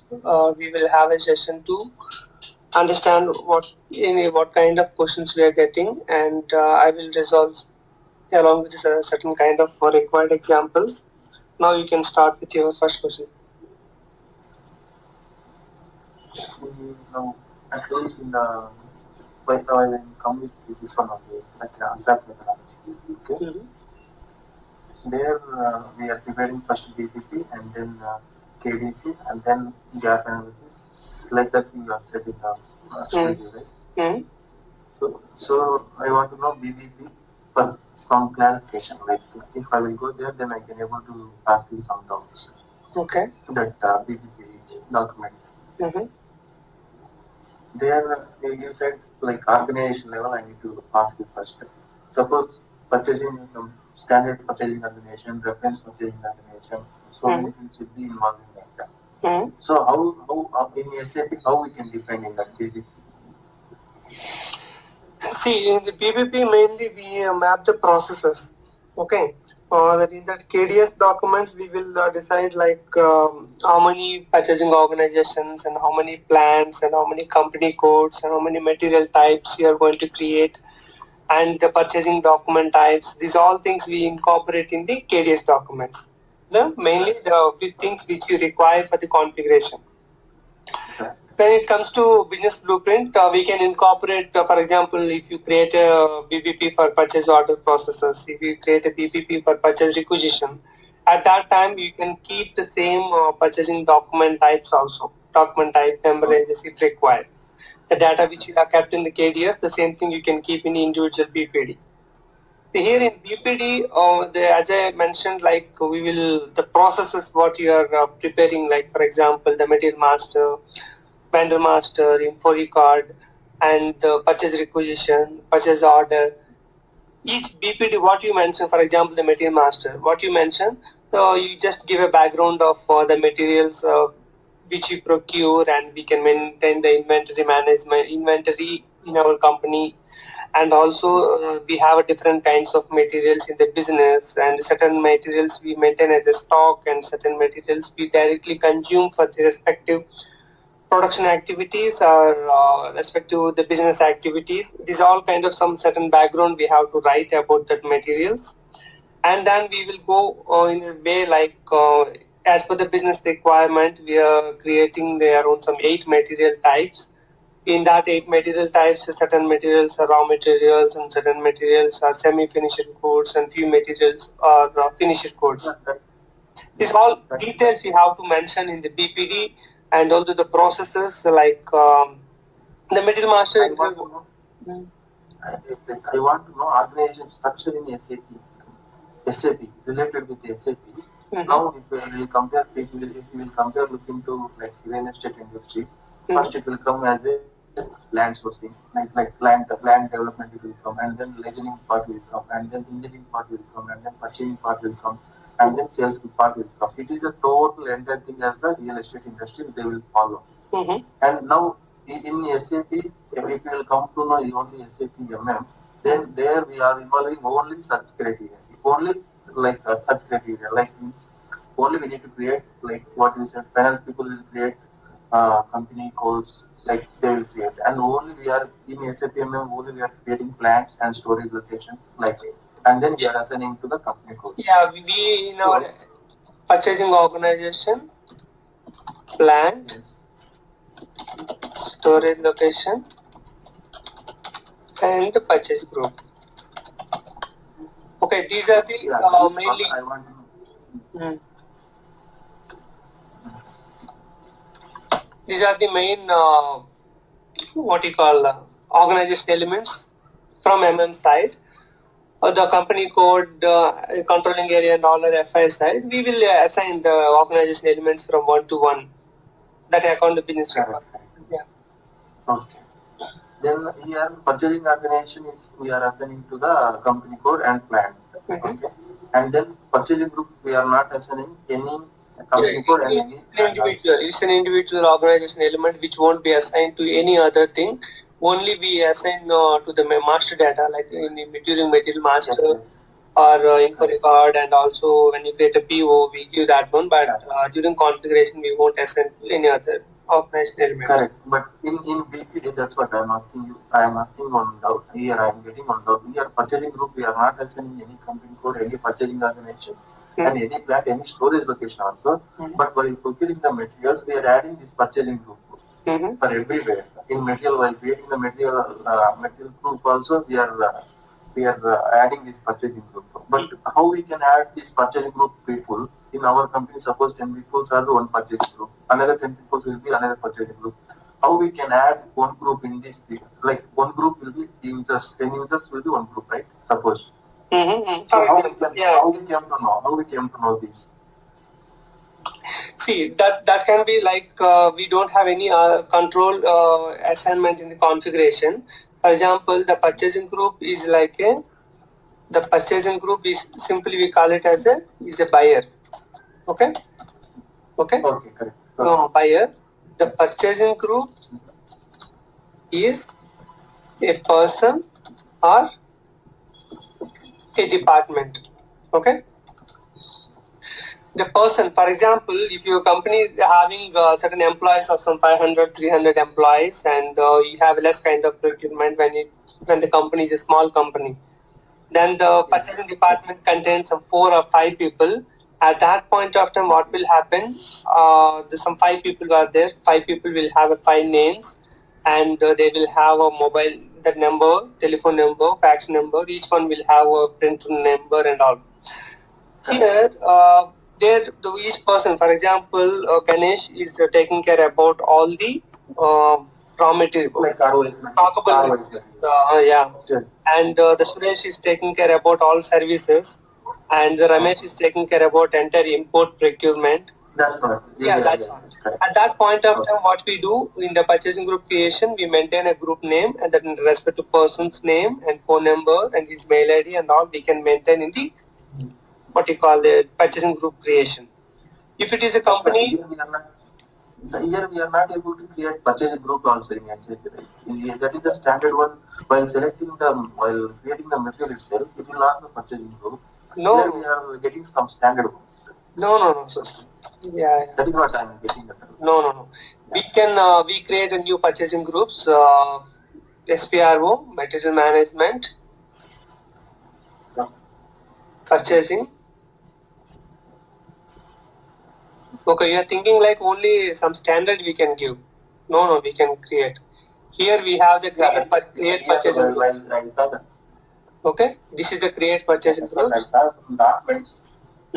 See, here I will create like a new purchasing group, something Z01.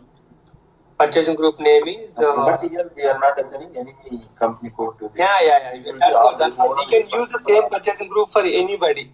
Anybody we can use. But thing is, generally the purchasing group will play the role during release process and all. The respective combination where we assign, according to that, we will get the release tab in the purchase order. Like that we can control, but purchasing group won't be assigned to any other company code. That's why, for example, the Z01 can be used by any company code in my SAP system. Okay, anyone we can use. Yeah. Anyone can purchase this materials to the company. See, just I'm creating already somebody else. The admin department, like that we can create a new purchasing group, and the thing is the main control will be like, for example, in the release strategies and all, the purchasing group will play the main role, because the admin manager has to, the PO if you want to create, if you assign the admin, then that admin manager will, with respect to PO will go for approval to the admin manager. And the HR department, HR manager. At that point of time, purchasing group will play the role for that. Okay.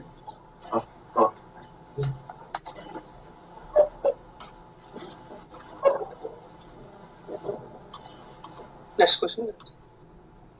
When you get when you get a question like what is the organization structure in SAP EMM, then you have to tell the company code is already available, like the finance, which was created by the finance department. As an organization structure of MM, the purchasing organization, which is responsible for the procurement activities, and we have a plant where our respective business processes will happen. If you are a manufacturing company, manufacturing will happen. If you are a courier company, your courier related activities will happen. If you are a retail company, your sales, whatever the retail kind of activities, your business, where your business is happening. Maybe it's a manufacturing, or it's a selling of goods, it's a trading of goods, whatever your business. That's the plant. And the storage location, which comes under each plant, where we store the materials. And then the purchasing group is a person or a department who is involving for the procurement, who is responsible for the procurement activities. The purchasing organization is an organization which is responsible for the procurement activities, and purchasing group is a buyer, means the direct department or a person who is procuring the materials. These are the 4 main organization elements for SAP MM. That's enough. The function specification and the logic wise, I will share you that related to the question and answer. And you can understand like the main critical things like where you do the testing and what is the difference between unit testing and SAT. Unit testing is a transaction code based testing. It is done in the development system, and SAT will be the scenario based testing. What are the scenarios where the business involves, the daily, the company, what kind of activities they do. That testing, the scenario based testing will be done in quality system. That will be called as like system acceptance testing. When the business you do the same template, they call it as a user acceptance testing. Okay. That kind of differences you have to know what is the difference between what is the use of doing the 2 times, why do we want to do the testing, or that kind of things you just understand, and if you have any questions you can address to me. Okay. No. The logic wise, the function specification is mainly the communication between the functional consultant to the technical consultant about the requirement of the development, and also where you mention the background of the requirement and the background of the development, and also the logic, how to get the data, the table and field names, how to fetch the respective field, from which table you have to get the data. And also, for example, if you want to know the valuation class of a material, you have to get from MBEW table by passing the material number MATNR. Then you have to give a logic like pass MATNR, material number, in table MBEW, and get the field valuation class, the BKLAS. That's the kind of logic you have to write. That is about one field I'm saying. And if it is multiple fields, if you are aware about the tables, you may not remember each field in the table, because each table contains 100 fields, 150 fields. Even I also won't remember all the fields and all. The thing is, where we work frequently and certain popular tables and fields, just I can remember at some level because of the experience. But you don't have to remember, but you should know there is a table that should contain these fields. How you can understand the table? For example, material master, MERA, MERC, MERD. What are the important tables are there? You just check that tables. Then you will understand in which it is available. Okay. And also the function specification related things also I will share. And if you still have any questions, you can come to me. Okay. When you keep the real estate and construction, these kind of companies, you have to highlight the main area of service procurement. Service procurement and the material procurement also, we have civil materials like sand, cement, these kind of items. And the service procurement, which involves you like how many people you are taking for a worker from a contractor. You create a PO. You create a PO to the contractor. I need these many laborers. As per the mandates, we create a service by creating the mandates. Each person, the days. According to that, you can do that payment. You try to create some certain kind of service POs by seeing my service procurement document. I prepare that service procurement. That is the service procurement you have to concentrate more, and the material procurement will be more or less similar. And you just understand the concept of retention that FI people will take care, because in construction mainly the retention will be the important thing. If you open our invoice tab, you see that here I have a system in front of me. I will just show you that. The retention is just right? I think you already are working that. They don't pay the 100% of the payment. They do 95% of the payment, and they keep some 5% as retention. You just give that kind of flavor how retention, because construction people will use, and get some command on service procurement. That is more than enough. Remaining things, everything will be similar how we are doing for other things. So here we can able to retention also. Here we can able to deduct. Yeah, in SAP we have a retention where you can mention like if you see this payment processing header level retention we can give here. The security bond are applicable, or header level security bond, how much percentage once you select that retention, for example. I'm given the security bond. Once I click on the retention, Here payment processing is okay. Here also we in the invoice tab also, it is retention means that how much percentage we want to keep on your agreement. Yeah, that things we can keep that retention levels and all. Once you select this header level applicable, you can give the 5%. If you give the header level, what will happen? For example, you have 10 items in the PO, but the total how much amount? For example, if it is a 10 lakhs PO, then on that 5% will be there.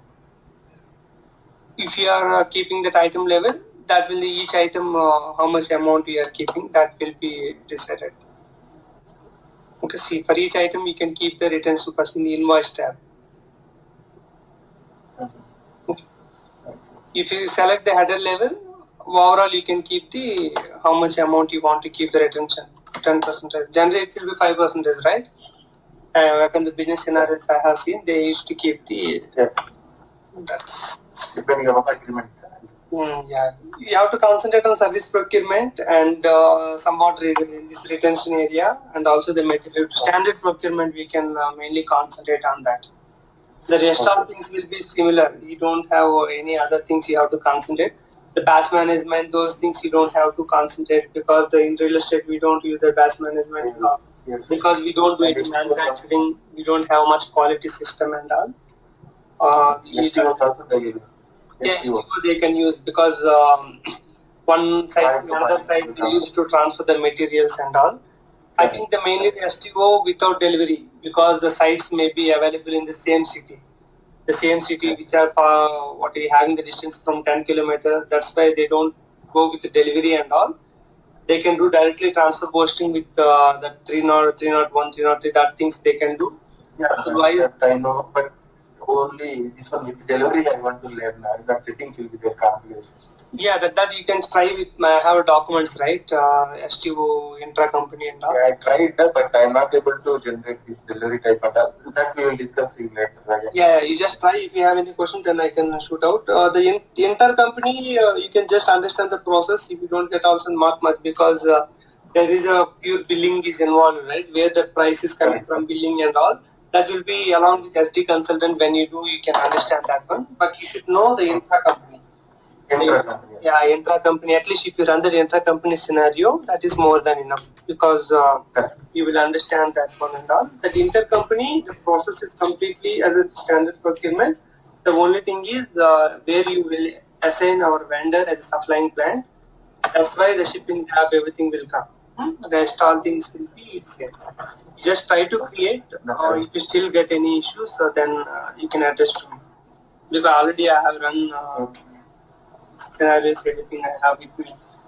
Then I can show you how to create that STO previous and all. Okay. First I will clear all these things then. Yeah. Okay then. I will share the video also, and if you have any questions, you can address to me. You just go through the videos again. All the best. Okay. Okay. Okay.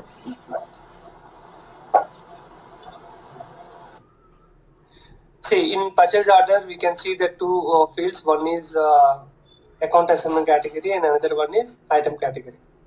Okay. The item category will decide the type of procurement.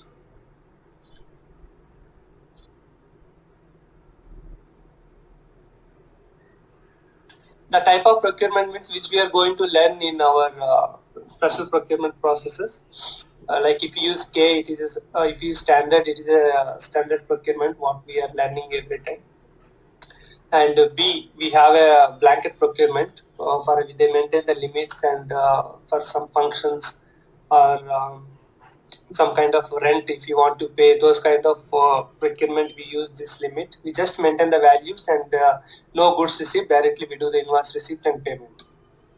K is consignment procurement. We are going to learn in the special procurement topics, which is the last topic for our complete course. L is for subcontracting procurement, S is for third party, U is for stock transfer order procurement, and D is for service procurement. T is some text POs. Sometimes very rarely they use that T kind of text procurement. Moreover, what you have to understand is item category will be used to segregate the type of procurement. Okay, according to that item category, see that item category will decide the type of procurement. If you give K, respective screens will change. L, we will get the BOM related tab, and third party against sales order, stock transfer, one plant to another plant when you are taking the materials. T is for service procurement. In detail, we are going to learn in the special procurement topics. But first, what you have to understand is item category will decide the type of procurement, and also it will change some screens of the SPO also. And coming to account assignment category is an object, cost object on which you want to load it. For example, if you use account assignment category as a blank, okay, it will directly load that respective cost on the stock. For example, if you use the standard account assignment category, where whatever the stock you are taking, it will be loaded as a stock. But maximum what kind of account assignment category we use in the SAP? One is important is cost center K. Cost center K.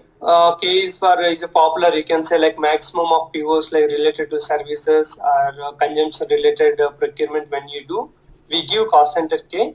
When you give cost center K, system will ask, one tab will come. Let me show you any PO which is having cost center K.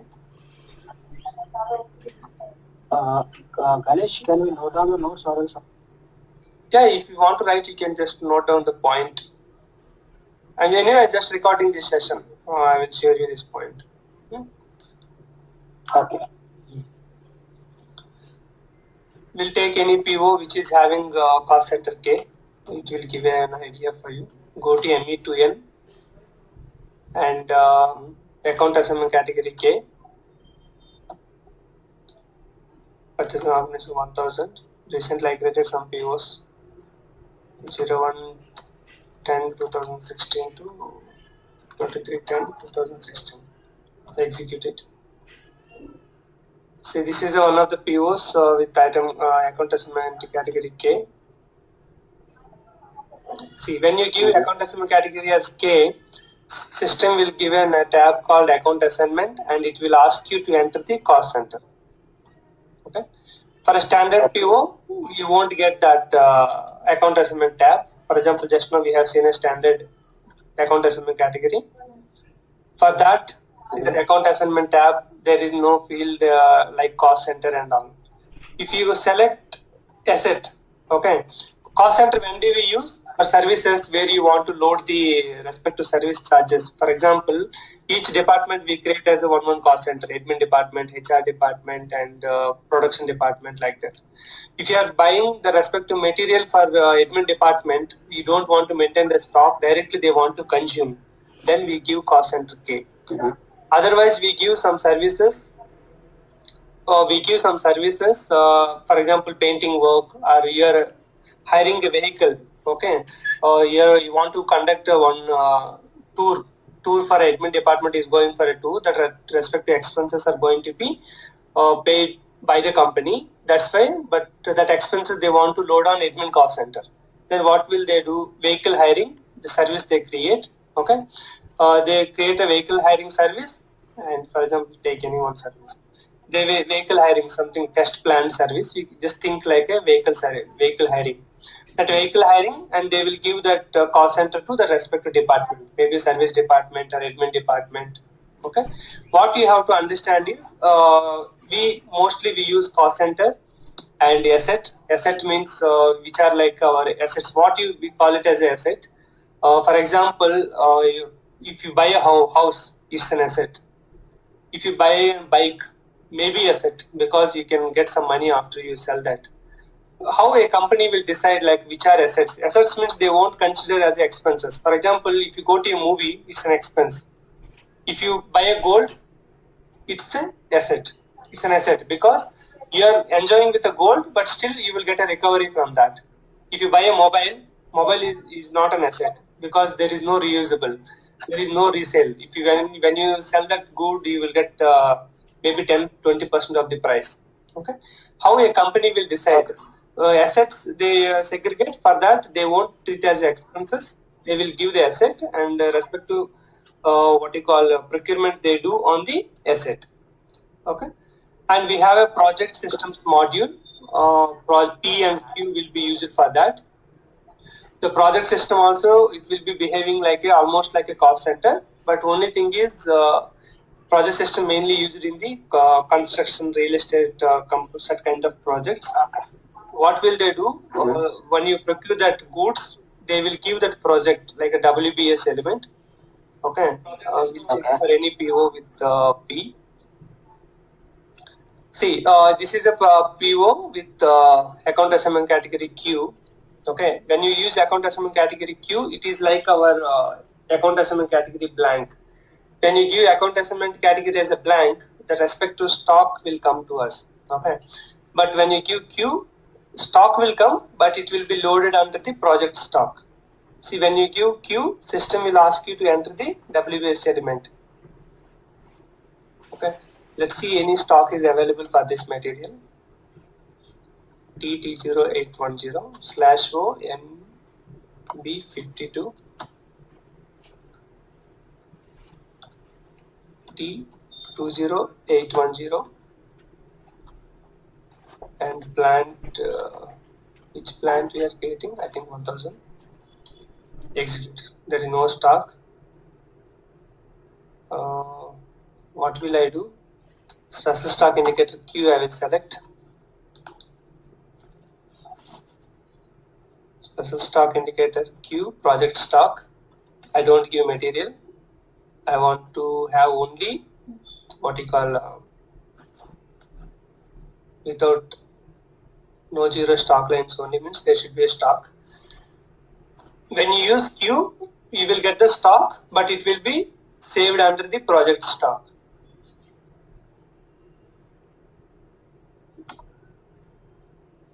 If you see the PO, the system will ask you the WBS element. When you give K, system will ask you the cost center. When you give A, system will ask you the asset. When you give P, system will ask you again the WBS element. What you understood is when you use the account assignment category, system will ask you respective cost object. We have to give the cost object. When do we use the WBS element will be more or less similar to cost center, but WBS element will have a lot of segregation. For example, in the project system, whenever your company is using project systems, we will create the POs with P and Q. What is the use? For example, cost center, we create, I'm just giving the business example. For example, if you see the cost center,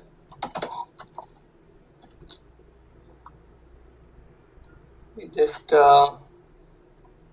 check the K means cost center. Okay, if you use a K cost center, generally, how do we create for admin?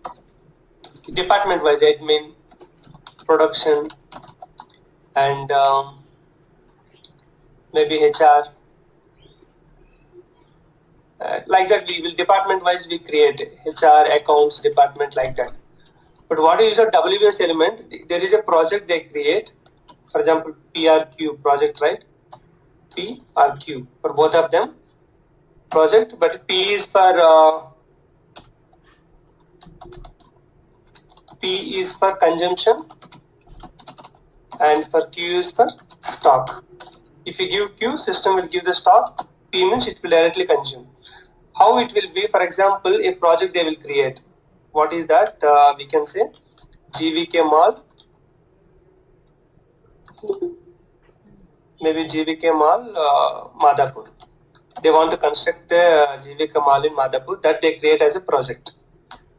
Under that, they will have a sub-project,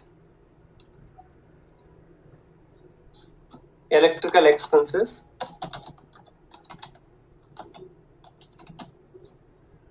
and civil expenses, and manpower expenses,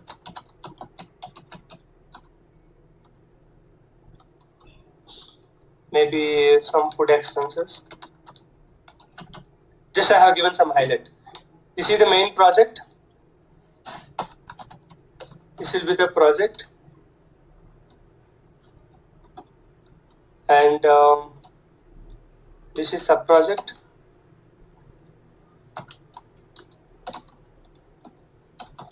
Sub-project. Now, the WBS element will come under that. Okay, how WBS element will come?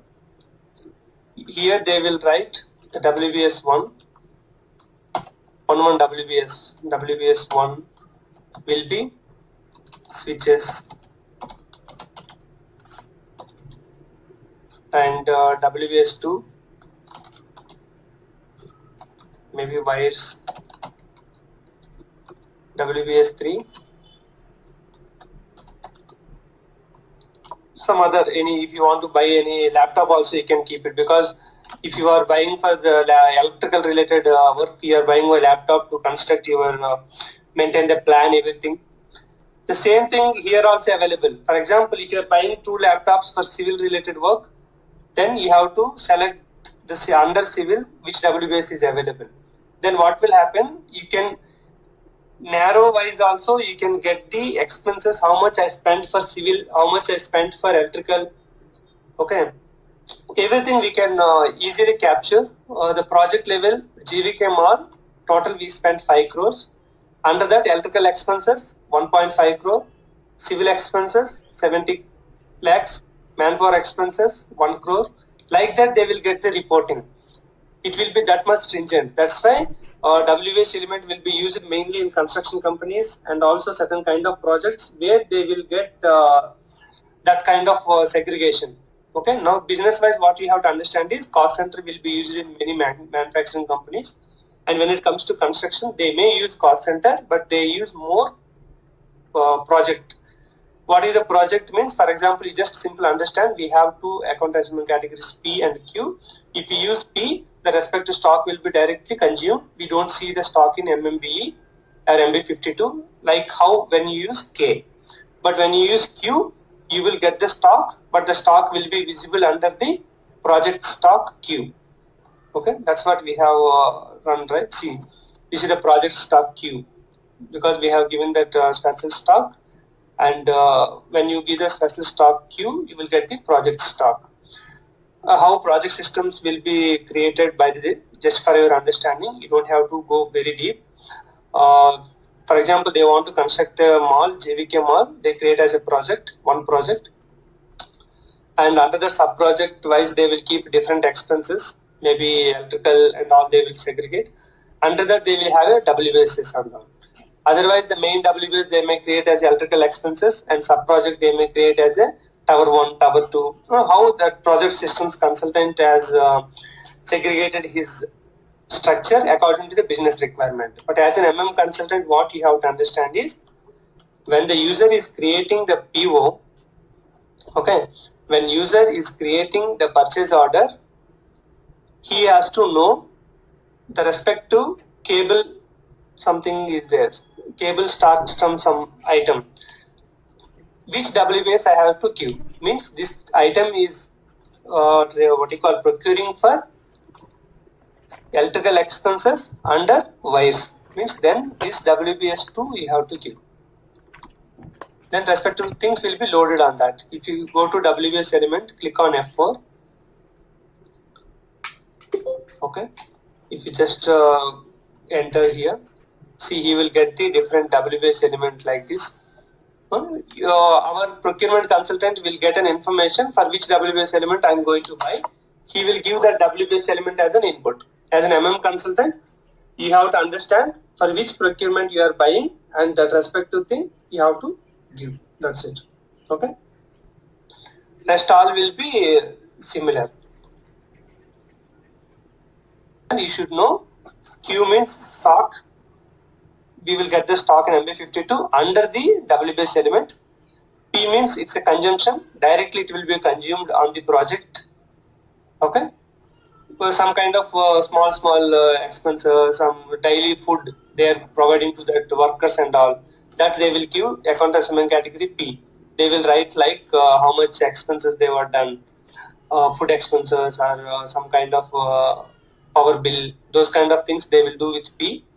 But cement, iron, laptops, chairs, whatever the items they are buying for the construction of 1 year or 8 months, it will happen, right? That kind of items and all, they will give account assignment category Q. As an consultant, that knowledge is sufficient for us. How K will behave, P will behave like that. How our standard will behave, Q will behave. But when do you use that project systems? As per my experience, mainly it is very useful in construction business, somewhat in real estate business, and some manufacturing companies also may use that. The entire setup, everything will be done by PS consultant. As an consultant, what is the integration between and PS? When you create a PO, we give that account assignment category Q. System will ask the WBS element. We have to select the WBS element. Structure-wise, when you create, see this laptop will be available in both civil expenses and electrical expenses also, because electrical engineer needs some 3 laptops. Means when you buy laptop for electrical department, you select this WBS. Then what will happen? With respect to 3 laptops, charges of 1 lakh rupees will be loaded on this electrical expenses project, sub-project, because this WBS comes under this area, right? Like that, very narrow, we can get the report of how much, for example, complete mall is ready. Then they will have a report how much expense I have done for civil. Then similar mall they will construct in somewhere in Mumbai. Then they can estimate, okay, area is same and floors are same, 10 floors. Last time I have spent some maybe some 35 crores to construct this building. Now this time, in which areas I have to concentrate to less the cost. Last time what happened, cement we have ordered some, for example 20 lakhs cement we have ordered. Because of sudden rain, there are some cement was damaged. Otherwise we bought and immediately the cost was decreased. Okay, how to handle those kind of things? Can we have any agreement for the next 1 month? What price is there? I should give. Is there any decrease in the price I have to get for that price? These kind of some learnings, right? For example, today there is Flipkart sale is happening. What happened? You don't know that. Okay. Otherwise, tomorrow onwards there is a Flipkart sale is there. Today you want to buy a mobile, you bought it. But later you came to know like there is some 2,000 rupees discount was happening in that sale. This time, that kind of marketing also we have to search where you will get the near future. If the offer is after 1 month, you may not think wait for that. But if offer is within 3 or 4 days, what is the problem in waiting for that? Okay, these kind of learnings and all they will work, and which vendors are giving better price. Last time we bought a cement bag for 400 rupees. Okay, this is a very high cost. There are some good vendor with better quality of cement is going to give for 320 rupees. Okay, this time we will connect with that vendor. And also last time some vendors are not giving on time. Okay, they delayed for 10 days and all. And also they are giving for more price. We will go for a new vendor who will give you for the less price and also on the correct time. These kind of different learnings and they will accumulate when they do the second project. The same way, right? When you work on your first project, you will face a lot of issues and you are not able to perform in certain areas. in second project, when you're going for that, you will analyze what kind of mistakes you have done and you will work on that. In the same way, the reporting wise project system will be very good for the construction people, where the similar kind of, if you take some construction companies, if you take in Bangalore Brigade and some big companies are there, or they will similar kind of residential or commercial apartments they do, the same kind of apartments they do in the same place, in another place. At that time, they will take some learnings from this and they will apply on that. For that, project systems will be very useful to get the exact report. See, when you construct a home, if you ask any owner, they will tell you like how much expenses you have done for your home. He will tell 50 lakhs. He may not tell like how much I spent for civil expenses, how much I wiring, how much I have done for the furniture. Okay, that much segregation he may not give, but if you have a project systems in your company, you can get each and every area how much I have spent. Initially, you will plan for civil expenses. You have given a budget of 2 crores, but after completion of project, it has gone to 2.5. You can analyze why it has gone that much level. Have you done any mistake? Otherwise, the only prices are high because of some reasons. This kind of analysis will be done with that. Finally, what we have learned, item category will decide the type of procurement which we are going to learn in the special procurements topic. And account assignment category is a cost object where you want to load your stock or the consumption. The more popular account assignment categories are standard, which you use for our standard procurement, K, cost center, maximum manufacturing companies, everybody uses that. And we have another one, project P and Q. P is for consumption and Q is for stock. When do you use that P and Q, the project system module has to be implemented and the proper WBS structure has to be available. Okay, and you cannot create any new item category in the system. The SAP, whatever it has given, we use the same. But account assignment category, we can create multiple according to the business requirement. When you go with account assignment category, mainly you will see the differences in the account assignment tab. If you give K, system will ask you cost center. If you give P or Q, system will ask you the project. If you give A, system will ask you the asset. If you give standard, means blank, system won't ask anything. Other than that, you won't see much changes. But when it comes to item category, you will see a lot of differences. When you see item category D, you will get this services or limits, 2 tabs you will get. But when you services or limits, when you use B, you will get only limits. And when you don't use anything, you won't get these 2, you will get the only material tab. So the screens also different. Yeah. See, whenever you have purchase requisition with multiple items, you want to create a purchase order, then you have to write like this. Item, purchase requisition number, item 10, purchase requisition number, item 20. If you don't give like that, okay, you have given directly like as usual how you give only purchase requisition number. This will be applicable only for if you have a single item. Now you have a multiple items, you just click enter. System will throw a message. It won't copy any details. That's why whenever you have a multiple items in a purchase requisition, you need to pass each item along with the purchase requisition number. If you have 10 items, you have to give 10 times purchase requisition and 10 times requisition item number also. See, nothing, no details were copied. You can see that material blank, everything is blank. That's why you have to give item number 10. You have to give item number 10. Then system will copy the data from item number 10. That's why if you have a multiple items, see that system has copied that. Now give second one, item number 20. Now system will copy the item number 20. How many items you have, those many things you have to give. For example, now you are trying for 30. There is no 30 item. That's why there is no blank. There is nothing was copied. Okay. You have to pass each purchase requisition number and the item. If you have a multiple items, if you have single item, then you can either you can give 10 or else you can give only the purchase requisition number, because there is only one item. System doesn't have to search for the requisition item. Because single item, it will directly copy. Starting recording. See, this mail text will be, see, when you take an output with the mail, then for example, this is the mail output. For that mail, what text title you want to visible. For each language, we maintain that one. Okay.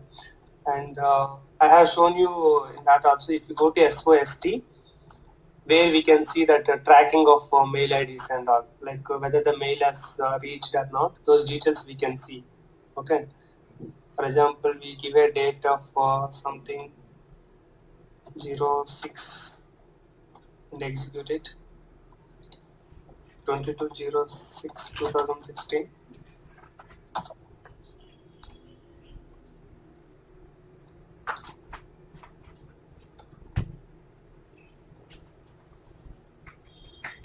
We can take this and status errors transmitted anything, we will select it.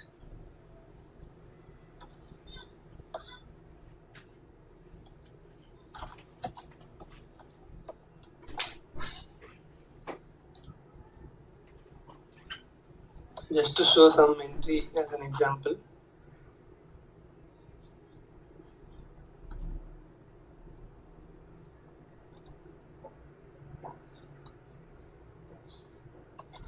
No data, it is coming like 06.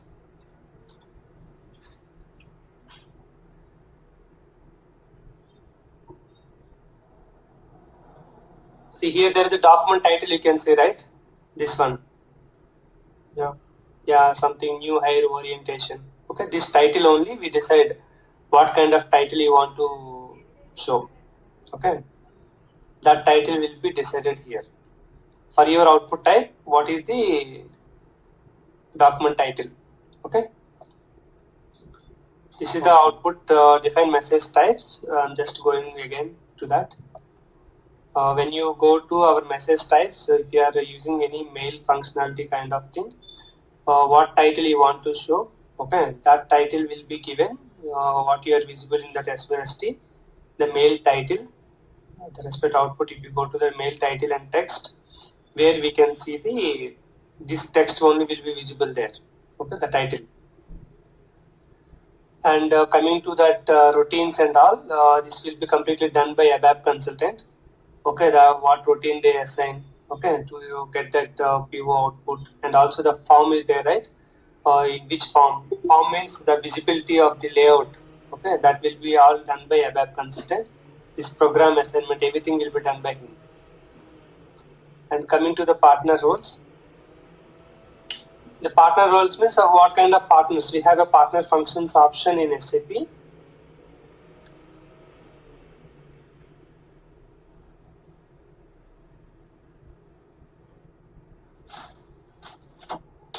The partners may, for example, along with vendor, any ordering address you want to send, delivering plant to whom, that is a partner functions are there.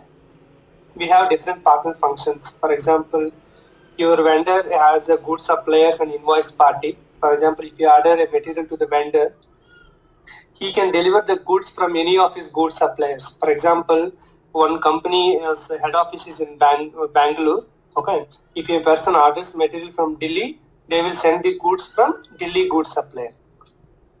Mumbai goods supplier. But invoice can be sent from Bangalore, but goods can be sent from the nearest location. Like that, we have different partner functions. We can maintain it. That is a available partner function. All these details you can see at a single screen. Just select and go to display, where we can get the maximum details in a single screen also. See, like what is the default values, and the communication strategy, storage system. Many details we can see here. But the form routines, processing routines and all, you can get from here. Okay, what program assigned and all. Title, you understood what we do, routines and what program assignment, this everything will be done by ABAP consultant. What you just understand the terminologies, that's it, what is partner and all those things. See the same details I have shown you, right? You can see directly in the single screen also. For example, if you go there what we have seen here, and put the process routines and all, it will have available the details. We have a transaction code called NSE, where you can see all the details. See the form, routine, everything we have seen in the single screen, right? Like that, we have a transaction code called NSE. Let me show you that transaction in another screen. So before that, we have one more important, this fine-tuned control. If you go to the fine-tuned control, where we will see like which data wants to be visible at the creation and change. If you go to the operation, one is creation at the time of PO is new, and also change. After change also, whether you want to show the printout or not, we can control here. If you have an entry to for 2 also, then during PO change also, system will trigger a new output. And now I will show you that NACA transaction where we can see all the details. See, when you go to the NACE, system will ask for different applications. Our application is purchase order. Select EF purchase order and go to the procedures. Here you will see that whatever the procedure we have seen, right? Like routine, program, and the procedure we have, what procedure we are using, which condition types are available, that we can see here.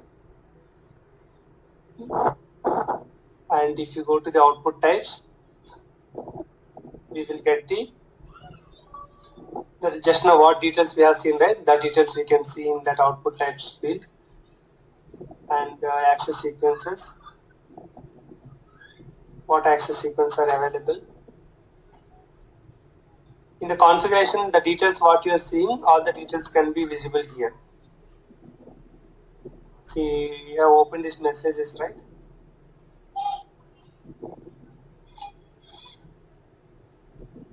Okay, these messages details you can see there. These details you can see with the NACA transaction also. Finally, your question is what is mail text and all?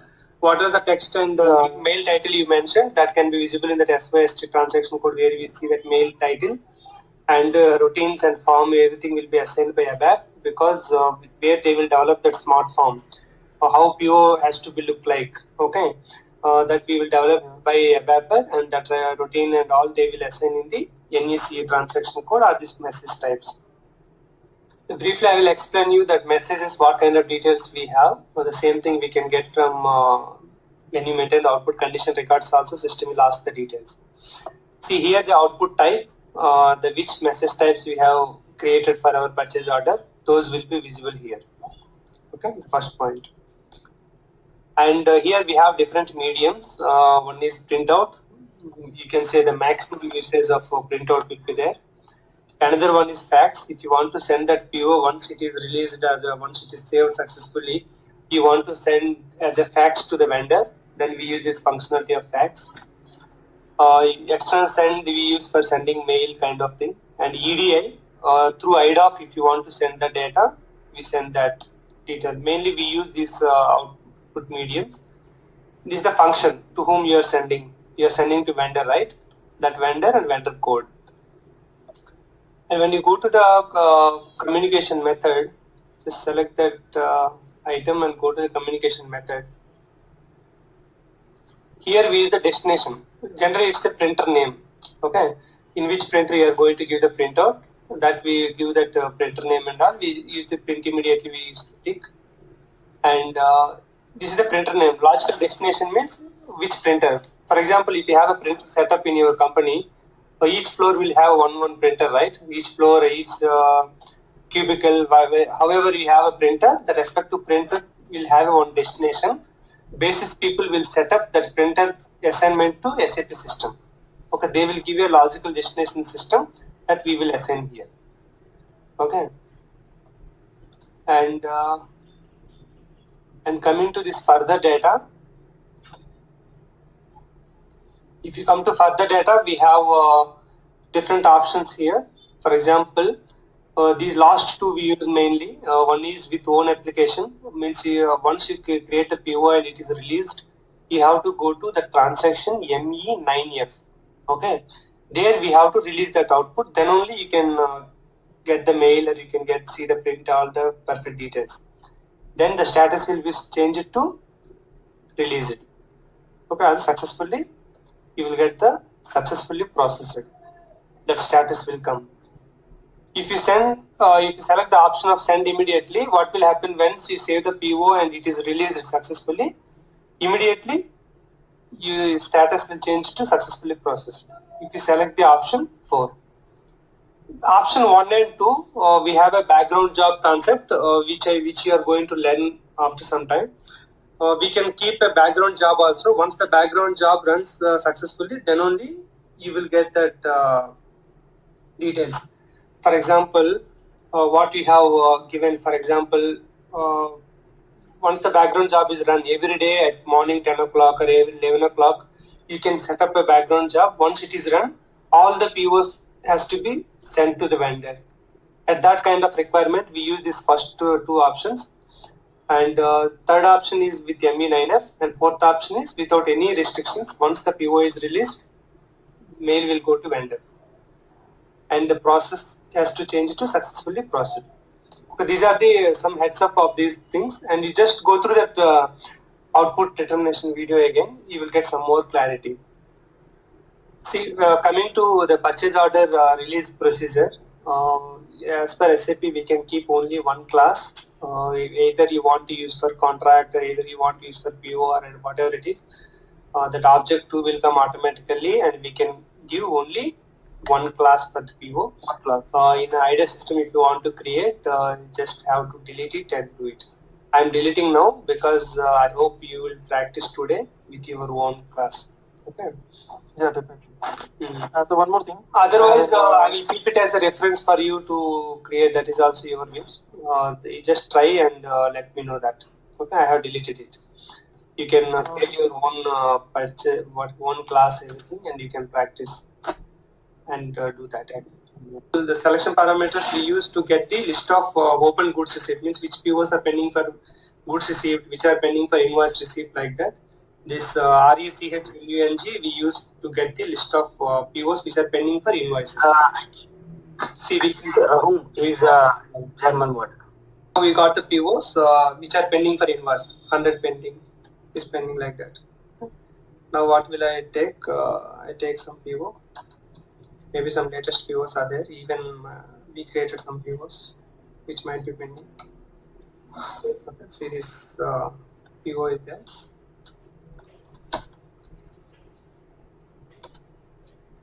Go to Miro. Already we have open Miro, and give the Miro. Just click enter.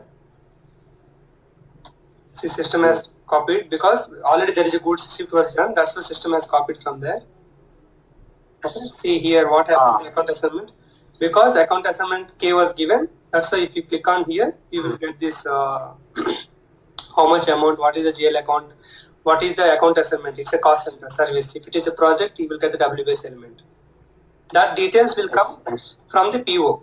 If PO is a blank, if PO doesn't have any details and all, at that time, our system won't copy anything. You can see here, account assignment category K, and the account assignment will come from here. There's all details we can get. The standard procurement, and the material will get the stock. Okay. Once your posting was received, PO value is one quantity, $100. Tell me the accounting entries. It's stockable, and goods receipt flag is there under delivery tab. Vendor account KBS debit, credit, and GRIR debit. From where this vendor account will come? You're saying KBS. Yes. Okay, but from where it will come? Vendor account come from reconciliation account in vendor master. Yes, for vendor, it comes from the reconciliation account. Yeah. Okay. Okay, in the same scenario, $100. Okay. I have a 10% GST. Some tax is there, input tax. Now tell me the accounting entries. The same. Vendor account, GR account, and additionally we have input tax 10%. This will be credit. Okay, $100, $10 tax. Yes. Now we tell me the accounting. total 110. Total 110 we have to pay. So in vendor account, then GRIR debit, then 10% input tax. So that will be credited, right? Input tax account. 10% credit.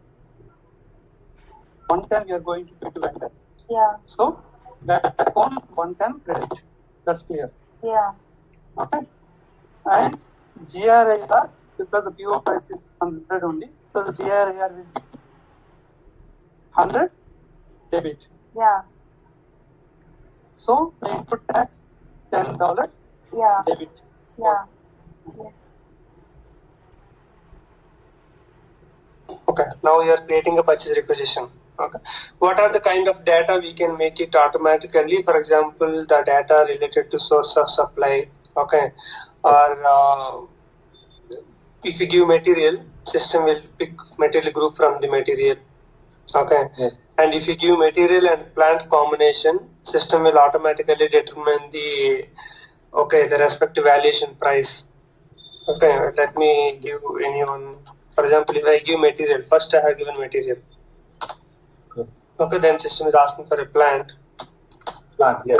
Yeah, once I give this material and plant, you can come to this valuation. You can see the price. Okay, this price has come from the material master, right? As I told you, like for purchase requisition, price comes from the material master. Okay. But for the external documents like purchase order and all, it comes from the contract and info record and all. Means when you give this material, description has come automatically. Okay, and what you call after giving the plant, as per the combination, we got the material price. Okay, and if you see this data, quantity and all, if you give, okay, once you get as per the settings we have done in the parameters and all, the source of supply has come automatically, and system is asking which storage location you want to have. Coming to the plant, okay, see, when it comes to the plant, we can make few things, like for example, you are working in a plant GK Bangalore.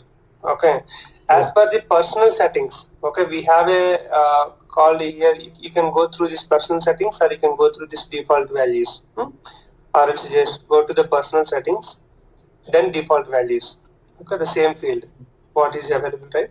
Here you can make certain things as a default for you, because you are always working for a that plant only. Because when you are practicing, you can select any kind of plant, but when you are working for a plant, for example, you are working for GK Bangalore, then whenever you create a purchase requisition, 100% you will create for the same plant. Okay, then what we do in personal settings, in your default values, you can give your plant. Okay, and you can give your purchasing group, whatever it is. Certain things you can give as a default for your user ID. This will be applicable for your user ID. But as per the system, we cannot make it plant. When you give material, plant has to come automatically. It won't work, because the same material is available for multiple plants. Okay. In a simple way, without having any development kind of things and all, you can make this one. See this plant, purchasing group, these all have come automatically as per the personal settings. If you do with some web development and all, we can do certain things like when a user belongs to GK Bangalore, if he selects that, only that plant has to be visible. Okay. Remaining should not be visible. For example, if remaining visible also, if he selects other plant, for example, he selected GK Chennai, then system has to throw error. That kind of validations we can perform by using some validation programs by ABAP and all.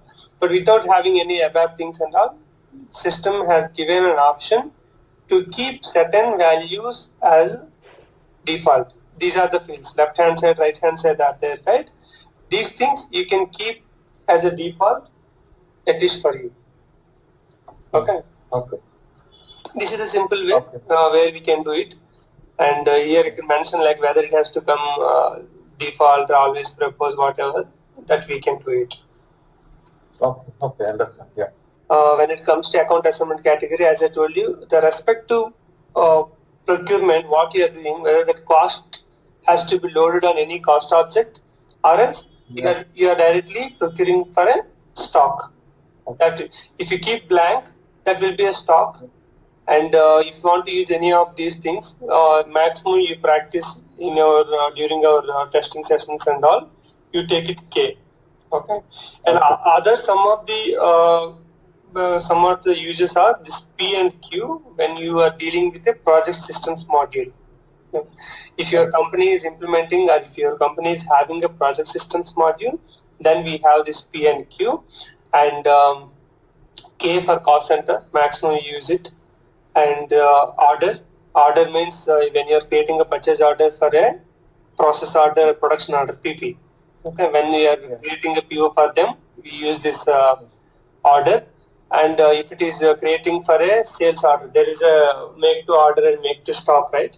For example, when it is the make to order, means whenever you are preparing a product or when you are procuring a material, that is only for a sales order. Okay. Directly, whatever you are procuring, you are directly giving to another customer, a kind of trading goods.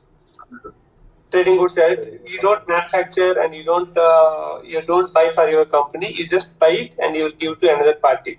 What is the use of that? For example, there is a small suits preparation people all are there. Okay, but they don't have that marketing to. Although their quality is very good, they cannot market themselves. Then that's what will they do? The Chennai silks or whatever it is. For these people, they will directly give that 100 suits, that 100 t-shirts, whatever they're manufacturing in their small company.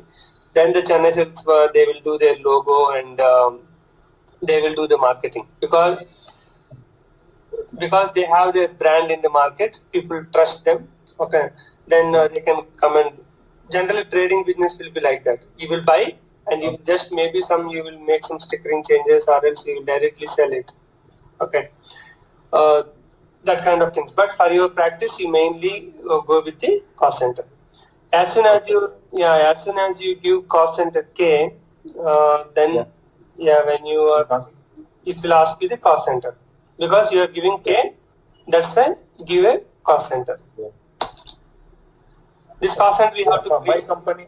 Yeah, you have to create a cost center for your company.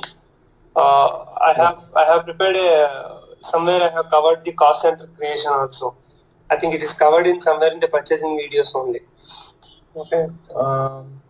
Otherwise, I will check and give you that cost center creation. My next question is how to create the cost center. Yeah. I watched the video up to purchase requisition release procedure. I cannot find it. Cost center. I think the cost center I covered in goods issue. Okay. In goods issue video, I covered a cost center. I will give you that cost center creation video. Okay, which is covered in the goods issue because goods issue mainly we do in against the cost center. Okay, during that session I prepared that video about the cost center. I think I will check and give to you. It's an easy task, some 10 minutes only. I will share that video. You use that video only for the creation of cost center. The goods issue topic we are going to learn when we are going to inventory management. Okay. In your when you are seeing this different kind of account assignment categories, maximum they will consume your stock. Okay. Yeah. For example, if you are buying for asset means it is not an expenses. Okay. When you are getting some salary and you are giving these movies and going for dinner or paying the internet charges, paying what you call cable charge. All these are expenses for you. Okay, but you are buying some house. You are paying some such kind of things and all. You will treat it as an asset because in future you will get income from that. That's called asset, right? What is the difference between asset and expenses? If you are spending some money for your luxury or for your daily what you call eating or whatever entertainment, these are all expenses. But something you are keeping which will generate money in your future, that will be asset. Certain companies, company to company, the dealing of asset, like the treating of asset will be different. For example, I have seen in certain companies they treat AC and DC machines, even what you call laptop These all are as assets. Okay. In some companies, they may treat these mouses, laptops, and all as an expenses, and only that AC and any kind of such kind of items they may treat it as an asset. That depends on the company to company. But what is the difference is if you keep an asset, the respective asset account will get hit, and it won't be considered under the expenses account. The finance will treat. It will go into deep into that area. Okay. Coming to stockable and consumable. For example, when you keep blank, okay, we will directly think about the blank and K only, where the 70% of the procurement we will be involved with K and not 70. If you don't have project systems, almost 85% of the procurement either blank or K. If you keep blank, system will be stockable. Means whatever the stock you are procuring, and once you do the goods receipt, system will hit the stock account will get debit. Means your stock account will get positive. Debit means positive. In SAP, debit means positive, and credit means negative. Okay, in SAP, debit means positive and credit means negative. Okay, that's what. When you are keeping the account assessment category as a blank, your stock will increase. Okay, you will get, when you go and see your then you will see the stock improvement. When you are issuing, means different departments and all, your stock will come down. That's why we call it as a credit. When you are consuming, it will be credit, and when you are receiving, it will be debit. Yeah. Okay. Coming to cost center K. There is a cost center K. Again, you will see during our inventory operations of goods issue process. Okay.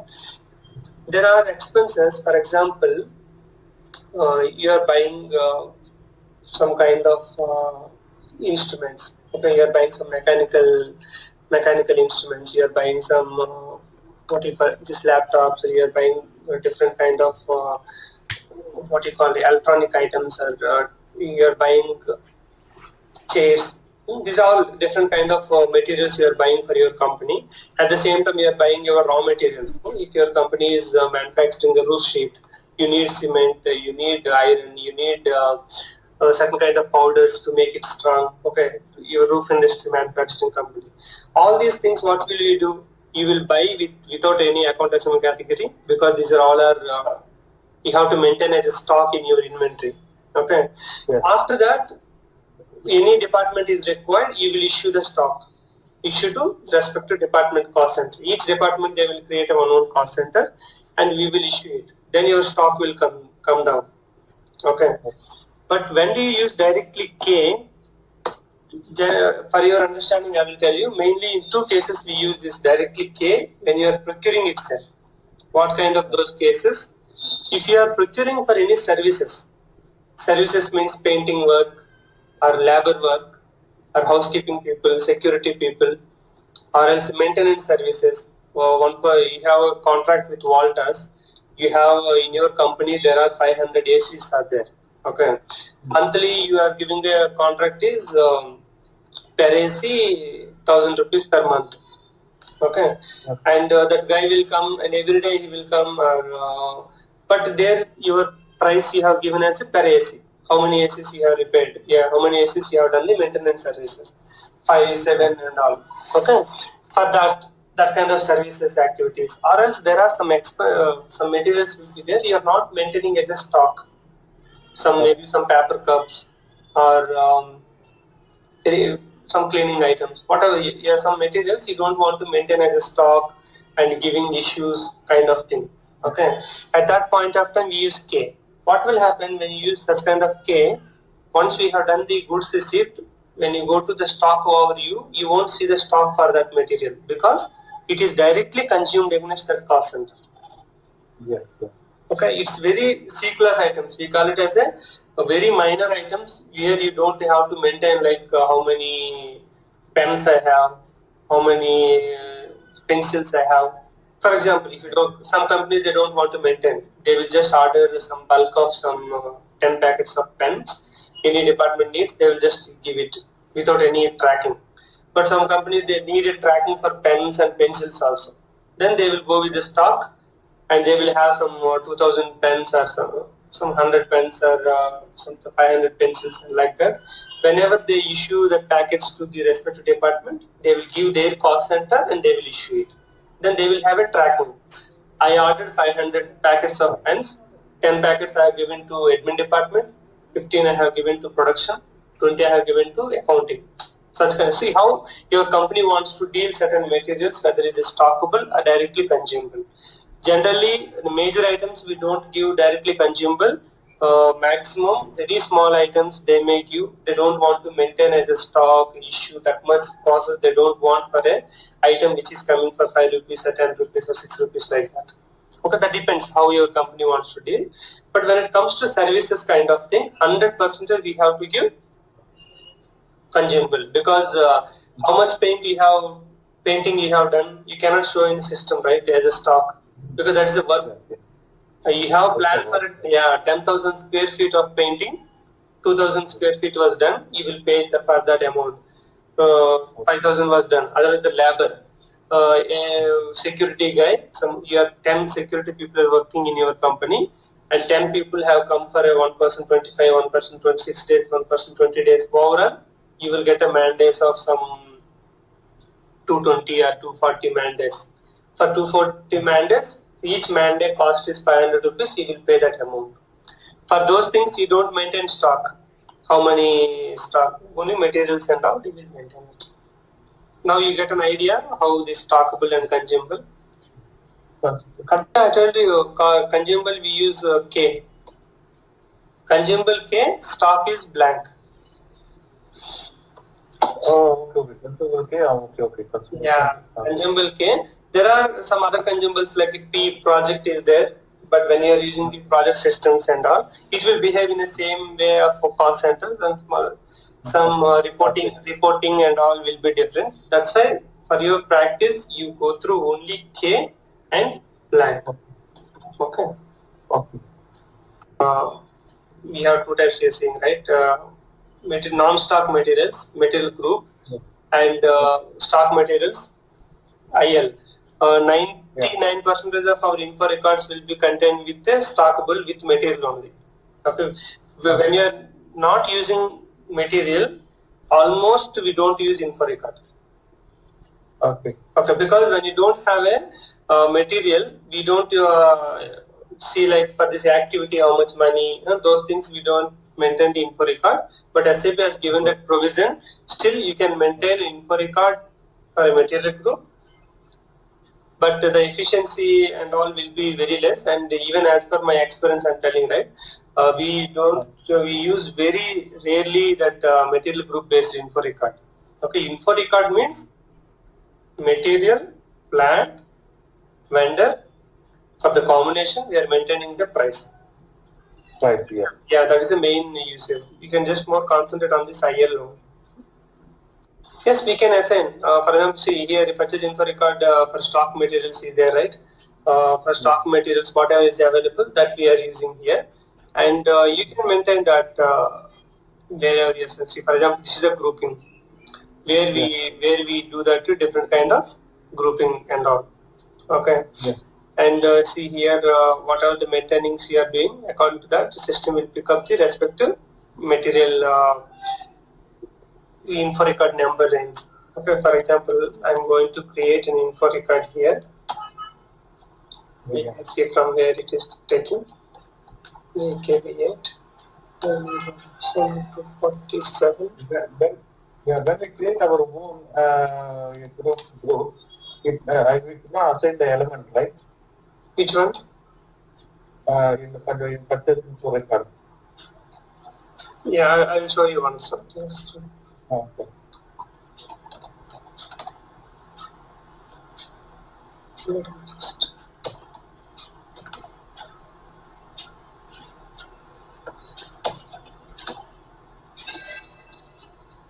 Okay, see this system has taken the number ranges from the This series it is taking.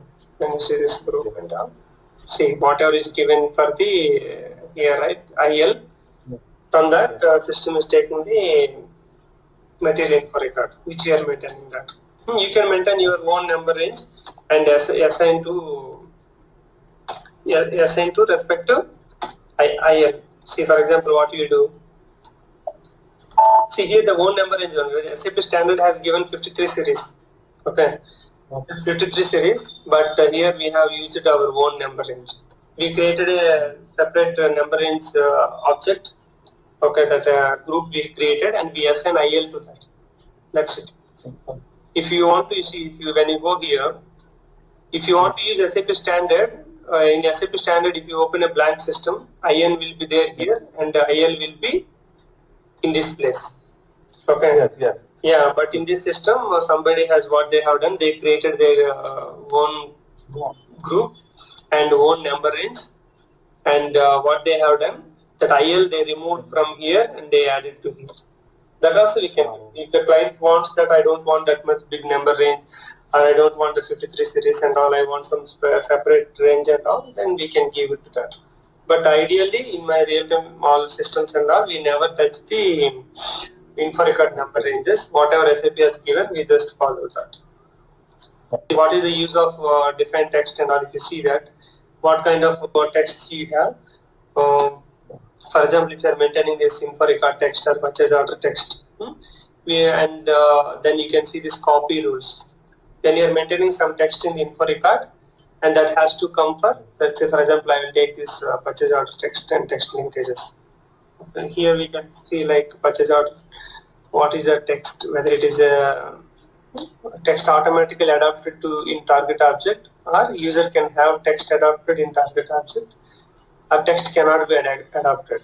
See, what we do is we have taken some purchase order, right? Purchase order text, and just now we maintain this info record.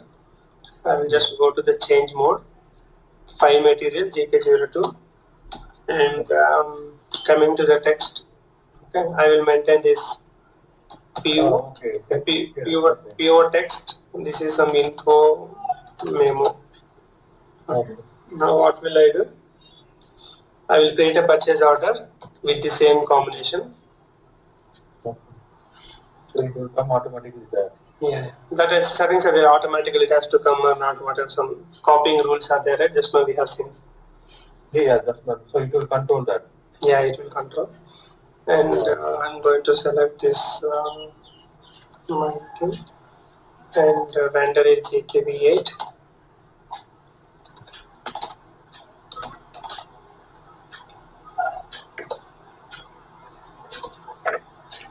Then item overview, material is 5.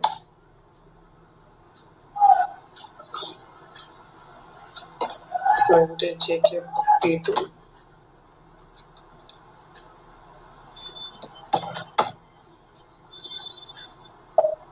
Okay, when it comes to the text.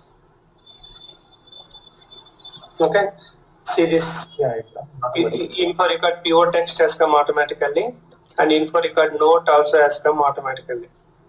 Yeah. Okay. So this is material PO text has come from the material master. We'll just see this. Okay. And go to the material. Yeah. In material, when you go to the PO text, see what we have maintained in the material. In material master also you have a purchase order text, right? Yeah. That also has copied to this material PO text. See this. Means what is the info? For example, if you are in material, for a material specific, you have some data to inform to purchase order to vendor. Like this material is a kind of what you call some flammable kind of thing, and you have to handle with the glasses, and you have to carry only in the glass containers. Don't use plastic. Any such kind of information you want to convey. Okay, that we can convey at the material master level. It will be visible, and if you want to take the same thing in printout, purchase order print will be there, right? In printout, if you want to get it, that also we can achieve it. Okay, by using a black and all. And info record also same, like info record this way, info record is valid for this much, and this price is decided as per these parameters, and this one, whatever. I'm just giving some kind of examples. Any information we can capture in info record and material master that can be given to our purchase order. Now you got it right. Yeah. See, when it comes to, I will tell you very clearly two examples: contract, purchase order. Yeah. Contract is a time dependent. Means you will create a contract for a certain period of 1 year of time, 6 months of time. Yes. Whatever the regulations or whatever price, whatever discount, what you have given in contract is applicable for that duration. That's why it's a time dependent. Coming to purchase order. Purchase order is always time independent. Today you created a purchase order with a price of 50 rupees and discount of 5%. The same price and values are applicable for that purchase order if you receive goods after 1 year or 2 years. Until you amend it. Means until you change it, there is no time limit. Whatever price we agreed at the time of purchase order, the same price and discount has to be given when you are receiving the goods or invoice receipt, whatever you do, the same will be applicable. Until you make a note with vendor is requesting that there are a lot of price changes happen in the 1 year because of a lot of parameters we didn't deliver the material, but now we are delivering, but I cannot give for the same price and how to negotiate. Okay, that respect to additional price we will adjust in invoice verification stage. That is all second thing. But purchase order is an independent and contract is a dependent. But when it comes to RFQ, we have a provision whether you want to make it as a dependent or make it as an independent. Document with the time dependent conditions, document with time independent conditions. We can have it two provisions. One document type you can have it as a time dependent, one document type you can have as a time independent. SAP has given that provision for RFQ to make it dependent or independent. What is time dependent? What is time independent? That I told you, right? A condition for which a validity period and scales are defined. Means we have given a price. This price is valid only for these 3 months. That we can give in info record, that we give in contract. But if a purchase order, if you give, there is no time limit for that. Whatever you have given price, until you finish your purchase order, the price will be valid. It may be after 2 years, it may be after 2 days. Okay? Time dependent, time independent. For RFQ, you can make it whether your document type is time dependent or time independent, you can activate it. Okay. See, whenever what we do, SAP standard has given a document type, we will copy it. When first what we do, we'll just see this AN RFQ, and it is having certain kind of linking. Okay, linking with purchase requisition. Okay, linking with purchase requisition means what is, as I told you that with this purchase requisition, we can create our AN. That is what. Yeah. Okay. Yes, that's all. Now what will I do? I will copy AN. I will create as a GRFQ. Okay. Yes. I will use the same number register now. Copy all. Okay. And here, yeah, because EN is not available, I think. EN might be deleted by somebody. Yes, EN is not available. Earlier EN was available, but somebody might be deleted. Okay. You can just keep it. Can be is already available. Then we can ignore this entry. That's it. That's not there. There is a left hand side. You will see one arrow. Here in this place, you have seen, right? Can we repeat it? No. How did you ignore it? Okay, let me. Back? Yeah. Just I click the black one. Here I will just repeat the same case. It's not an error. What happened? There is a EM per document type, PR document type is available earlier, but somebody would be deleted. That's why system is checking. So now I'm copying GRFQ, copy all. See, when I'm copying all, there is a purchase requisition document type EN is not available. See, if you click on F4, in the document type also, EN is not available. Okay, Yeah, I think understand. somebody would be deleted later. That's why you have to ignore. Can you see this left hand side one button? Skip. Skip. Okay. Yeah, just skip. That's it. Done. Um, Now you can see this link purchase requisition. What are the purchase requisitions are available? For example, if your purchase requisition is not available, what you created your own, okay? Then what you do? You just select these NBs and all. Okay, like this. You just select these NBs and click on copy, and you would have created something, right? This ZNBT. You just assign it. That's it. Yeah, understand. Yeah. And also we have to remove unnecessary things for your new thing. Okay. Okay, this is already available. For example, if not available, we need to do that. And for example, you don't want to link your you have created a new RFQ document type, right? You don't want to link with this SAP standard 6B and all. Then we need to delete it. Got the point? So these are all you don't need. Yeah, you don't need it because these are all given by SAP standard. You don't want to link with your new RFQ document type. You want to link with your own purchase requisition. Then only we will do it. So I've seen in your video you are selecting the bulk of data by crosshair.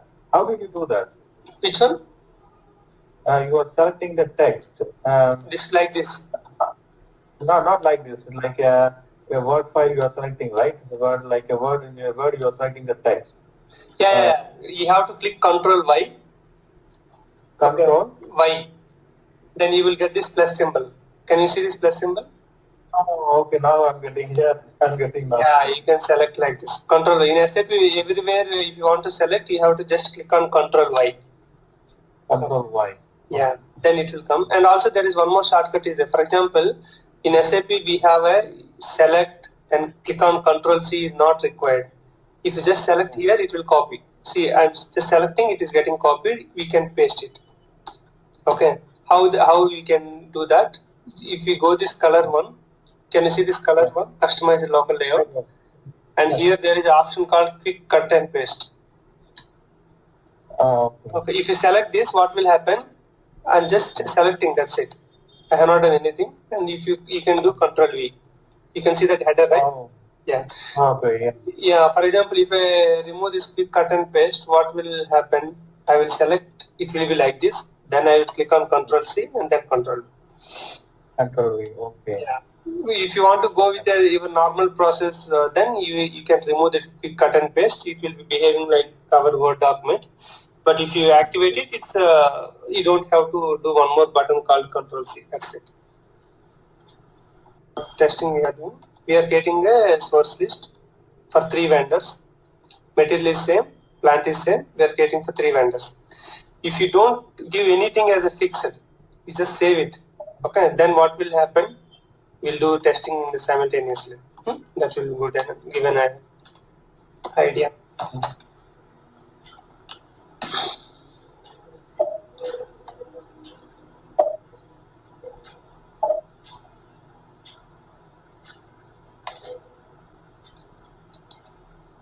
Okay, I will give material 5. I think I actually source data mesh. We will see how the system will behave. Okay, see, you can see this option, right? System has given all 3 vendors. Can you see at the bottom? Source of supply. Yes. You have to select any one because as per the system, it treats all are equal. Because all sources are maintained, then we have to decide which you want. Okay. Now what will I do? I will come here and I will select one vendor as a fixed. Okay. Then the same thing I will give 5. Quantity 100 liters. See, GKV8 has come automatically. We don't have to. Yeah. We don't have to select anything. It will come automatically. because there is only one source system is able to pick up. Okay. Yeah. And as we have just seen that if you want to keep two as a fixed vendor, then system won't allow you to save. See what Mer is giving. Please reconcile source list records. Means there is a two entries are available. So one or more source list records contain conflicting data. For example, two records defined as a fixed sources in the same period. You can keep in a different period. For example, until 01/2018, he is the fixed vendor, and from 02/2018 to 19, he is the fixed vendor. Then system has allowed. You can see, right? Different periods. Until January 2018, he is the one, and from January 2018 to 2019, he is the one. Like that, we can do it. When it comes to this, when you're creating a contract with ME31K, here you're asking about the two fields. Okay, requirement tracking number I will tell you. Vendor subrange is a for same vendor if you want to maintain different purchasing data. Okay, some currency or any kind of some details, few details we can maintain. That's why SAP has given a concept called vendor subrange. At vendor subrange level and plant level, we can maintain the different purchasing data. Once enter the completion of this entire MM, in the last we have miscellaneous topics which are not that much critical. Okay, just for knowledge purpose, if you want to see, we can see it. That for that I have made a video. You can go through that. And coming to requirement tracking number, you can just click that F1. It's just a tracking. See the number that facilitates the monitoring of the procurement if required, procurement of required material or services. The number can relate to the requisition note that was not generated in the system. Like it's like a number. We don't give something like RFQ is generated, purchase order is generated. Like that, it's a requirement tracking number won't be generated. It doesn't have any transaction code. For your contract, you will keep requirement tracking number of some number for your tracking. That's it. When you with that tracking number, we can extract your all contracts or all purchase requisitions or POs and all. For a material, this is the tracking number. This is just to try to track your documents. By using TN 1 through 3, we can track your purchase requisition or POs, wherever you are using that. That's it. So we are, in the contract, we are not creating. We are just creating the contract, and with reference to contract, we are creating PR. While creating PR, we need to do this because this tracking number. No, see, for example, when you're creating the purchase, you can see the table level. Whenever you go the table level, it will be good for us to see what table for purchase requisition. The table is EBAN. Okay, you have to slightly practicing the seeing tables from now itself. Just go to SC11 and give the respective table. EBAN is the purchase requisition table. I have a one sheet where I have a list of tables that we can go through that. And requirement tracking number, BEDNR. Okay. If you give the requirement tracking number for purchase requisition, when you create a contract with reference to requisition, that tracking number will be copied to contract. Okay. See, for example, for one material X, you kept a tracking number of T1 to 3. Okay. By using requirement tracking number T1 to 3, you can check that how many PRs are there, how many contracts, how many purchase orders and all. It's just a tracking number only. No? Tracking number. See, for example, if it's giving some kind of discount, either you can maintain in a contract or you can maintain in the info record, because both are time dependent. See, now I'm creating GKV8 and 001 agreement type. I will select. Because the document itself. I'm just selecting this some quantity contract and all, and I'm just going inside. Okay. See, it will ask you validity because it's a time dependent, right? 2018. But vendor is saying I'm having the offer for first 3 months. I'm not having the offer for entire contract. So that's we can do. First what we do, we were giving the material 5 and 10 packs, Each pack cost is some 50 rupees. Okay, somebody is doing something.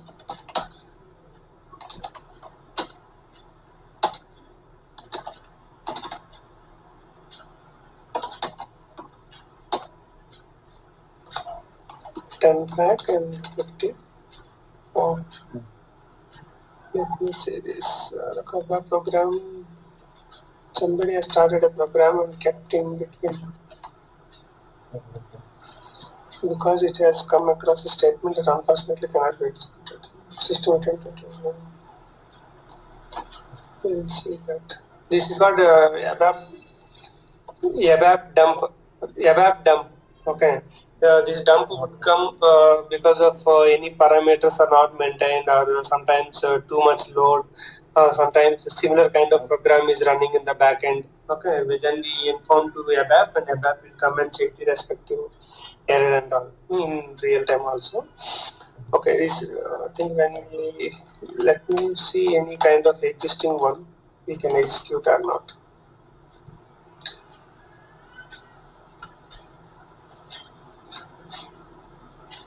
We can give the validity actually. Otherwise, I will show you info record. Both will have the same screen. Okay.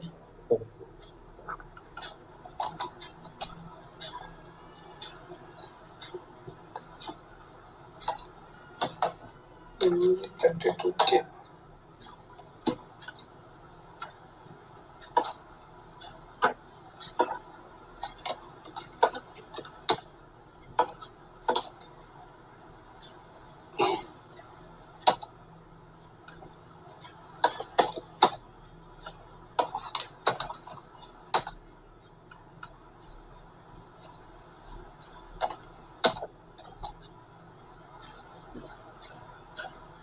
If you take any material and go to condition tab, there is some dumpers there. I will show you the same screen in what you call in info record, because info record and what you call contract will have a same kind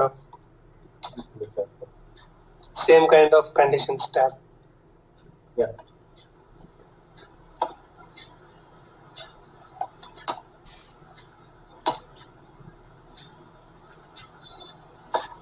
Selecting.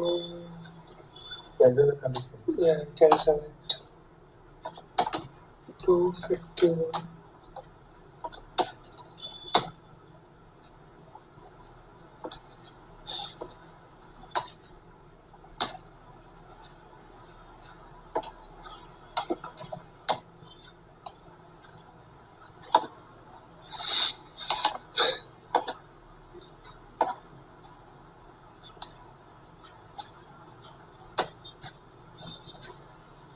Let me tell you.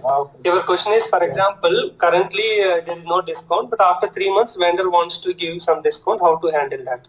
Okay, this is our info record. Even info record or contract, anything when it comes, there is an already from June 20 to some till end date. We have some price.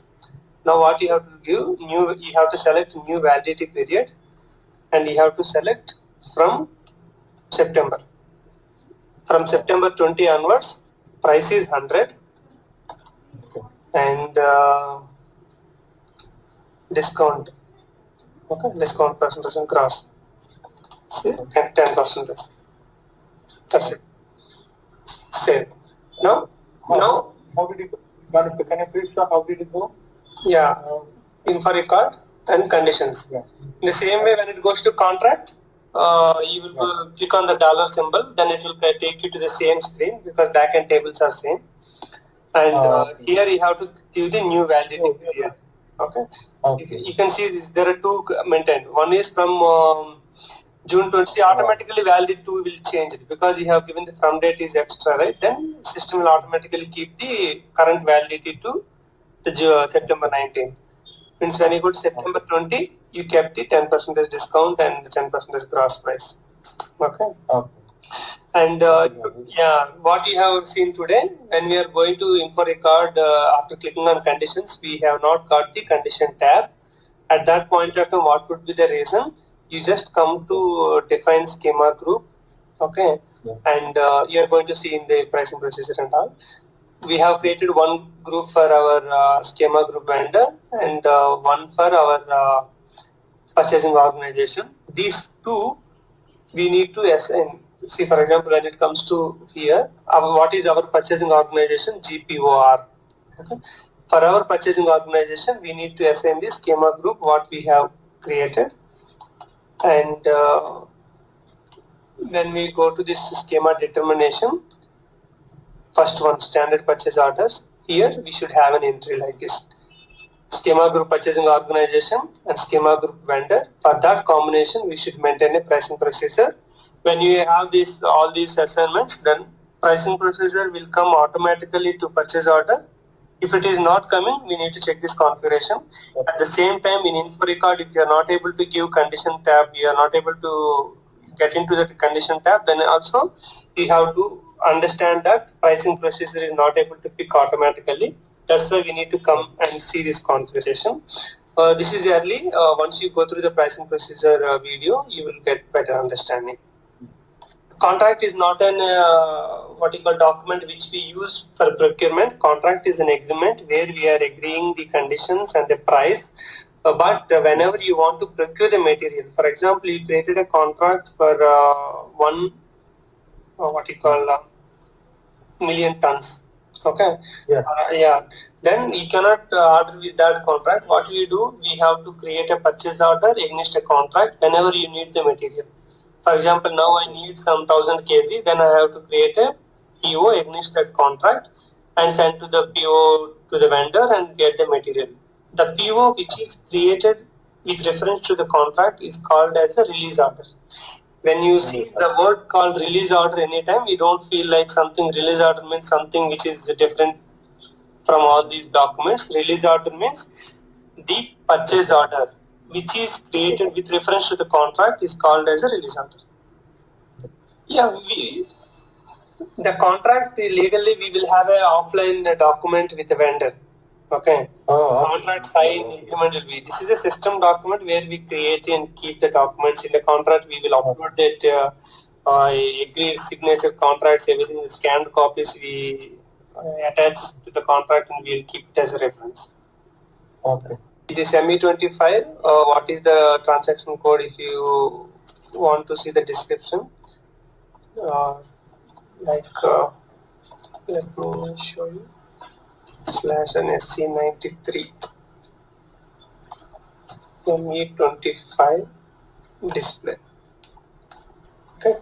Create PO with source determination. Means create PO, we don't know the vendor, but you have to select the vendor from the source determination. Like what we have done in the purchase requisition, right? SN source of supply, what we have done. For that purpose, directly if you want to create it, you select your what you call document type. This is ME25 screen. Purchase order data and all source determination have to be active. These things and delivery date we can keep 01/01/2017 07. Give your plant and storage location. Then enter. Okay, here we'll give the material. Requested quantity. Okay. After selecting this line item, we have to click on the assign source of supply. And also here if you have an option C, not only PO, you can create as a requisition also. If you save here, system will generate the purchase requisition. Okay, now assign source of supply. Existing sources will be lost. Okay. Assign source of supply, and then we can generate the respective purchase order. Okay, see, click on generate purchase order. There are two buttons. One is you can generate a PO or you can generate a requisition. Yeah, it has given some facilities and all, but only for once you can see what is the purpose of ME25 and all. But as I told you, the usage is very less. Okay. Yeah, it's not directly taken to the PO screen. Now you are seeing the PO. Yeah, that's it. Thank you.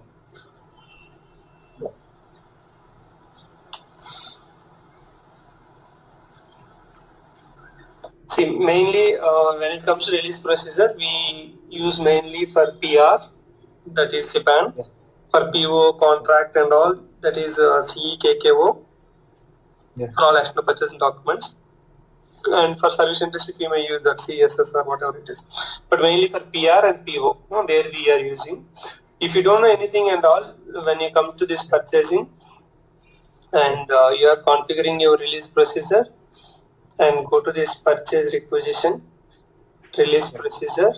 Here you have release procedure, right? You just click on this with classification, what we are giving here. Okay.